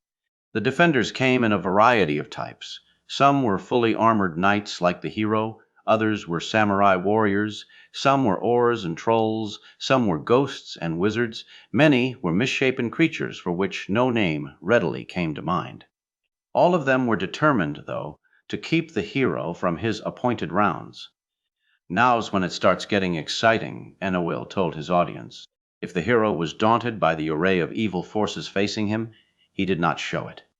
Taking his sword and his shield from their lashings on the side of his horse, he charged directly at the oncoming forces, determined that nothing should keep him from the side of his beloved. As he rode, he uttered a ferocious battle cry which must have struck fear into the heart of even his bravest foe. The legion of his enemies parted momentarily to let him enter their midst, then closed around him once again. Certain now that they had their victim just where they wanted him, the ungodly hordes attacked the one rider, emitting cries of their own almost as ferocious as his. They advanced with swords, claws, fangs, and all manner of other deadly weapons, both natural and artificial. The hero twirled his mighty blade once around his head, then began whacking great strokes at the enemy. For each cut and slash he made another foe fell, yet so great was their number that they continued, despite their losses. The hero's sword was dripping with blood, red, blue, or black, depending on the nature of the creature he killed. At one point his horse was felled from beneath him, and he was tossed to the ground, but he managed to land on his feet, maintain his equilibrium, and continue his fight. For a lone man on foot, though, the odds ranged against him were insuperable. Then suddenly the air was rent by the blare of a trumpet and the thunder of hoofbeats, and over the horizon came a battalion of horsemen, all dressed in the uniforms of 19th century American cavalry. A cry of dismay went up from the evil army surrounding the hero as they whirled to face this unexpected threat. Their surprised reaction cost a few of them their lives as the hero, encouraged by his newfound allies, swung his sword with renewed vigor and mowed down even more of his adversaries. Within minutes, the battle had turned into a rout as the cavalry made short work of its opponents. The dragon's forces, cowardly as they were, did not want to stand and fight against an equal force. They turned and fled in disorderly array, leaving the field to the triumphant hero and his cavalry allies. The feeling of victory was short-lived, however, as the earth began to tremble to the sound of enormous footsteps. Out from behind the mountain where the dragon lived came a team of giants, 10 of them, each one 6 stories tall and armed with a massive wooden club. Behind them, overhead, flew a squadron of creatures that looked like a cross between a pterodactyl and a rock. Their leathery, bat-like wings stretched for a span of almost 10 meters, and they had narrow, pointed heads and lidless eyes that focused relentlessly on their prey. With ear-piercing screeches, the flying creatures began making low swoops at the cavalry. The horses, frightened by the attacks of these monsters, began rearing wildly, tossing their riders to the ground. The cavalry officers tried firing at the creatures with their old-style revolvers and rifles, but the bullets had little effect on such supernatural beings. and while they were attempting to deal with the menace from the air, the giants were advancing ever onward, covering the distance between themselves and the mortals with enormous ground-devouring strides. Clearly the situation appeared hopeless, but still the hero was not daunted. Laying his sword down upon the ground before him, he knelt and bowed his head, hands clasped together at his chest. "What's he doing now?" one Klingon asked, breaking the silence that had covered the group so far. "Praying, of course," Enowil replied. When the Klingon snorted his derision, the gnome continued, "Never underestimate the efficacy of prayer. You never know which god may be listening. In this case, since I am the god for this local section of reality, I have the responsibility to listen and answer him. The question is, should I interfere or let him take his chances on his own?" "Oh, please help him," Lieutenant Uhura said. "He's so brave he deserves to win." "But it's not fair," responded the Klingon who'd asked the original question. "If he's not capable of fighting the menace on his own, he doesn't deserve to win. Bravery is at best a fool's virtue." "I don't recall saying an adventure had to be fair," Enowil replied with some surprise. "Am I some cosmic accountant who keeps a tally book of pluses and minuses to ensure that everything works out to some arbitrary 0 point you call fair? When you're a god, you're forced to look at the big picture.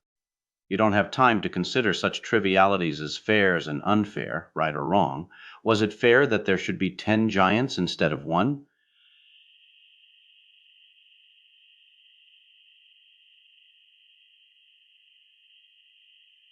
But you'd be violating your own rules about the predictability of an adventure if you affect the outcome the way you want to," the Romulan commander argued. "Self-consistency is a virtue chiefly among the unimaginative," Enowil said. "Every adventure is entitled to 1 miracle, and I've been far behind my quota of late anyhow. Let's see, what would make a good deus ex machina?" Enowil took off his pointed cap for a moment and scratched his head. I know. I'll send him an avatar." Down on the battlefield below, the flying monsters were killing many of the cavalrymen, and the giants were almost upon the hero. Suddenly there was a puff of green smoke, and a figure appeared beside the kneeling knight. This newcomer's face looked very much like Enowil's, but the man was much taller and clad in long purple robes, upon which were embroidered golden runes and mystic symbols. "Who's that?" asked Ensign Chekhov. "That is Roll the Invisible, sort of a watered-down version of myself. Much less powerful, of course. It wouldn't do at all to make things too easy. But he is nonetheless an important sorcerer." "If he's invisible, how come I can see him?" McCoy asked. "All questions must be submitted in writing at least 1/2 hour before curtain time," Enowil replied testily. On the plain below them, Roll the Invisible conferred briefly with the hero and the cavalry leader, then set quickly to work to alleviate the dire situation. He waved his hands about his head, in much the same manner that Enowil sometimes used, meanwhile mumbling great spells and invoking miscellaneous spirits of air, earth, and fire. Everyone, both on the ground and in Enowil's group of observers, waited to see what would happen next. This promised to be quite a show. Nor were they disappointed. The flying monsters continued their aerial attacks, and the giants were almost within striking distance before anything happened. Suddenly, though the sky had been clear blue up until now, storm clouds rolled in, so rapidly that in less than a minute they covered the heavens with their massive grayness. The air flashed and crackled with thunder and lightning. The atmosphere was so charged that people's hair stood on end. Jagged thunderbolts, seeming alive, ripped downward toward the flying creatures. Whenever one hit, the beast would explode in a cloud of static electricity, raining a shower of blue and red sparks down upon the plain below. The giants, however, were not much affected by the celestial fireworks, and they brushed aside the lightning bolts as though they were so many pesky insects. The Titans bellowed their war cries so loudly the whole earth shook, and swung their mighty clubs above their heads as they prepared to rain havoc down upon the hapless mortals below. Roll the Invisible was busily making still more passes at the air with his hands, but they seemed hurried, as though even this master sorcerer could not work fast enough to cope with the current crisis. Then, suddenly, with one climactic pass, the ground trembled and a rift opened between the mortals and the giants. Out of this chasm came a dozen huge beasts, looking vaguely like prehistoric monsters from a child's nightmare. Sensing the giants as their natural enemies, these mammoth creatures did not even bother with the puny humans standing on the plain. Instead, with raucous cries, they converged on the club-wielding giants. The battle raged fiercely for more than half an hour, as the Titans and their reptiloid adversaries wrestled one another to the death. The hero and his cavalry cohorts could only stand around gaping. Without their mounts, they knew they could never run fast enough to elude pursuit, should the giants win. The outcome of this fantastic battle was in doubt up to the last few tragic moments. Sometimes a giant would fall victim to the slashing teeth of a monster, and sometimes the saurian would die from a skull wound administered by a vicious slash of a giant's club. But in the end, Roll's wizardry proved the greater. There was one giant left to fight off two of the enormous beasts. As he swung wildly at one, the second leaped at his throat, sinking its fangs deep into the flesh and pulling the struggling giant to the ground with it. From that point on, it was no contest. The two huge beasts were more than a match for their foe, and soon the giant lay still. The victors began to fight between themselves over which would get to eat the kill, totally ignoring the hero and the remnants of the cavalry watching the battle. "I think," said Captain Kirk, "we've seen enough of this adventure." "But it's a long way from over," Annabel protested. "The hero hasn't even reached the cave yet, the one where the dragon took the princess.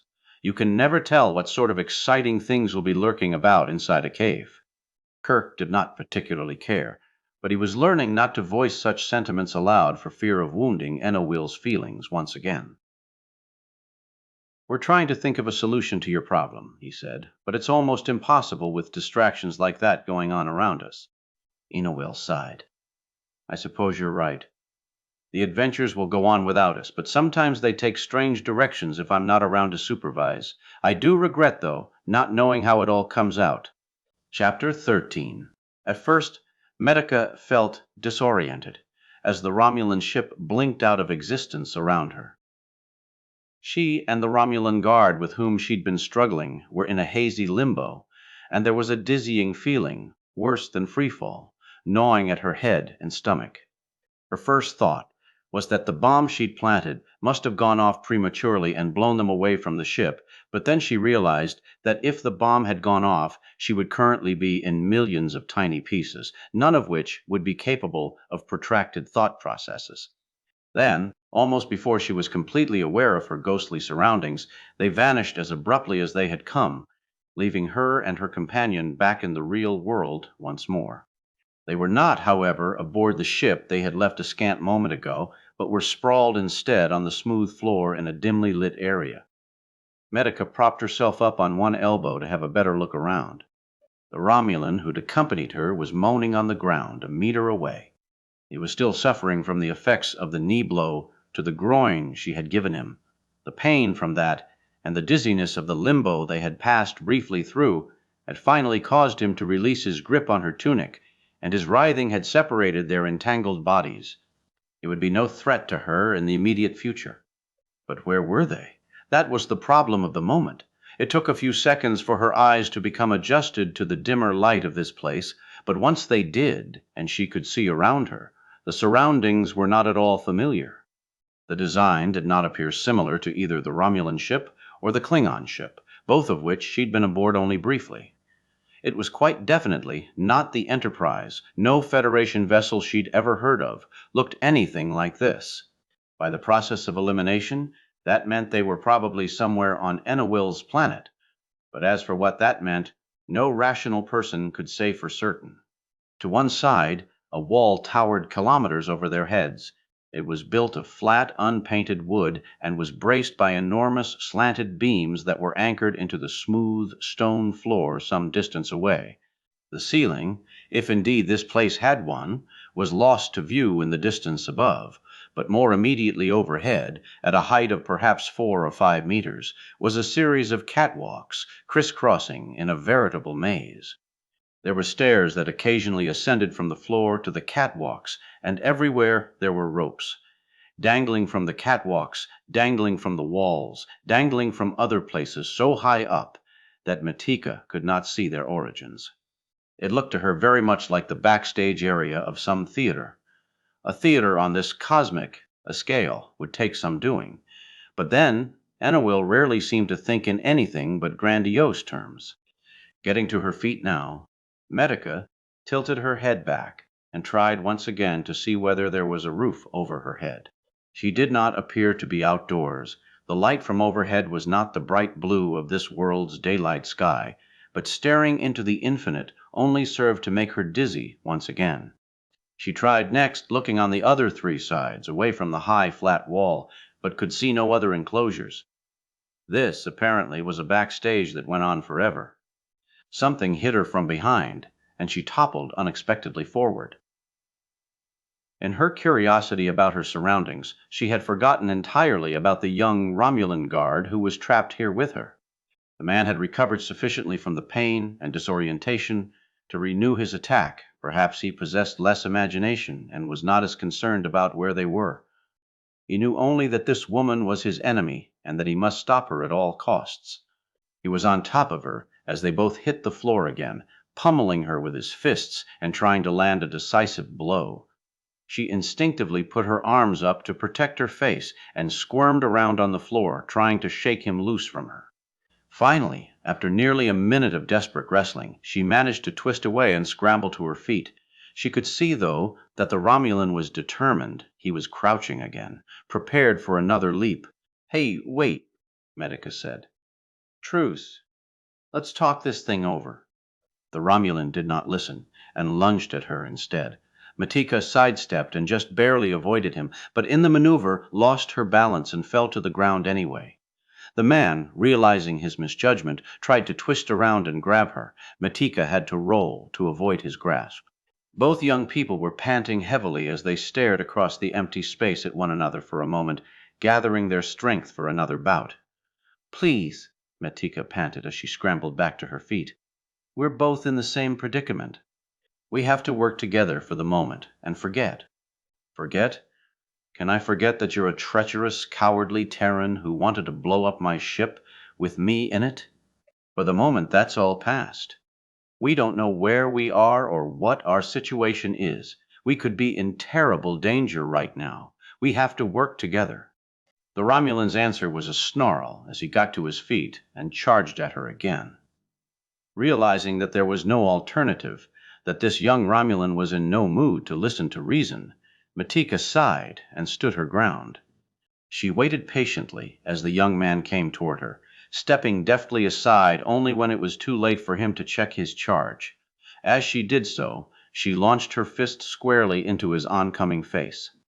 The impact jarred her arm clear up beyond the shoulder and spun her around, but its effect on the Romulan was worse. He dropped leadenly to the ground with a cut across his left cheek, just below the eye. "Ow!" Matika cried, shaking her hand in an attempt to relieve some of the pain. "I think I busted a couple of knuckles. I didn't know hitting someone like that could hurt so much." The Romulan was conscious, but his eyes were not quite focusing. He groaned and tried to push himself up off the floor, but he was too stunned. He collapsed again on the ground and lay there, gathering his strength. "Sony, I had to do that," Medica said. She cradled her sore right hand tenderly in her left. "My father was a space scout, and he showed me a few fighting tricks. This is the first time I ever actually used one, and I hope it's the last." She looked plaintively down at her throbbing hand. "Ow! That hurts. It's not too good from here, either," the Romulan panted weakly. "It's your fault. You didn't want to listen. Care to listen now?" The only response was silence. So she continued, "Well, I guess you can't do much else at the moment. My name is Matika Sparakis, and you have every right to be mad at me. I could very easily have killed you with that bomb. I normally don't do things like that, honest. I don't know what came over me." She paused and gave a sardonic little laugh. Or maybe I do. There was that smooth-talking Klingon captain, and my father's recent death, and my concern for my friends who could be dying of argon poisoning right now. It's a number of things. I'm back to normal again, I think. An apology doesn't do any good, I know. But I wanted you to know I'm not trying to offer any excuses. Just reasons. The Romulan still did not say anything, though more definite signs of awareness were creeping into his eyes. He stared at her with a long look of loathing. "Go ahead and hate me," Medica said. "I can hardly blame you, and I deserve it. But get it through that armor-plated head of yours that no matter how much you detest me, we have to work together for now. We've been transported somehow I don't know, to some strange place that may only exist in Onawell's imagination. Onawell says everything's harmless on this world, but his idea of harmless and mine are two entirely different things, and especially since we're away from the main group, he might not have this area as tightly under his control as the rest of them." Even she had to shiver at the thought of what this world might become if Onawell ever let it get out of control. Come on, I know you Romulans have your stern code of honor, but can't you at least be civilized at the same time? I've told you my name. Is yours supposed to be a secret? The Romulan was still looking at her bitterly, but her line of chatter seemed to be having its desired effect. The animal ferocity was disappearing from his features, letting something more of his true self shine through. In looking at him more closely, Matika noticed for the first time that he was actually about her own age, a young, if intense, man with light brown hair and intelligent eyes. His face, when not seething with rage and hatred, could not be called unpleasant. "Marcus Claudius Breccio," he said crisply, almost spitting the words at her. "Thank you. Now, Marcus Claudius Breccio, would you care to offer any guesses about where we are?" The young man looked around him as though seeing his surroundings for the first time. Clearly he was awed by what he saw, and Medica had to remind herself consciously that he had not been part of the Romulan team on the planet. He was not used to the immense scale on which Onawell worked, nor to the skewed logic of the mad Organian. This entire situation did take some getting used to. When Breccio did not answer after a moment, Matika offered her own hypothesis.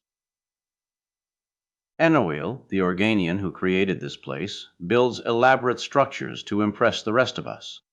According to what we know about Organians, they build their fantasy images out of pure thought energy, which means they must keep thinking about something or it will dissolve back into its original form.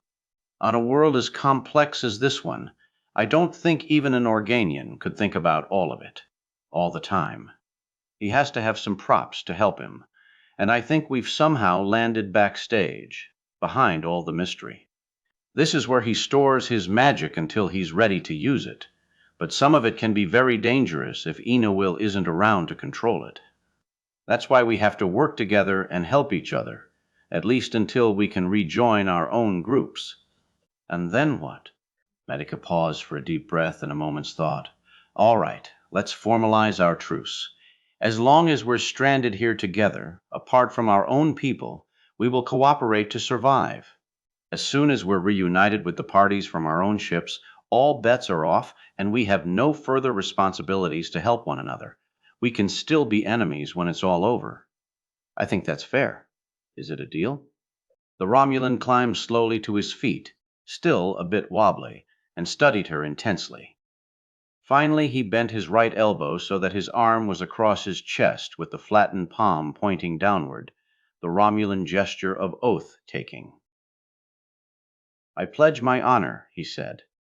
"I warn you, though, the instant we're out of this, you'll be dealt with as the cowardly saboteur you are." Matika shrugged. She had expected no more than that, and her conscience was telling her that she would deserve any punishment that came due. "Let's worry about getting out of here," she said. As they both looked around, they could see only one barrier, the flat wall that towered above their heads. On the other three sides, the appearance of a backstage area continued on as far as they could see, disappearing into the dim lighting that came from somewhere in the darkness up above. "Which direction do you want to try?" Medica asked her reluctant ally. Breccio studied the situation. "We can't climb the wall," he answered brusquely.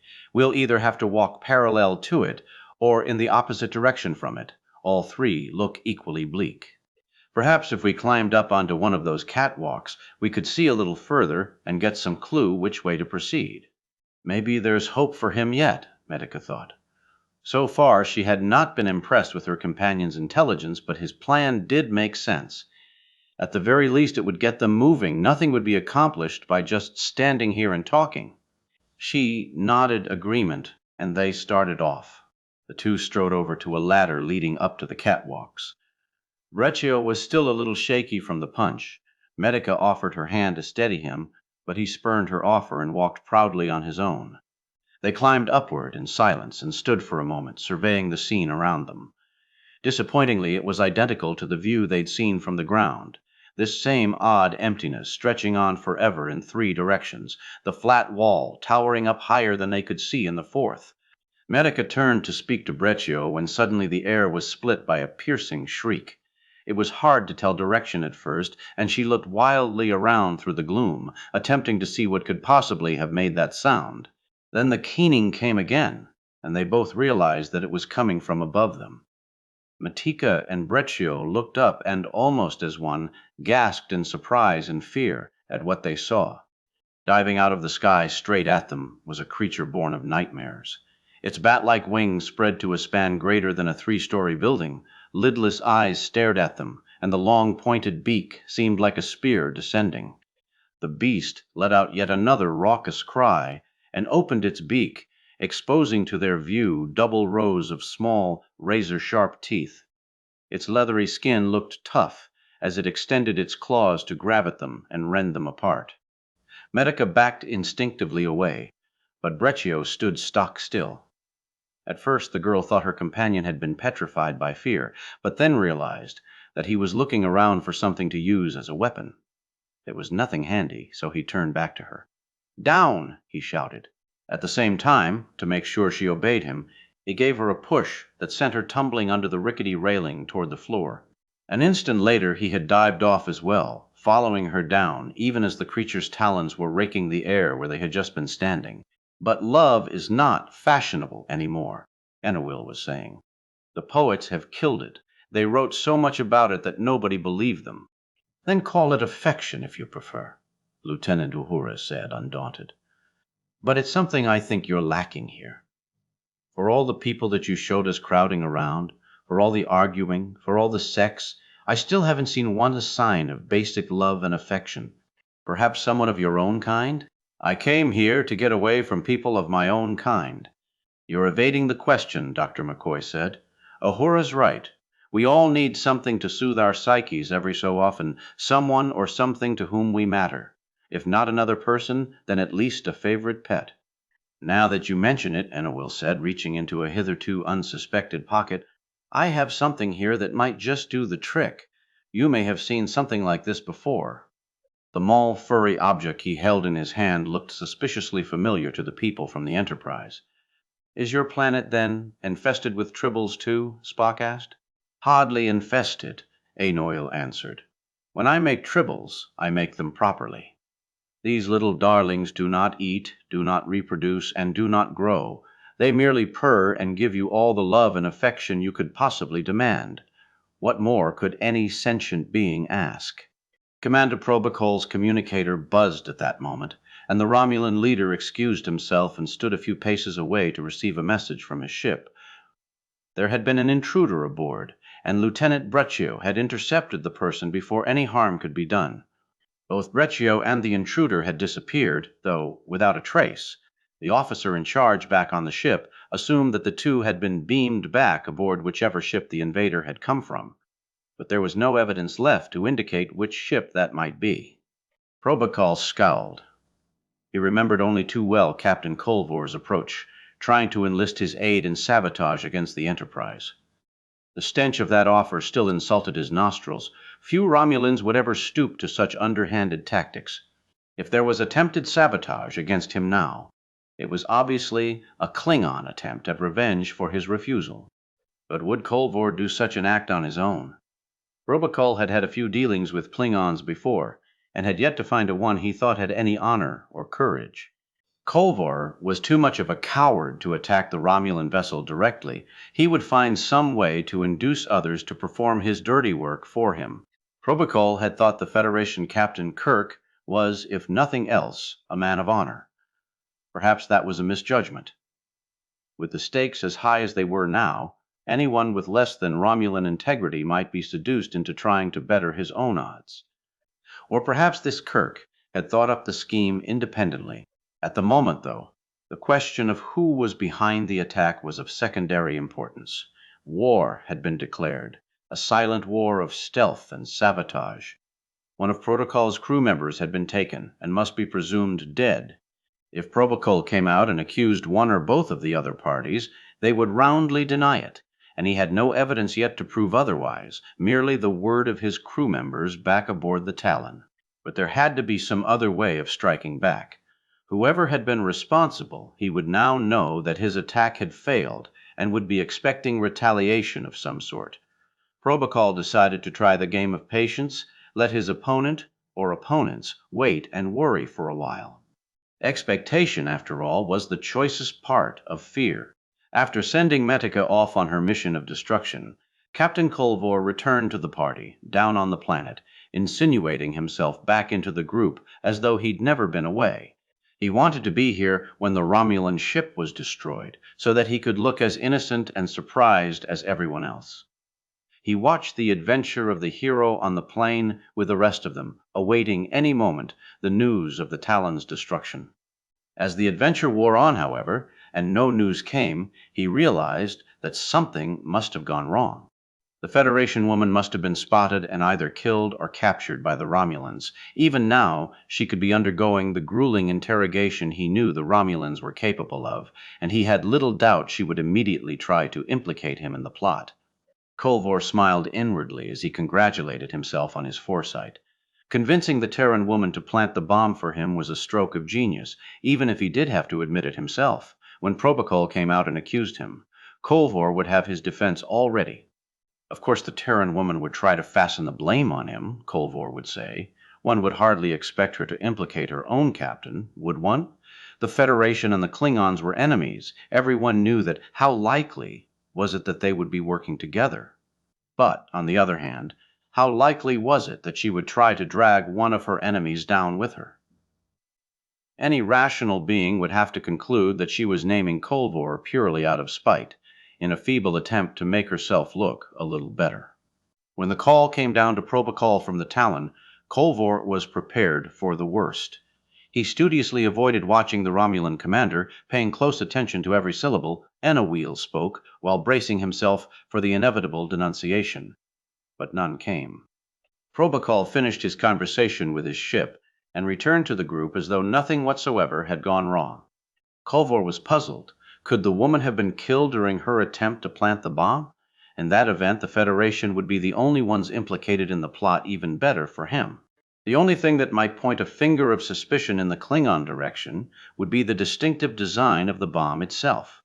But Kolvor was prepared to argue that the Federation knew perfectly well what Klingon bombs looked like, and had deliberately constructed this one in such a manner to throw everyone off the track.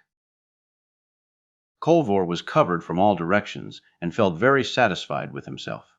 The satisfaction did not last long.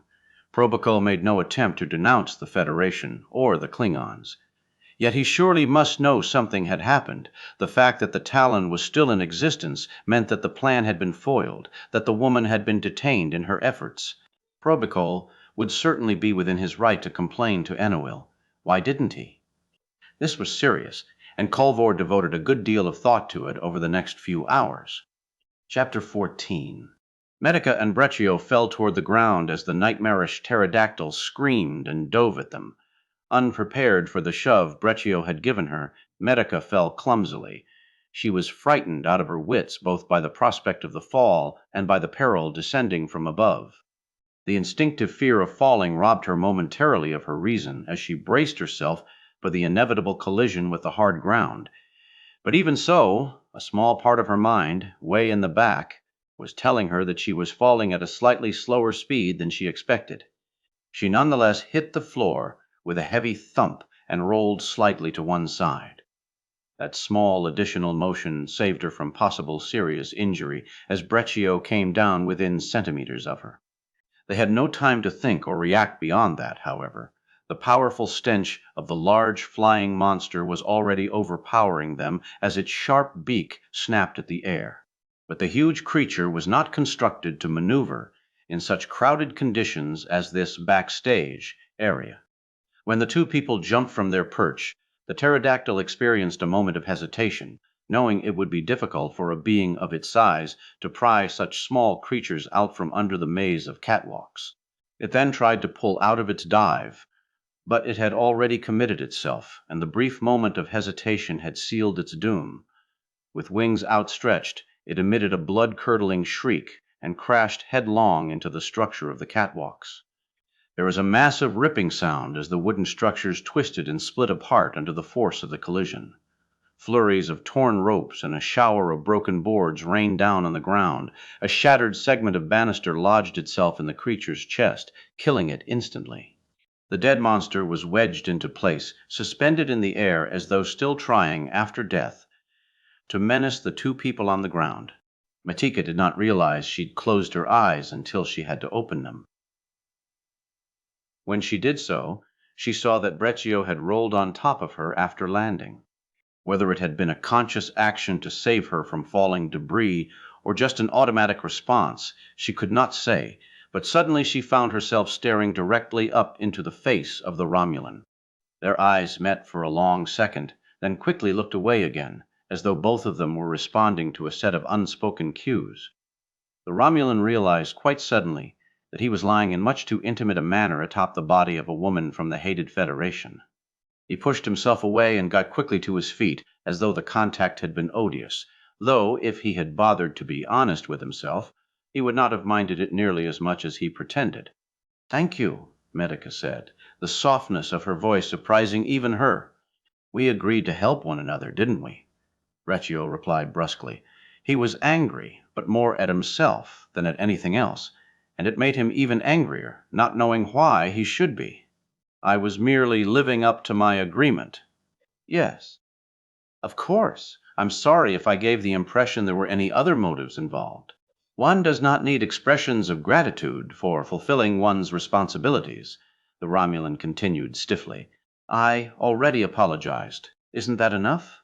Medica, too, got to her feet and began brushing the dust off her clothes.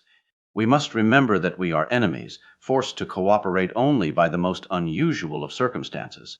When this is over, we will be enemies again. Nothing can change that." "You've made your point abundantly clear," Medica said, irked by the Romulan's single-mindedness. "Now, if I may make a suggestion, it might be wise to get out from under that thing. I don't want to be buried if it collapses onto the ground." Breccio looked upward and realized what she was talking about. The pterodactyl was suspended above them, entangled in the remains of the catwalk network, but it was swaying precariously, as though any second might see it tumbling down on top of them. Taking the girl's advice, he walked briskly out from underneath the carcass, pausing only long enough to pick up a long piece of board that had broken off one of the catwalks. The board had a sharpened edge and would suffice, barely, as a makeshift sword. "We may need some kind of weapon," he explained, and Medica nodded her consent. Now that the momentary excitement of the dive bomb attack had ended, they were faced with the same problem they'd had before. Which way to go to get out of here, wherever here was, and rejoin their comrades. Their brief survey from the catwalk had only convinced them that the job of leaving would be harder than they had originally supposed. And now there was the added difficulty that they must keep a sharp lookout against possible future attacks, either from more pterodactyls or from other, perhaps even more fearsome, creatures. Breccio looked around them and came to a decision. "I think we might have the best luck walking parallel to this wall one way or the other. It has to end someplace, and then we can walk around it. If we tried walking away from the wall instead, we might go on forever before reaching anything." The plan sounded logical to Matika, who pointed to the left. "Let's go that way then, as long as we're choosing directions at random." They began walking to the indicated direction. Their pace was slow. Both were bruised from their fall off the catwalk, though astonishingly no bones had been broken and no muscles or joints had been twisted. Medica once again recalled the falling sensation and its apparent slowness, which had to be responsible for their good condition. Could that, too, be Enawil's doing? Was he still watching over them secretly, even here in this apparently deserted portion of the world? She could not say for certain, and she did not want to put that hypothesis to the test. The two walked side by side, but by unspoken agreement kept a distance of almost a meter between themselves. They were not friends, the distance indicated, nor could they ever be. They came from enemy worlds and must remain discreetly apart. They had gone barely 100 meters when Breccio held up a hand. "I thought I saw something move down there," he whispered, pointing straight ahead. "We'd better be careful." To emphasize his words, he tightened his grip on the wooden sword he carried, holding it point outward, ready to thrust at an enemy if necessary. He moved away from the wall, toward the series of braces that supported it, so that he could remain at least partially hidden. Medica followed his example while still maintaining the social distance between them. They stood there for a minute, not moving, hardly even daring to breathe, as they scanned the territory ahead. Then Medica, too, spotted a motion. She immediately pointed, and Breccio nodded agreement. They both knew there was something down there, and it was coming their way fairly quickly. In another couple of minutes it had approached close enough for the pair in hiding to make out what it was. Medica had to stifle a gasp, and even Breccio looked slightly shaken. It put the girl in mind of the ogres in the fairy tales she'd read as a child. The being towered well over 2 meters tall, and could not have weighed less than 150 kilos. His beefy body was clad in some moth-eaten animal skins, and was almost as hairy as they were. Scraggly black hair hung over his close-set eyes, while 2 enormous tusks reached upward from his underslung jaw almost to the edge of his snout-like nose. He carried a massive iron sword at the ready, as though he, too, were expecting trouble. Breccio was about to turn to Medica and suggest that they hide and hope the ogre would not see them when the matter was suddenly made academic. The ogre's piggy eyes, which had been darting back and forth across its path, lighted on the pair standing by the support. With a bellow of rage, he swung his sword in a full circle twice over his head and charged directly at the 2 smaller beings. Medica and Breccio immediately separated, hoping to delay the other's attack by offering 2 different targets. The ogre, noticing that Breccio was the only one of the pair who appeared to be armed, turned and went after him. The other one, he reasoned, would be less of a threat and could be dealt with later. Breccio backed away, trying to avoid a direct confrontation. He knew his broken board was no match for the ogre's iron blade. It couldn't even be used for parrying, for one whack from the real sword would shatter Breccio's weapon to pieces. He would have to stay out of the other's reach and pray for an opening that would allow him to use his flimsy weapon to advantage. It was not an easy task. For all the ogre's immense size and bulk, he moved with amazing quickness and agility and had a reach that covered large distances. The smile on his bestial face was a grisly snarl of triumph as he watched his opponent dance away in fear. Then tragedy struck. Breccio's foot caught on a slight irregularity in the floor, just as he was backpedaling away from the ogre's mighty sword strokes. The Romulan fell backward onto the ground, and the ogre roared with delight. This would be the perfect chance to finish off his puny antagonist.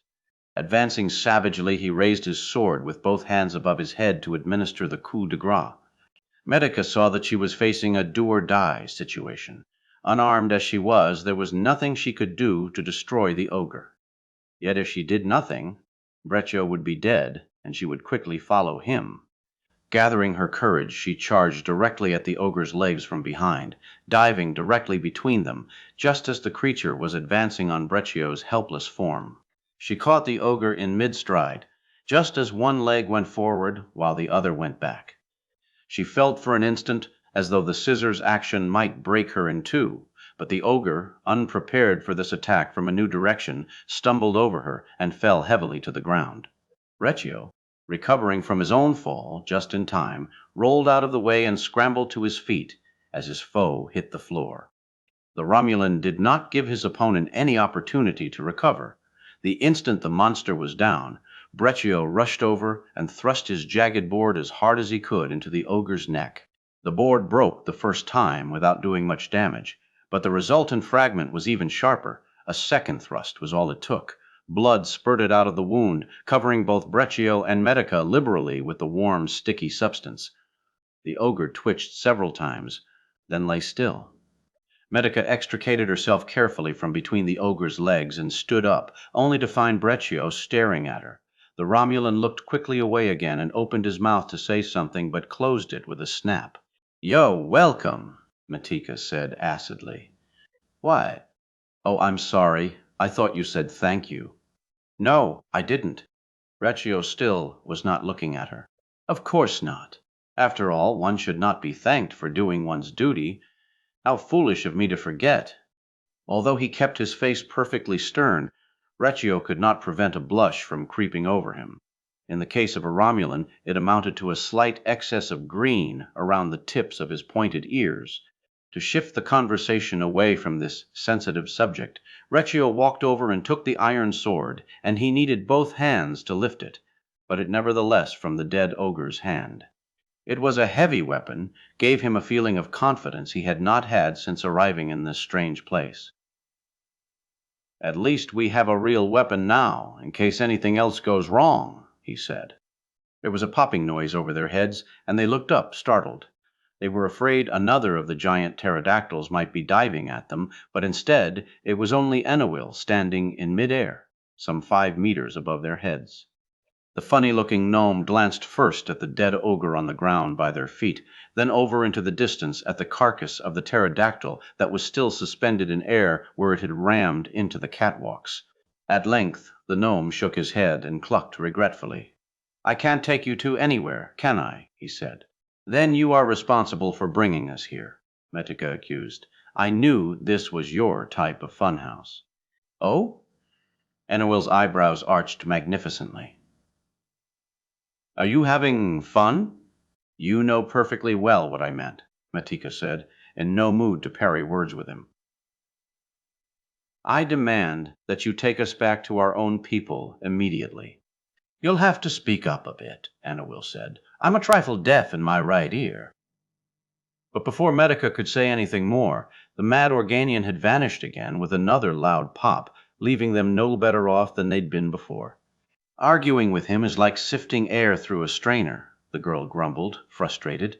"You end up feeling that nothing's been accomplished." When Breccio did not reply immediately, Medica glanced over at him and found him staring upward into the gloom. She craned her head back so that she, too, could look at whatever he was seeing, and the sight made her gasp. There, silhouetted against the hazy sky, was an enormous dragon flying past, clutching a weakly, struggling princess in one massive, scaly claw. The feast that was laid out before the assembled groups from the 3 ships was far beyond what might be fit for a king. No king in the history of any single planet could have afforded all the exotic dishes that were on the table, waiting to be sampled. There was nardhorn stuffed with tiny Melastin crayfish and covered with a thick wine and manzatine sauce, tiny drofowl, none bigger than a human thumb, roasted to a succulent brown, crisp Patastorian beef pasties, fine rhomboid protein cakes with addleberry dressing, live crustumers duly exuding their pink, eggy secretion that was considered such a delicacy on the planet. The feast was spread upon long, rectangular wooden tables in an immense hall more than 100 meters long. Enowil had brought the group here in response to a suggestion that perhaps what was lacking in his life was the pleasure of gourmet dining. Enowil was in the process of making the point that while his energy body did not need the same kind of sustenance that physical bodies required, he could nonetheless supply himself with any delicacy so far found within the universe. After admitting that he had detained his guests too long without food, he invited them to partake of this feast at their own leisure. He disappeared briefly, but returned a moment later as chipper as ever. Kirk wandered up and down the tables, sampling little bits from various dishes as though at an immense smorgasbord. The quality of the food was indeed the highest he'd ever tasted, but his mind was far from his palate. There were other curious events occurring than the ones that Enowil provided. Both Probacol and Colvor were behaving very strangely. During the past couple of hours, Kirk had noticed them watching him with unreadable expressions on their faces, although they looked away quickly enough when they realized he had noticed. They were also staring even more often at one another, with expressions of calculating cunning. It was as though there were some sort of game going on, one to which Kirk had not received an invitation, although the others assumed he knew the rules. He was curious to learn what it was, but for obvious reasons could not ask either party involved. In the end, he decided to flash knowing smiles to each, hoping they would think he knew more than he did. He was also very puzzled by the disappearance of Medica Spirukes. She was definitely no longer with the three parties that were following Enowil through this wonderland. He had placed a quick call back up to the Enterprise, only to learn that she had not been beamed back aboard. Asking Enowil had been useless. The Organian had merely smiled and said, "While I am all-powerful and all-knowing, Captain, that doesn't mean I'm all-telling as well." The fact that Enowil was not worried could be interpreted as a good sign. But then, what did Enowil have to worry about? Medica's welfare was Kirk's responsibility, not his. Kirk checked with his other officers, but none of them could precisely remember the last time they had seen Medica. The captain was pretty sure he and the girl had argued before Spock's game with the computer, but that had been several hours ago. And in the meantime, the Romulan and Klingon leaders had begun their unspoken game. Could Medica's disappearance have something to do with that? But what connection could there possibly be? Kirk absently took a taste of a variety of food he'd never seen before. If things continued as they were for much longer, he would have to take some action to break through the silent game the Klingons and the Romulans were playing. He wasn't sure yet what form that action would take, but he did know that whatever it was, Colvor and Probacol would remember it for a long time to come. Captain Colvor's confidence in the brilliance of his strategy had by now long since evaporated. There was no question but that the Romulans knew of the attempt against their ship. An attack by Probacol against the Klingons' Andor, the Federation, should have followed. But to have the foray totally ignored was unsettling, to say the least. To a Klingon like himself, waiting around for something to happen was an excruciating torture. Colvor preferred to be taking direct action against his opponents, whatever the outcome might be. He dared not act against the Romulans again. The first attack would have put them on alert, and there was little chance of taking them by surprise a second time. The Enterprise, though, would make a slightly easier target. Being a bigger ship, there would be more places inside it for hiding, and, having no inkling of what had gone on, they were not as likely to be alert against the possibility of intruders. He would not try, though, to find some willing Romulan this time to do the job for him. Despite the advantages such a plan had, it held one enormous drawback, namely, that it depended entirely on the abilities of a member of one of the lesser races. It was obviously the Terran girl's incompetence that led to the failure of the first plan. Colvor refused to make the same mistake twice. He reminded himself of the old Klingon motto, "Never trust an inferior to get the job done properly." Next time, as soon as the opportunity presented itself, he would personally supervise the job. He called up to his ship and ordered his engineer to prepare another bomb. Chapter 15. The day turned out to be a long and wearing one for Medica and Breccio as they made their plodding way through the seemingly endless backstage area of Enowil's world. Matika had had nothing to eat or drink since leaving the Enterprise with the rest of the group, and her body was complaining loudly about her mistreatment of it. There were no toilet facilities back here, either. When privacy was needed, she would explain the situation to Breccio and walk a sufficient distance from the wall until she was behind one of the braces. Breccio, for all his crude Romulan ways, behaved in a gentlemanly manner and waited patiently for her to return before continuing. She returned the favor for him when necessary. No matter how far they traveled, they could find little relief from the drabness of their surroundings. Catwalks and braces, ropes and sandbags seemed to be the universal decor. At one point they found a pit in the floor, filled with enormous gears and cogwheels, some more than 5 meters in diameter, all spinning and ticking away as though the entire world were running on clockwork. Medica refused to believe that. Enowil had probably put these in here merely for effect. The two travelers made their way around the pit and continued on after the detour, as though nothing had interfered with the journey. But if the landscape was monotonous, their journey itself was not. The pterodactyl and the ogre were only the first of the bizarre and dangerous beings they met along their odyssey. There was a fiery demon, whose very touch would probably have proved fatal, a pair of animated skeletons with no organs to damage, who kept on fighting until their bones were broken apart and scattered over the ground, an Or in thick bronze armor, spectral creatures who were totally intangible, yet who could smother a living being by enveloping it within their shadowy forms. Somehow, no matter how formidable their opponents seemed, the two travelers always managed to win their contests. The margin of victory was sometimes far too narrow for comfort, but they emerged unscathed from each battle. Secretly, Metcalfe formulated the theory that Enowil was watching them all along, deriving some vicarious thrills from observing their exploits, but making sure things never got too far out of hand. She did not voice these thoughts aloud, however. For one thing, Enowil would hear them if she did, and it might affect his behavior. And for another, she didn't want to let the pressure off Breccio. Her own continued welfare depended too much on him. The young man was still a minor mystery to her despite all the trials they were enduring together. Having been brought up with a rigid Romulan sense of ideals and duty, he abided faithfully by their promise of mutual assistance, and Medica knew he would continue to do so until they were out of danger. But beyond that, there was no saying. The Romulans were, after all, a distant offshoot of the Vulcan race, and reading their emotions was sometimes difficult. Breccio was clearly uneasy, working so closely with an enemy of his people. If he felt cooperation was no longer necessary, might he not consider their pact terminated? That would return Medica once more to her status of saboteur, and she was only too aware that, in battle situations, the Romulans took no prisoners. She, as an enemy, would be killed outright.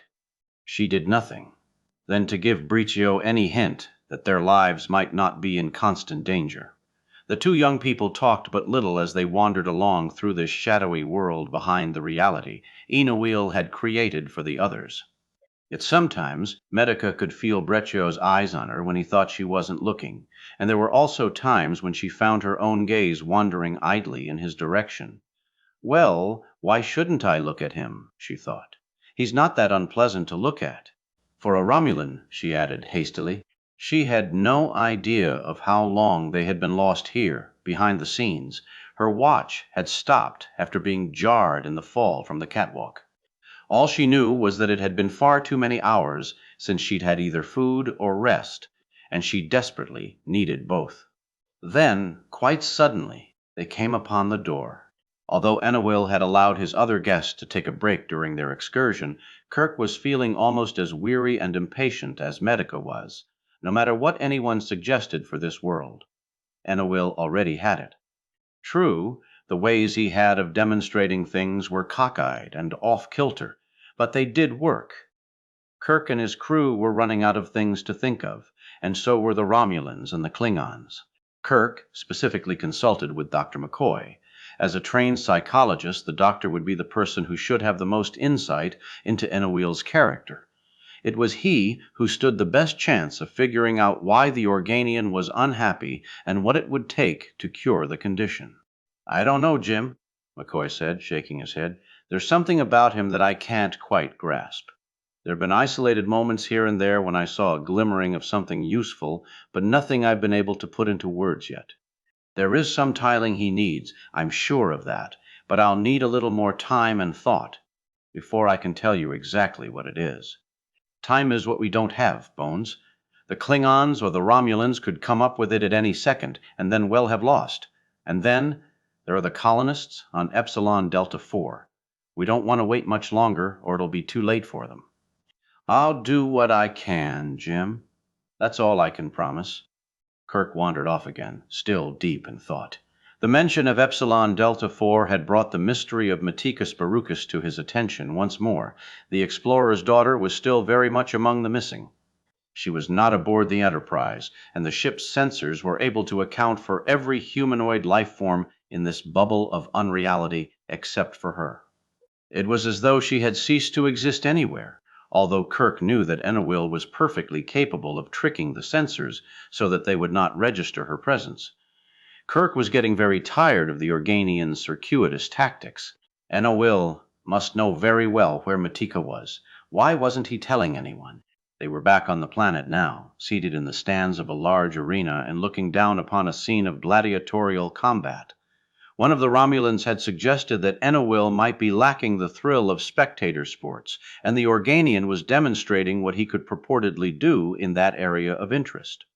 The sight down on the field was worse than a four-ring circus. Several teams of men were wrestling bare-handed. Other men were fighting in an apparent free-for-all with swords, morning stars, maces, battle-axes, pikes, nets, and daggers.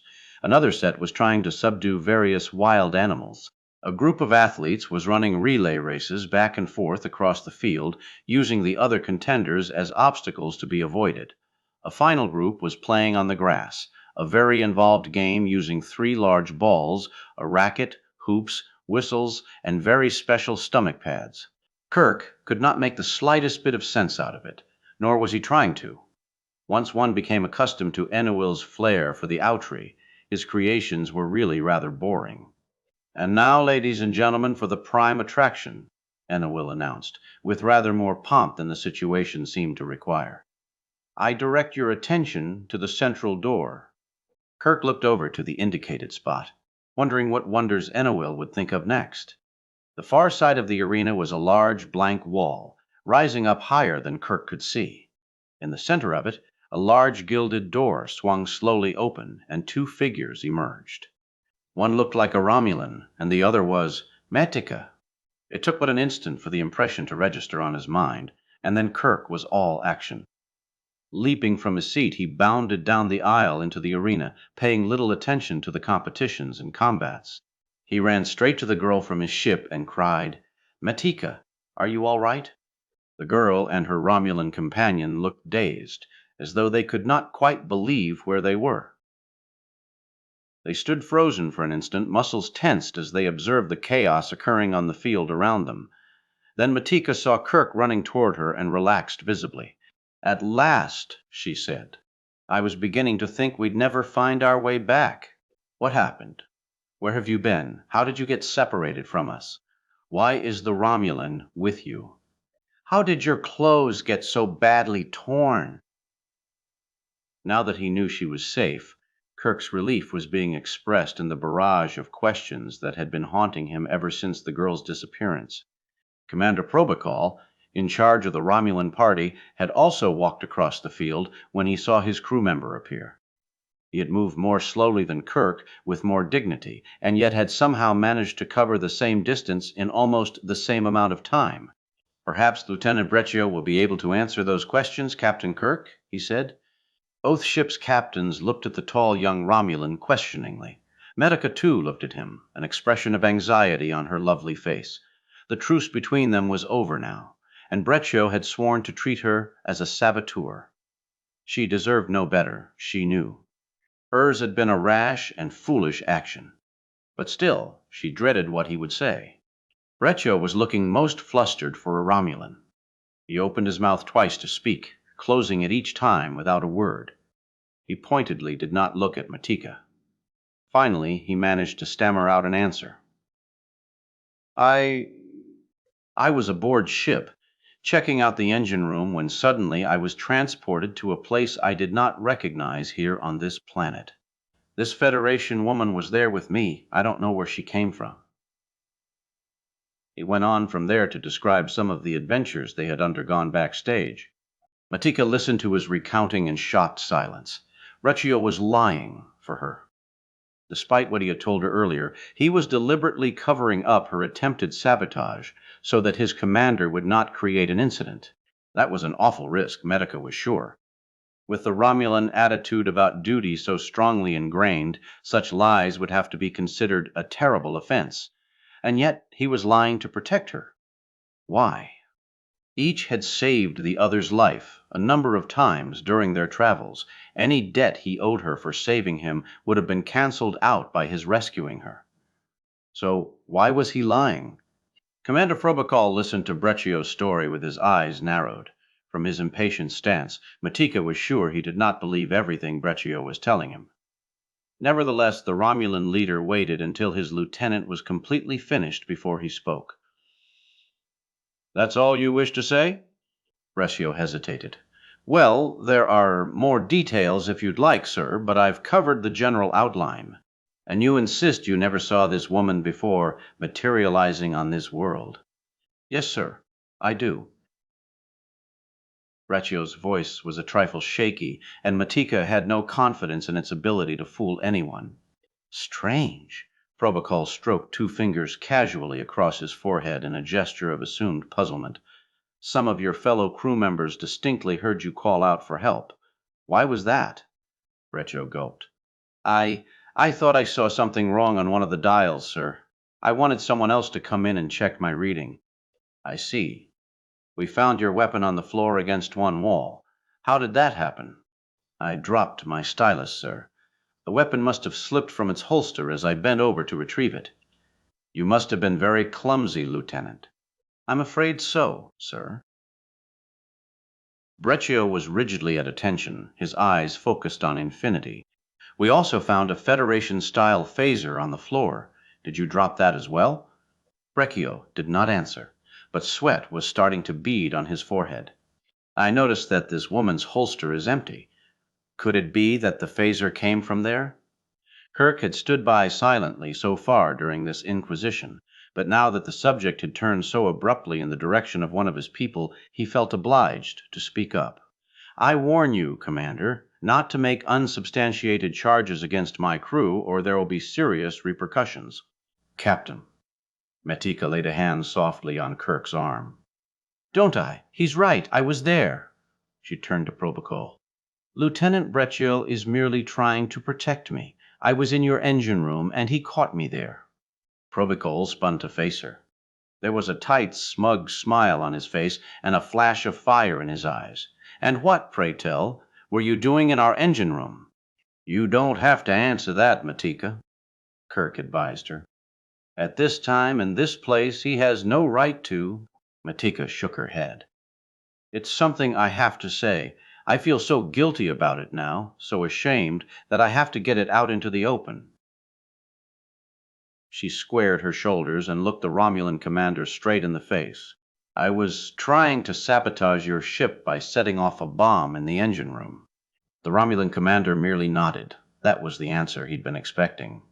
But Kirk looked stunned. "You what? Who gave you the authority? No one aboard the Enterprise would have beamed you onto the Romulan ship without orders from me." "Are you trying to protest your innocence, Captain?" Probacol asked icily. "He is innocent, Commander," Medica said. "I've told you the truth so far, and I'm going to continue. It was Captain Colvor who talked me into it, and I went along with him because I was in a hurry, and I didn't stop to think rationally. That's not a good excuse, and I'm not trying to use it as one. Colvor took me up to his ship, gave me the bomb, showed me how to set it, and beamed me onto the Talon. Lieutenant Breccio caught me and tried to stop me, and then we were suddenly transported here.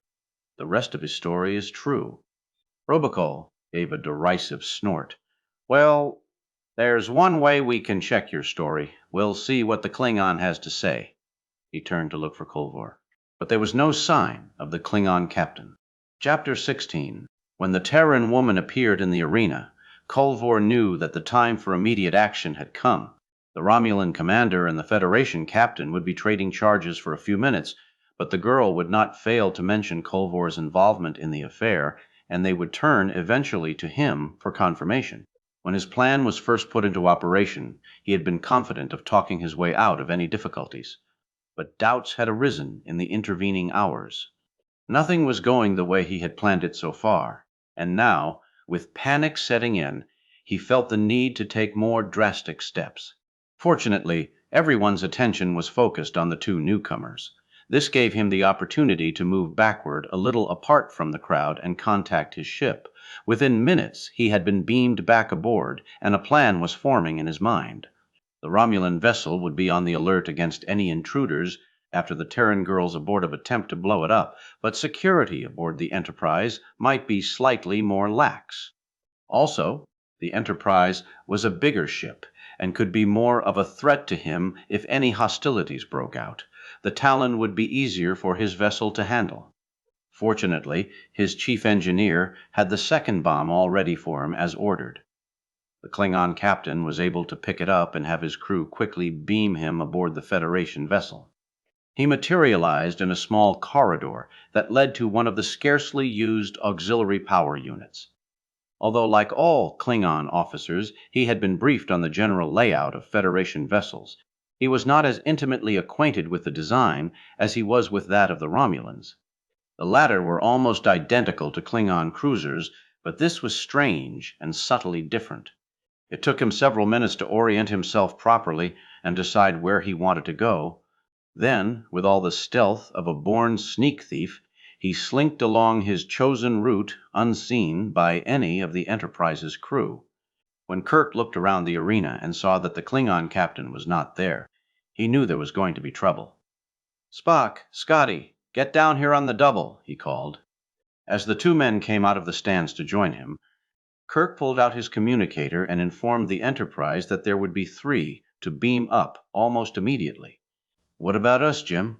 McCoy asked, indicating the rest of the party from the ship. Kirk shook his head. "I only need people familiar with the technical workings of the ship. If we can't stop Culvor, there's little more you could do, and in that event, I'd prefer you were safely down here." By that time, Spock and Scotty were at the captain's side. Kirk gave the order to the ship, and the trio immediately felt the strange tingling sensation of the transporter beam. Seconds later, they were standing in the familiar surroundings of the transporter room aboard the Enterprise. Kirk stepped down off the platform and moved quickly to the intercom built into the wall. "Captain to bridge," he said crisply. "Condition red. Repeat, condition red. Captain to security. Intruder alert. There is reason to believe we have 1 or more intruders aboard ship with the purpose of sabotage. Search to be concentrated in the engineering areas. Each security team is to be accompanied by someone from engineering so that it can know what signs to look for. Intruder or intruders must be presumed armed and dangerous, so I want all phasers set to kill. We can't take any chances." That done, Kirk turned to his chief engineer. "Scotty, I want you to draw up the search pattern. You know the ship's workings better than anyone else. List the places you'd go to do the most damage if you had only 1 bomb and very little time." Scotty scowled. "Aye, Captain. I can think of about a dozen, offhand." That's what I was afraid of. Turning next to his first officer, Kirk went on. "Spock, come with me to the bridge. I want you to tie the computers into the internal sensory system to see whether we can find any traces of someone or something that shouldn't be there. If the computer can pinpoint any areas of danger, it might save the search teams some time." Out in the halls, lights were flashing, sirens were wailing, and people were running past them. It looked like total chaos, but Kirk knew it was an orderly confusion. Each member of the crew had his specific battle station and knew how best to reach it from anywhere on the ship. The captain and his first officer pushed their way through the crowd to the nearest Turbolist station and waited for the next available car. Both traveled in silence during the trip, which was quicker than usual. During red alert, the turbolifts worked at peak speed, even if it was a little more uncomfortable for the occupants. Once back on the bridge, Kirk felt a little more at home, a little more capable of dealing with any problems that might arise. He was at the nexus of the ship, the focal point of everything that happened. Reports were reaching him continually from the scattered teams as they spread out through the ship in search of Klingon sabotage. Behind him, Spock was working with his usual Vulcan efficiency at the computer terminal, looking for any clue that might indicate the presence of the enemy. Despite the tension of the situation, despite the danger to the Enterprise and its crew, Kirk almost felt relieved at being back here where he belonged. This was a threat he could understand and deal with. It was based firmly in reality, unlike the lunacy of Enowil's madcap planet. At least there were rules here that made sense to sensible people. "Captain," came Spock's voice from behind him. "I believe I've found something." After a long string of negative reports, Kirk was willing to leap at anything. He bounded out of his command chair and was at the Vulcan's side in a matter of seconds. "What is it?" "There seems to be a break in the relay override circuits." "Take a look for yourself." Kirk glanced at the schematic drawing on display in Spock's viewer. The relay override circuits were the ship's fail-safe mechanism that would inform engineering instantly of any breakdowns in crucial functions and would automatically reroute those functions to the backup systems. A ship as big and complex as the Enterprise had many backups built into it. A potential saboteur would want to ensure that those secondary systems were out of commission before tackling his main objective. Otherwise, his plans might well go for naught, even if he succeeded in planting his bomb. Kirk was immediately on the intercom to his chief engineer, who was coordinating the search. "Scotty, there's been some damage to System EC 1052. What exactly does that mean?" There was silence for a moment as the engineer considered the problem. "EC 152 is the alarm to let us know when something is wrong with the engine coolant system. If it isn't working, there's no way to switch on the auxiliary coolers." The situation immediately became obvious to Kirk.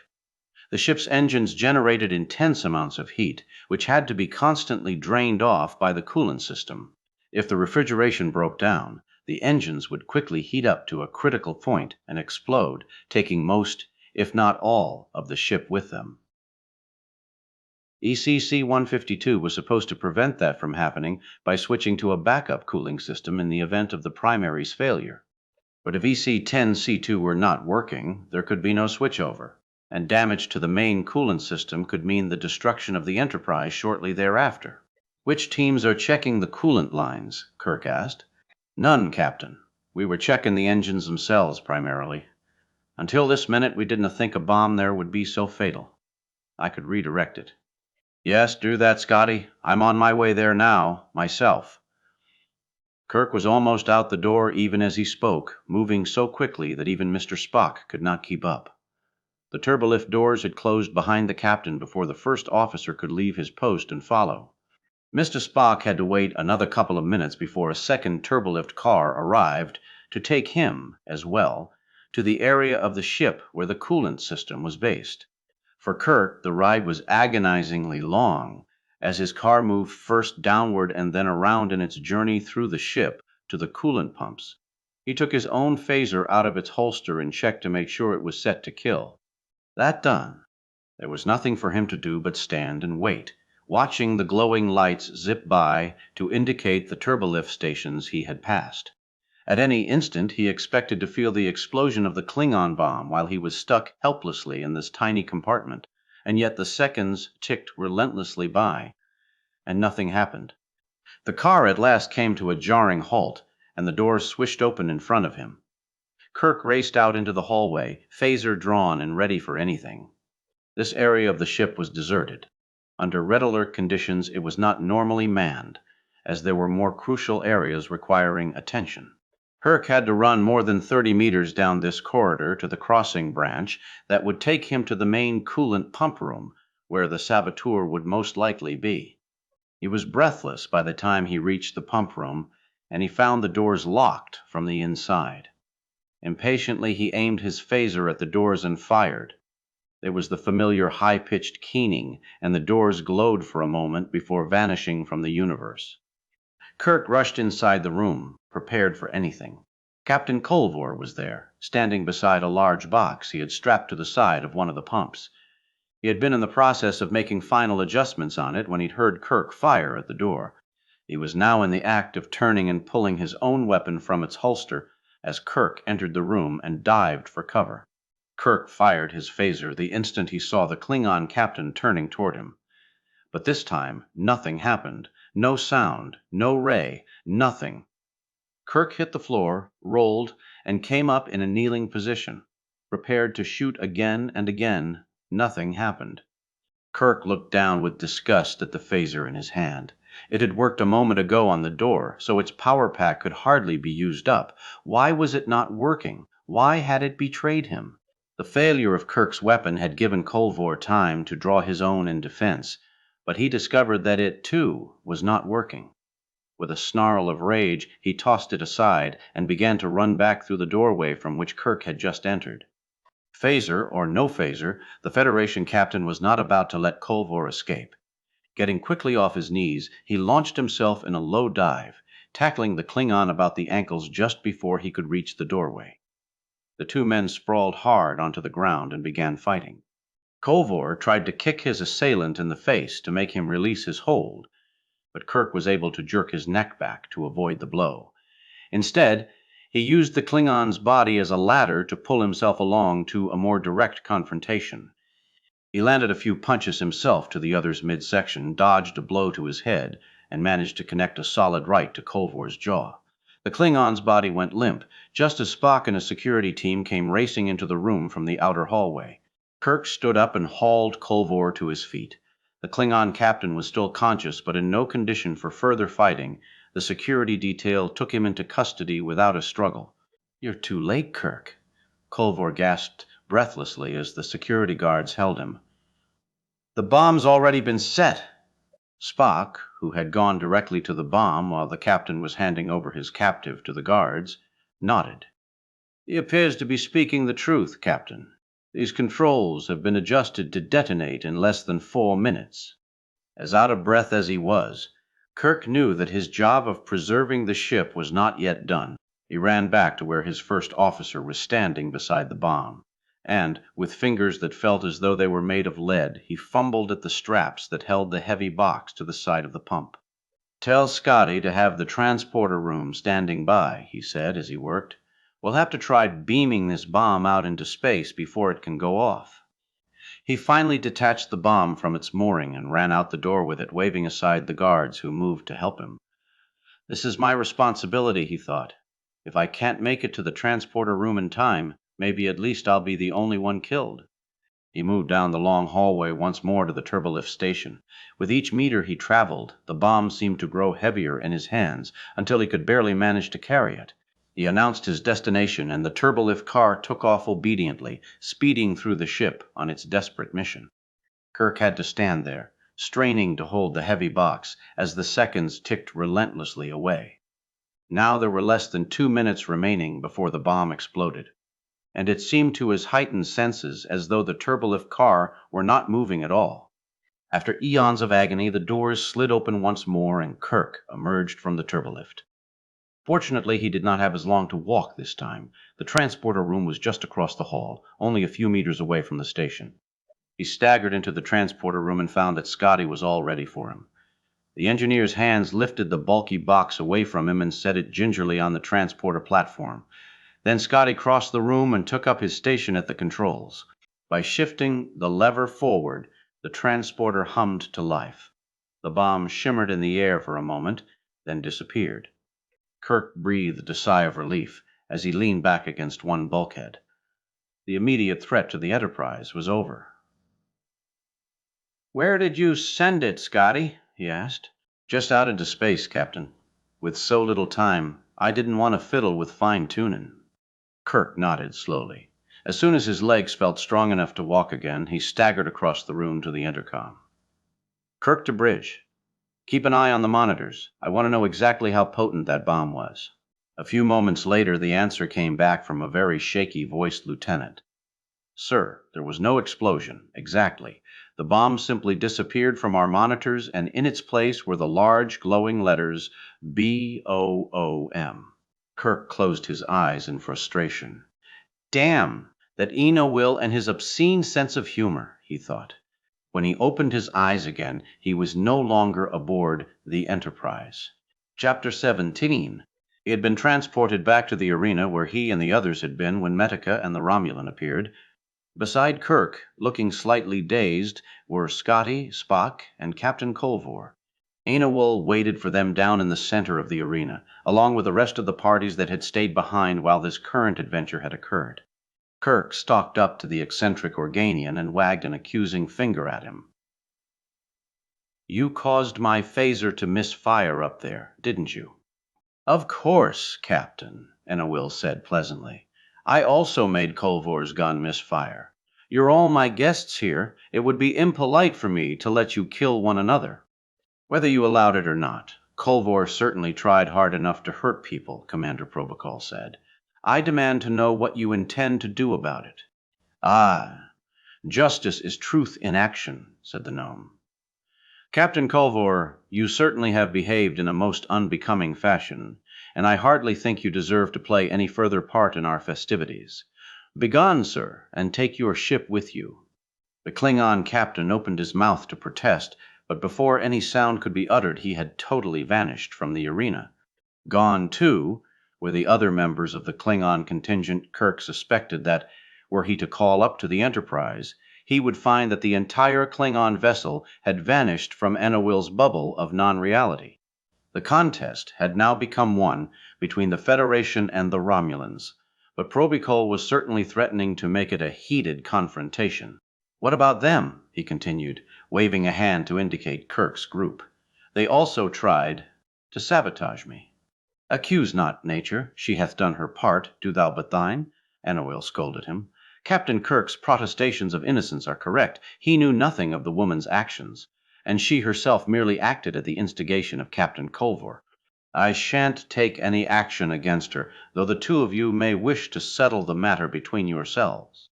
I'll teach her how the Romulans deal with saboteurs, Probicol growled. Not so fast, Kirk said. She's still a passenger from my ship, under my jurisdiction. By attempting to disrupt relations between your empire and ourselves, she's violated a number of our own laws, and she's in very serious trouble. He glared at Metica to let her know he meant what he said. I can assure you, Commander, she will be severely punished for what she has done. The Romulan commander gave a small snort, but said nothing. Metica turned to look at Probicol. What? What will happen to Lieutenant Breccio? She asked tentatively. Commander Probicol drew himself up stiffly. That need not concern you. He lied to me about your part in this affair, which is a breach of his duty. Whatever misguided reasons he had for doing so, he will learn better for the next time. If, indeed, there is a next time. While this interchange had been going on, Dr. McCoy came up to Kirk and tapped him on the shoulder.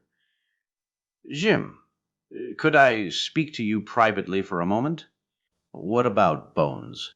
Well, after you returned to the ship, nothing much happened here. Enowil disappeared, and I figured he was probably going to watch you. I figured he must really enjoy watching us jump through our paces for him. And that set me thinking about some other things. He and Kirk moved away from the main group and lowered their voices so no one else could hear them. Metica took this opportunity to look over at Breccio. The young Romulan was standing at rigid attention, even though his commander had moved away and was momentarily ignoring him. That was a very noble thing you did, Metica said softly, telling your commander lies to try to save me. It wasn't noble, Breccio said. It was stupid. Then why did you do it? Although he remained at attention, there seemed to be a slight movement of uncertainty in his body. I don't know, he said, and he deliberately did not look at her as he spoke. Our agreement was up, Metica persisted. You didn't have to protect me. I'm aware of that. Could it be that you started thinking about me as a person instead of as an enemy? Breccio did not reply immediately, and he was saved from having to answer at all by the return of Captain Kirk. The commander of the Enterprise was looking at Enowil with a confident grin illuminating his features. I think we've solved your riddle, Kirk told the gnome. It should have been obvious from the very fact that you brought us here in the first place. Your behavior in showing us around has only made it clearer. Now you're the one speaking in riddles, Captain, Enowil said, intrigued. Please let me know what your idea is. Do you remember how disappointed you were when I didn't want to see the rest of the zoo? And how disappointed when Lieutenant Uhura didn't like the lion you made for her? And how disappointed when we didn't want to watch the rest of the adventures you planned? You wanted us to enjoy those things as much as you did, and you were downcast when we didn't. What you need, Enowil, is an audience. The Organian looked at Kirk for a moment and wrinkled his brow. You mean like this? The stands of the arena around them were suddenly full of people. Some were cheering madly, some were laughing, others gasping in horror. The roar of the crowd was almost deafening. Kirk closed his eyes and shook his head slowly. No, not at all. You've already proved you can create people. You can make people who are happy, sad, brave, or cowardly. You can make people who can agree or disagree with you. But, by the very nature of your powers, you can't create someone who exists independently of you, who has a judgment of his own that functions without reference to yours. That's what you need. You brought us here to show off what you could do. Indirectly, you've been asking our opinions of everything you create.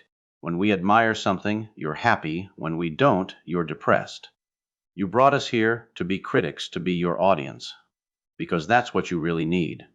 We're not paid to laugh at your jokes or even to argue with you.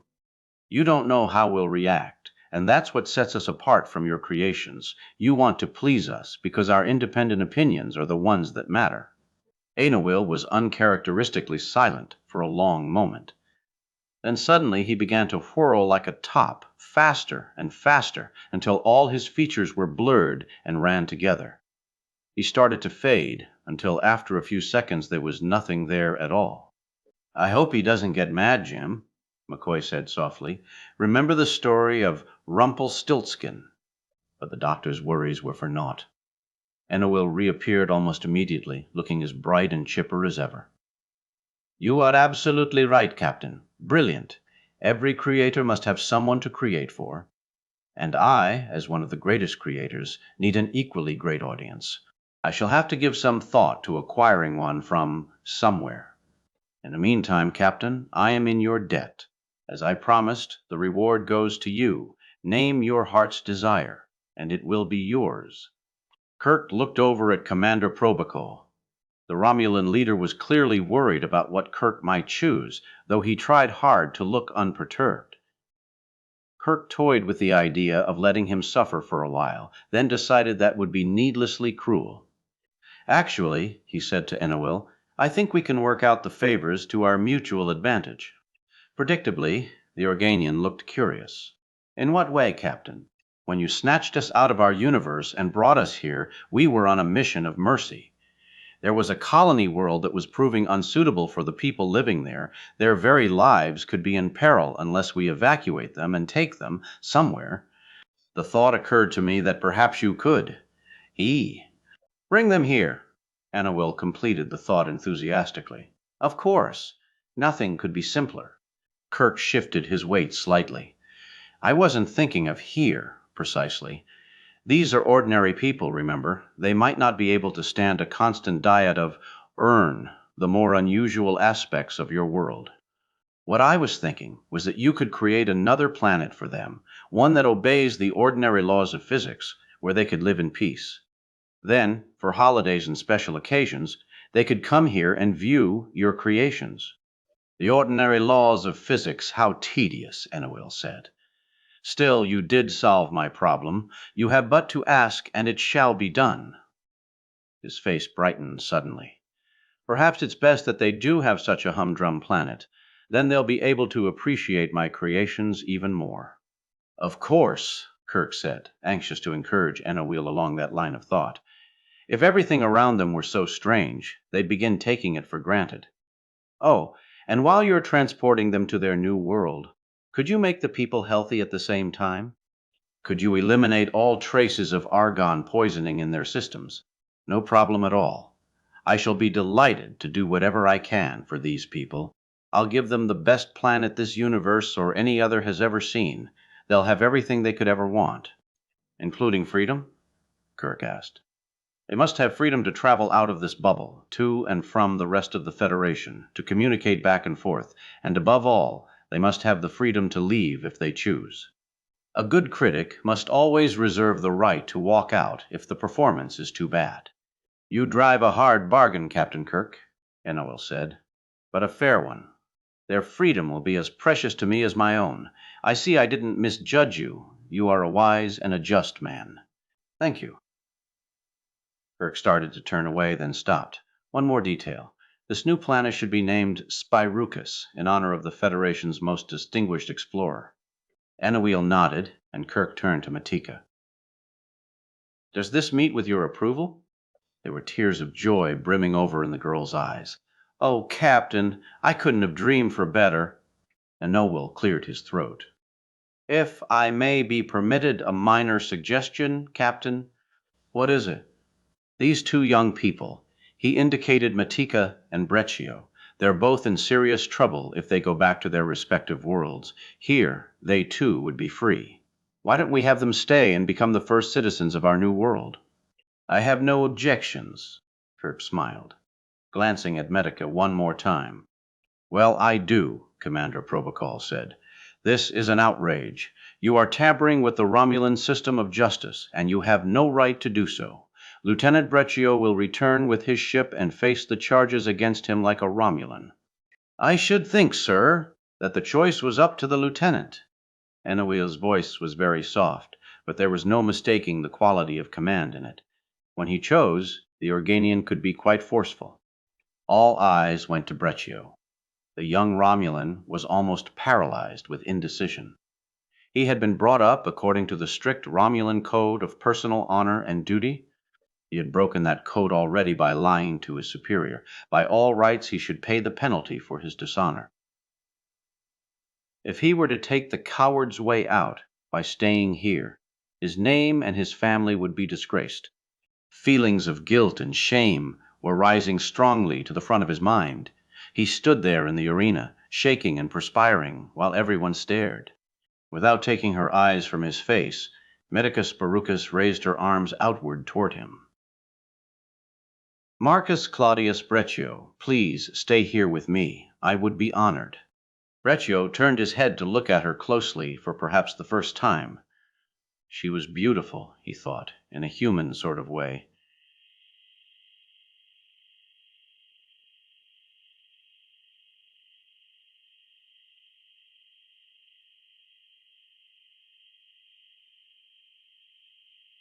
What was more important, she wanted him to stay with her. He realized that it was better to stay where one was honored than to go where one was not.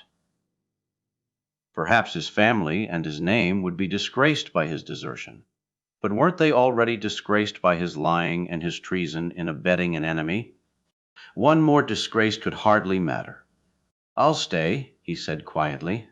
Commander Probacol was furious. He took a step toward Breccio, perhaps with violence in mind, but nothing ever came of it. Enowil had merely to raise his hand, and the Romulan leader, together with his entire contingent, except for Breccio, vanished from the arena. They're aboard their ship again, back in their home territory, Enowil said simply. I trust that will mollify them a little. Breccio and Matika walked toward each other, arms outstretched as though in a dream. Their hands locked, and they stood staring into one another's eyes as though the rest of the people in the arena did not exist. Taking their cue, Enowil and the Federation party walked away to leave the two young people alone for a while. It may take me a few days to create the new planet, Captain, Enowil admitted. A whole new world takes time to make. Legend has it that you need 6 days, Dr. McCoy said. Bah, only for the unskilled or the unpracticed. I'll only need 3 at the most. In the meantime, Captain, I'll let you return to your ship with my thanks. I have to thank you, too, for helping solve our problem. Kirk smiled. And for providing us with a very entertaining experience. The little foolery that wise men have makes a great show, Enowil said, then winked. Farewell, Captain. Kirk and the rest of his crew found themselves suddenly back aboard the Enterprise, standing on the bridge. The viewscreen at the front showed not the milky luminescence of Enowil's bubble, but the blackness of space dotted by the diamond dust of stars. They were back in their own familiar universe once more, in orbit around Epsilon Delta 4. Dr. McCoy moved up to stand at the captain's elbow. I think you made the right decision about the wish, Jim. But all the same, don't you suppose you'll wake up sometimes in the middle of the night and wonder what else you might have wished for? The same thought had occurred to Kirk. Anything our hearts desired, with a whole universe to choose from, what couldn't we have had? Wealth, women, power, immortality. The human soul can be a greedy beast. It's a frightening thought, Bones. That's why I made the choice quickly, before I had the chance to think of something selfish.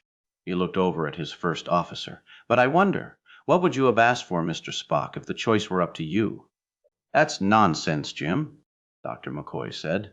Everyone knows Vulcans have no wishes or desires. On the contrary, Doctor, Spock said calmly, I could always have wished for a little less sarcasm from those around me. And for once McCoy was at a loss for words. Benese, about the author. Stephen Goldin is a young science fiction writer who lives with his wife, Kathleen Sky, in California. He has several other science fiction titles to his credit,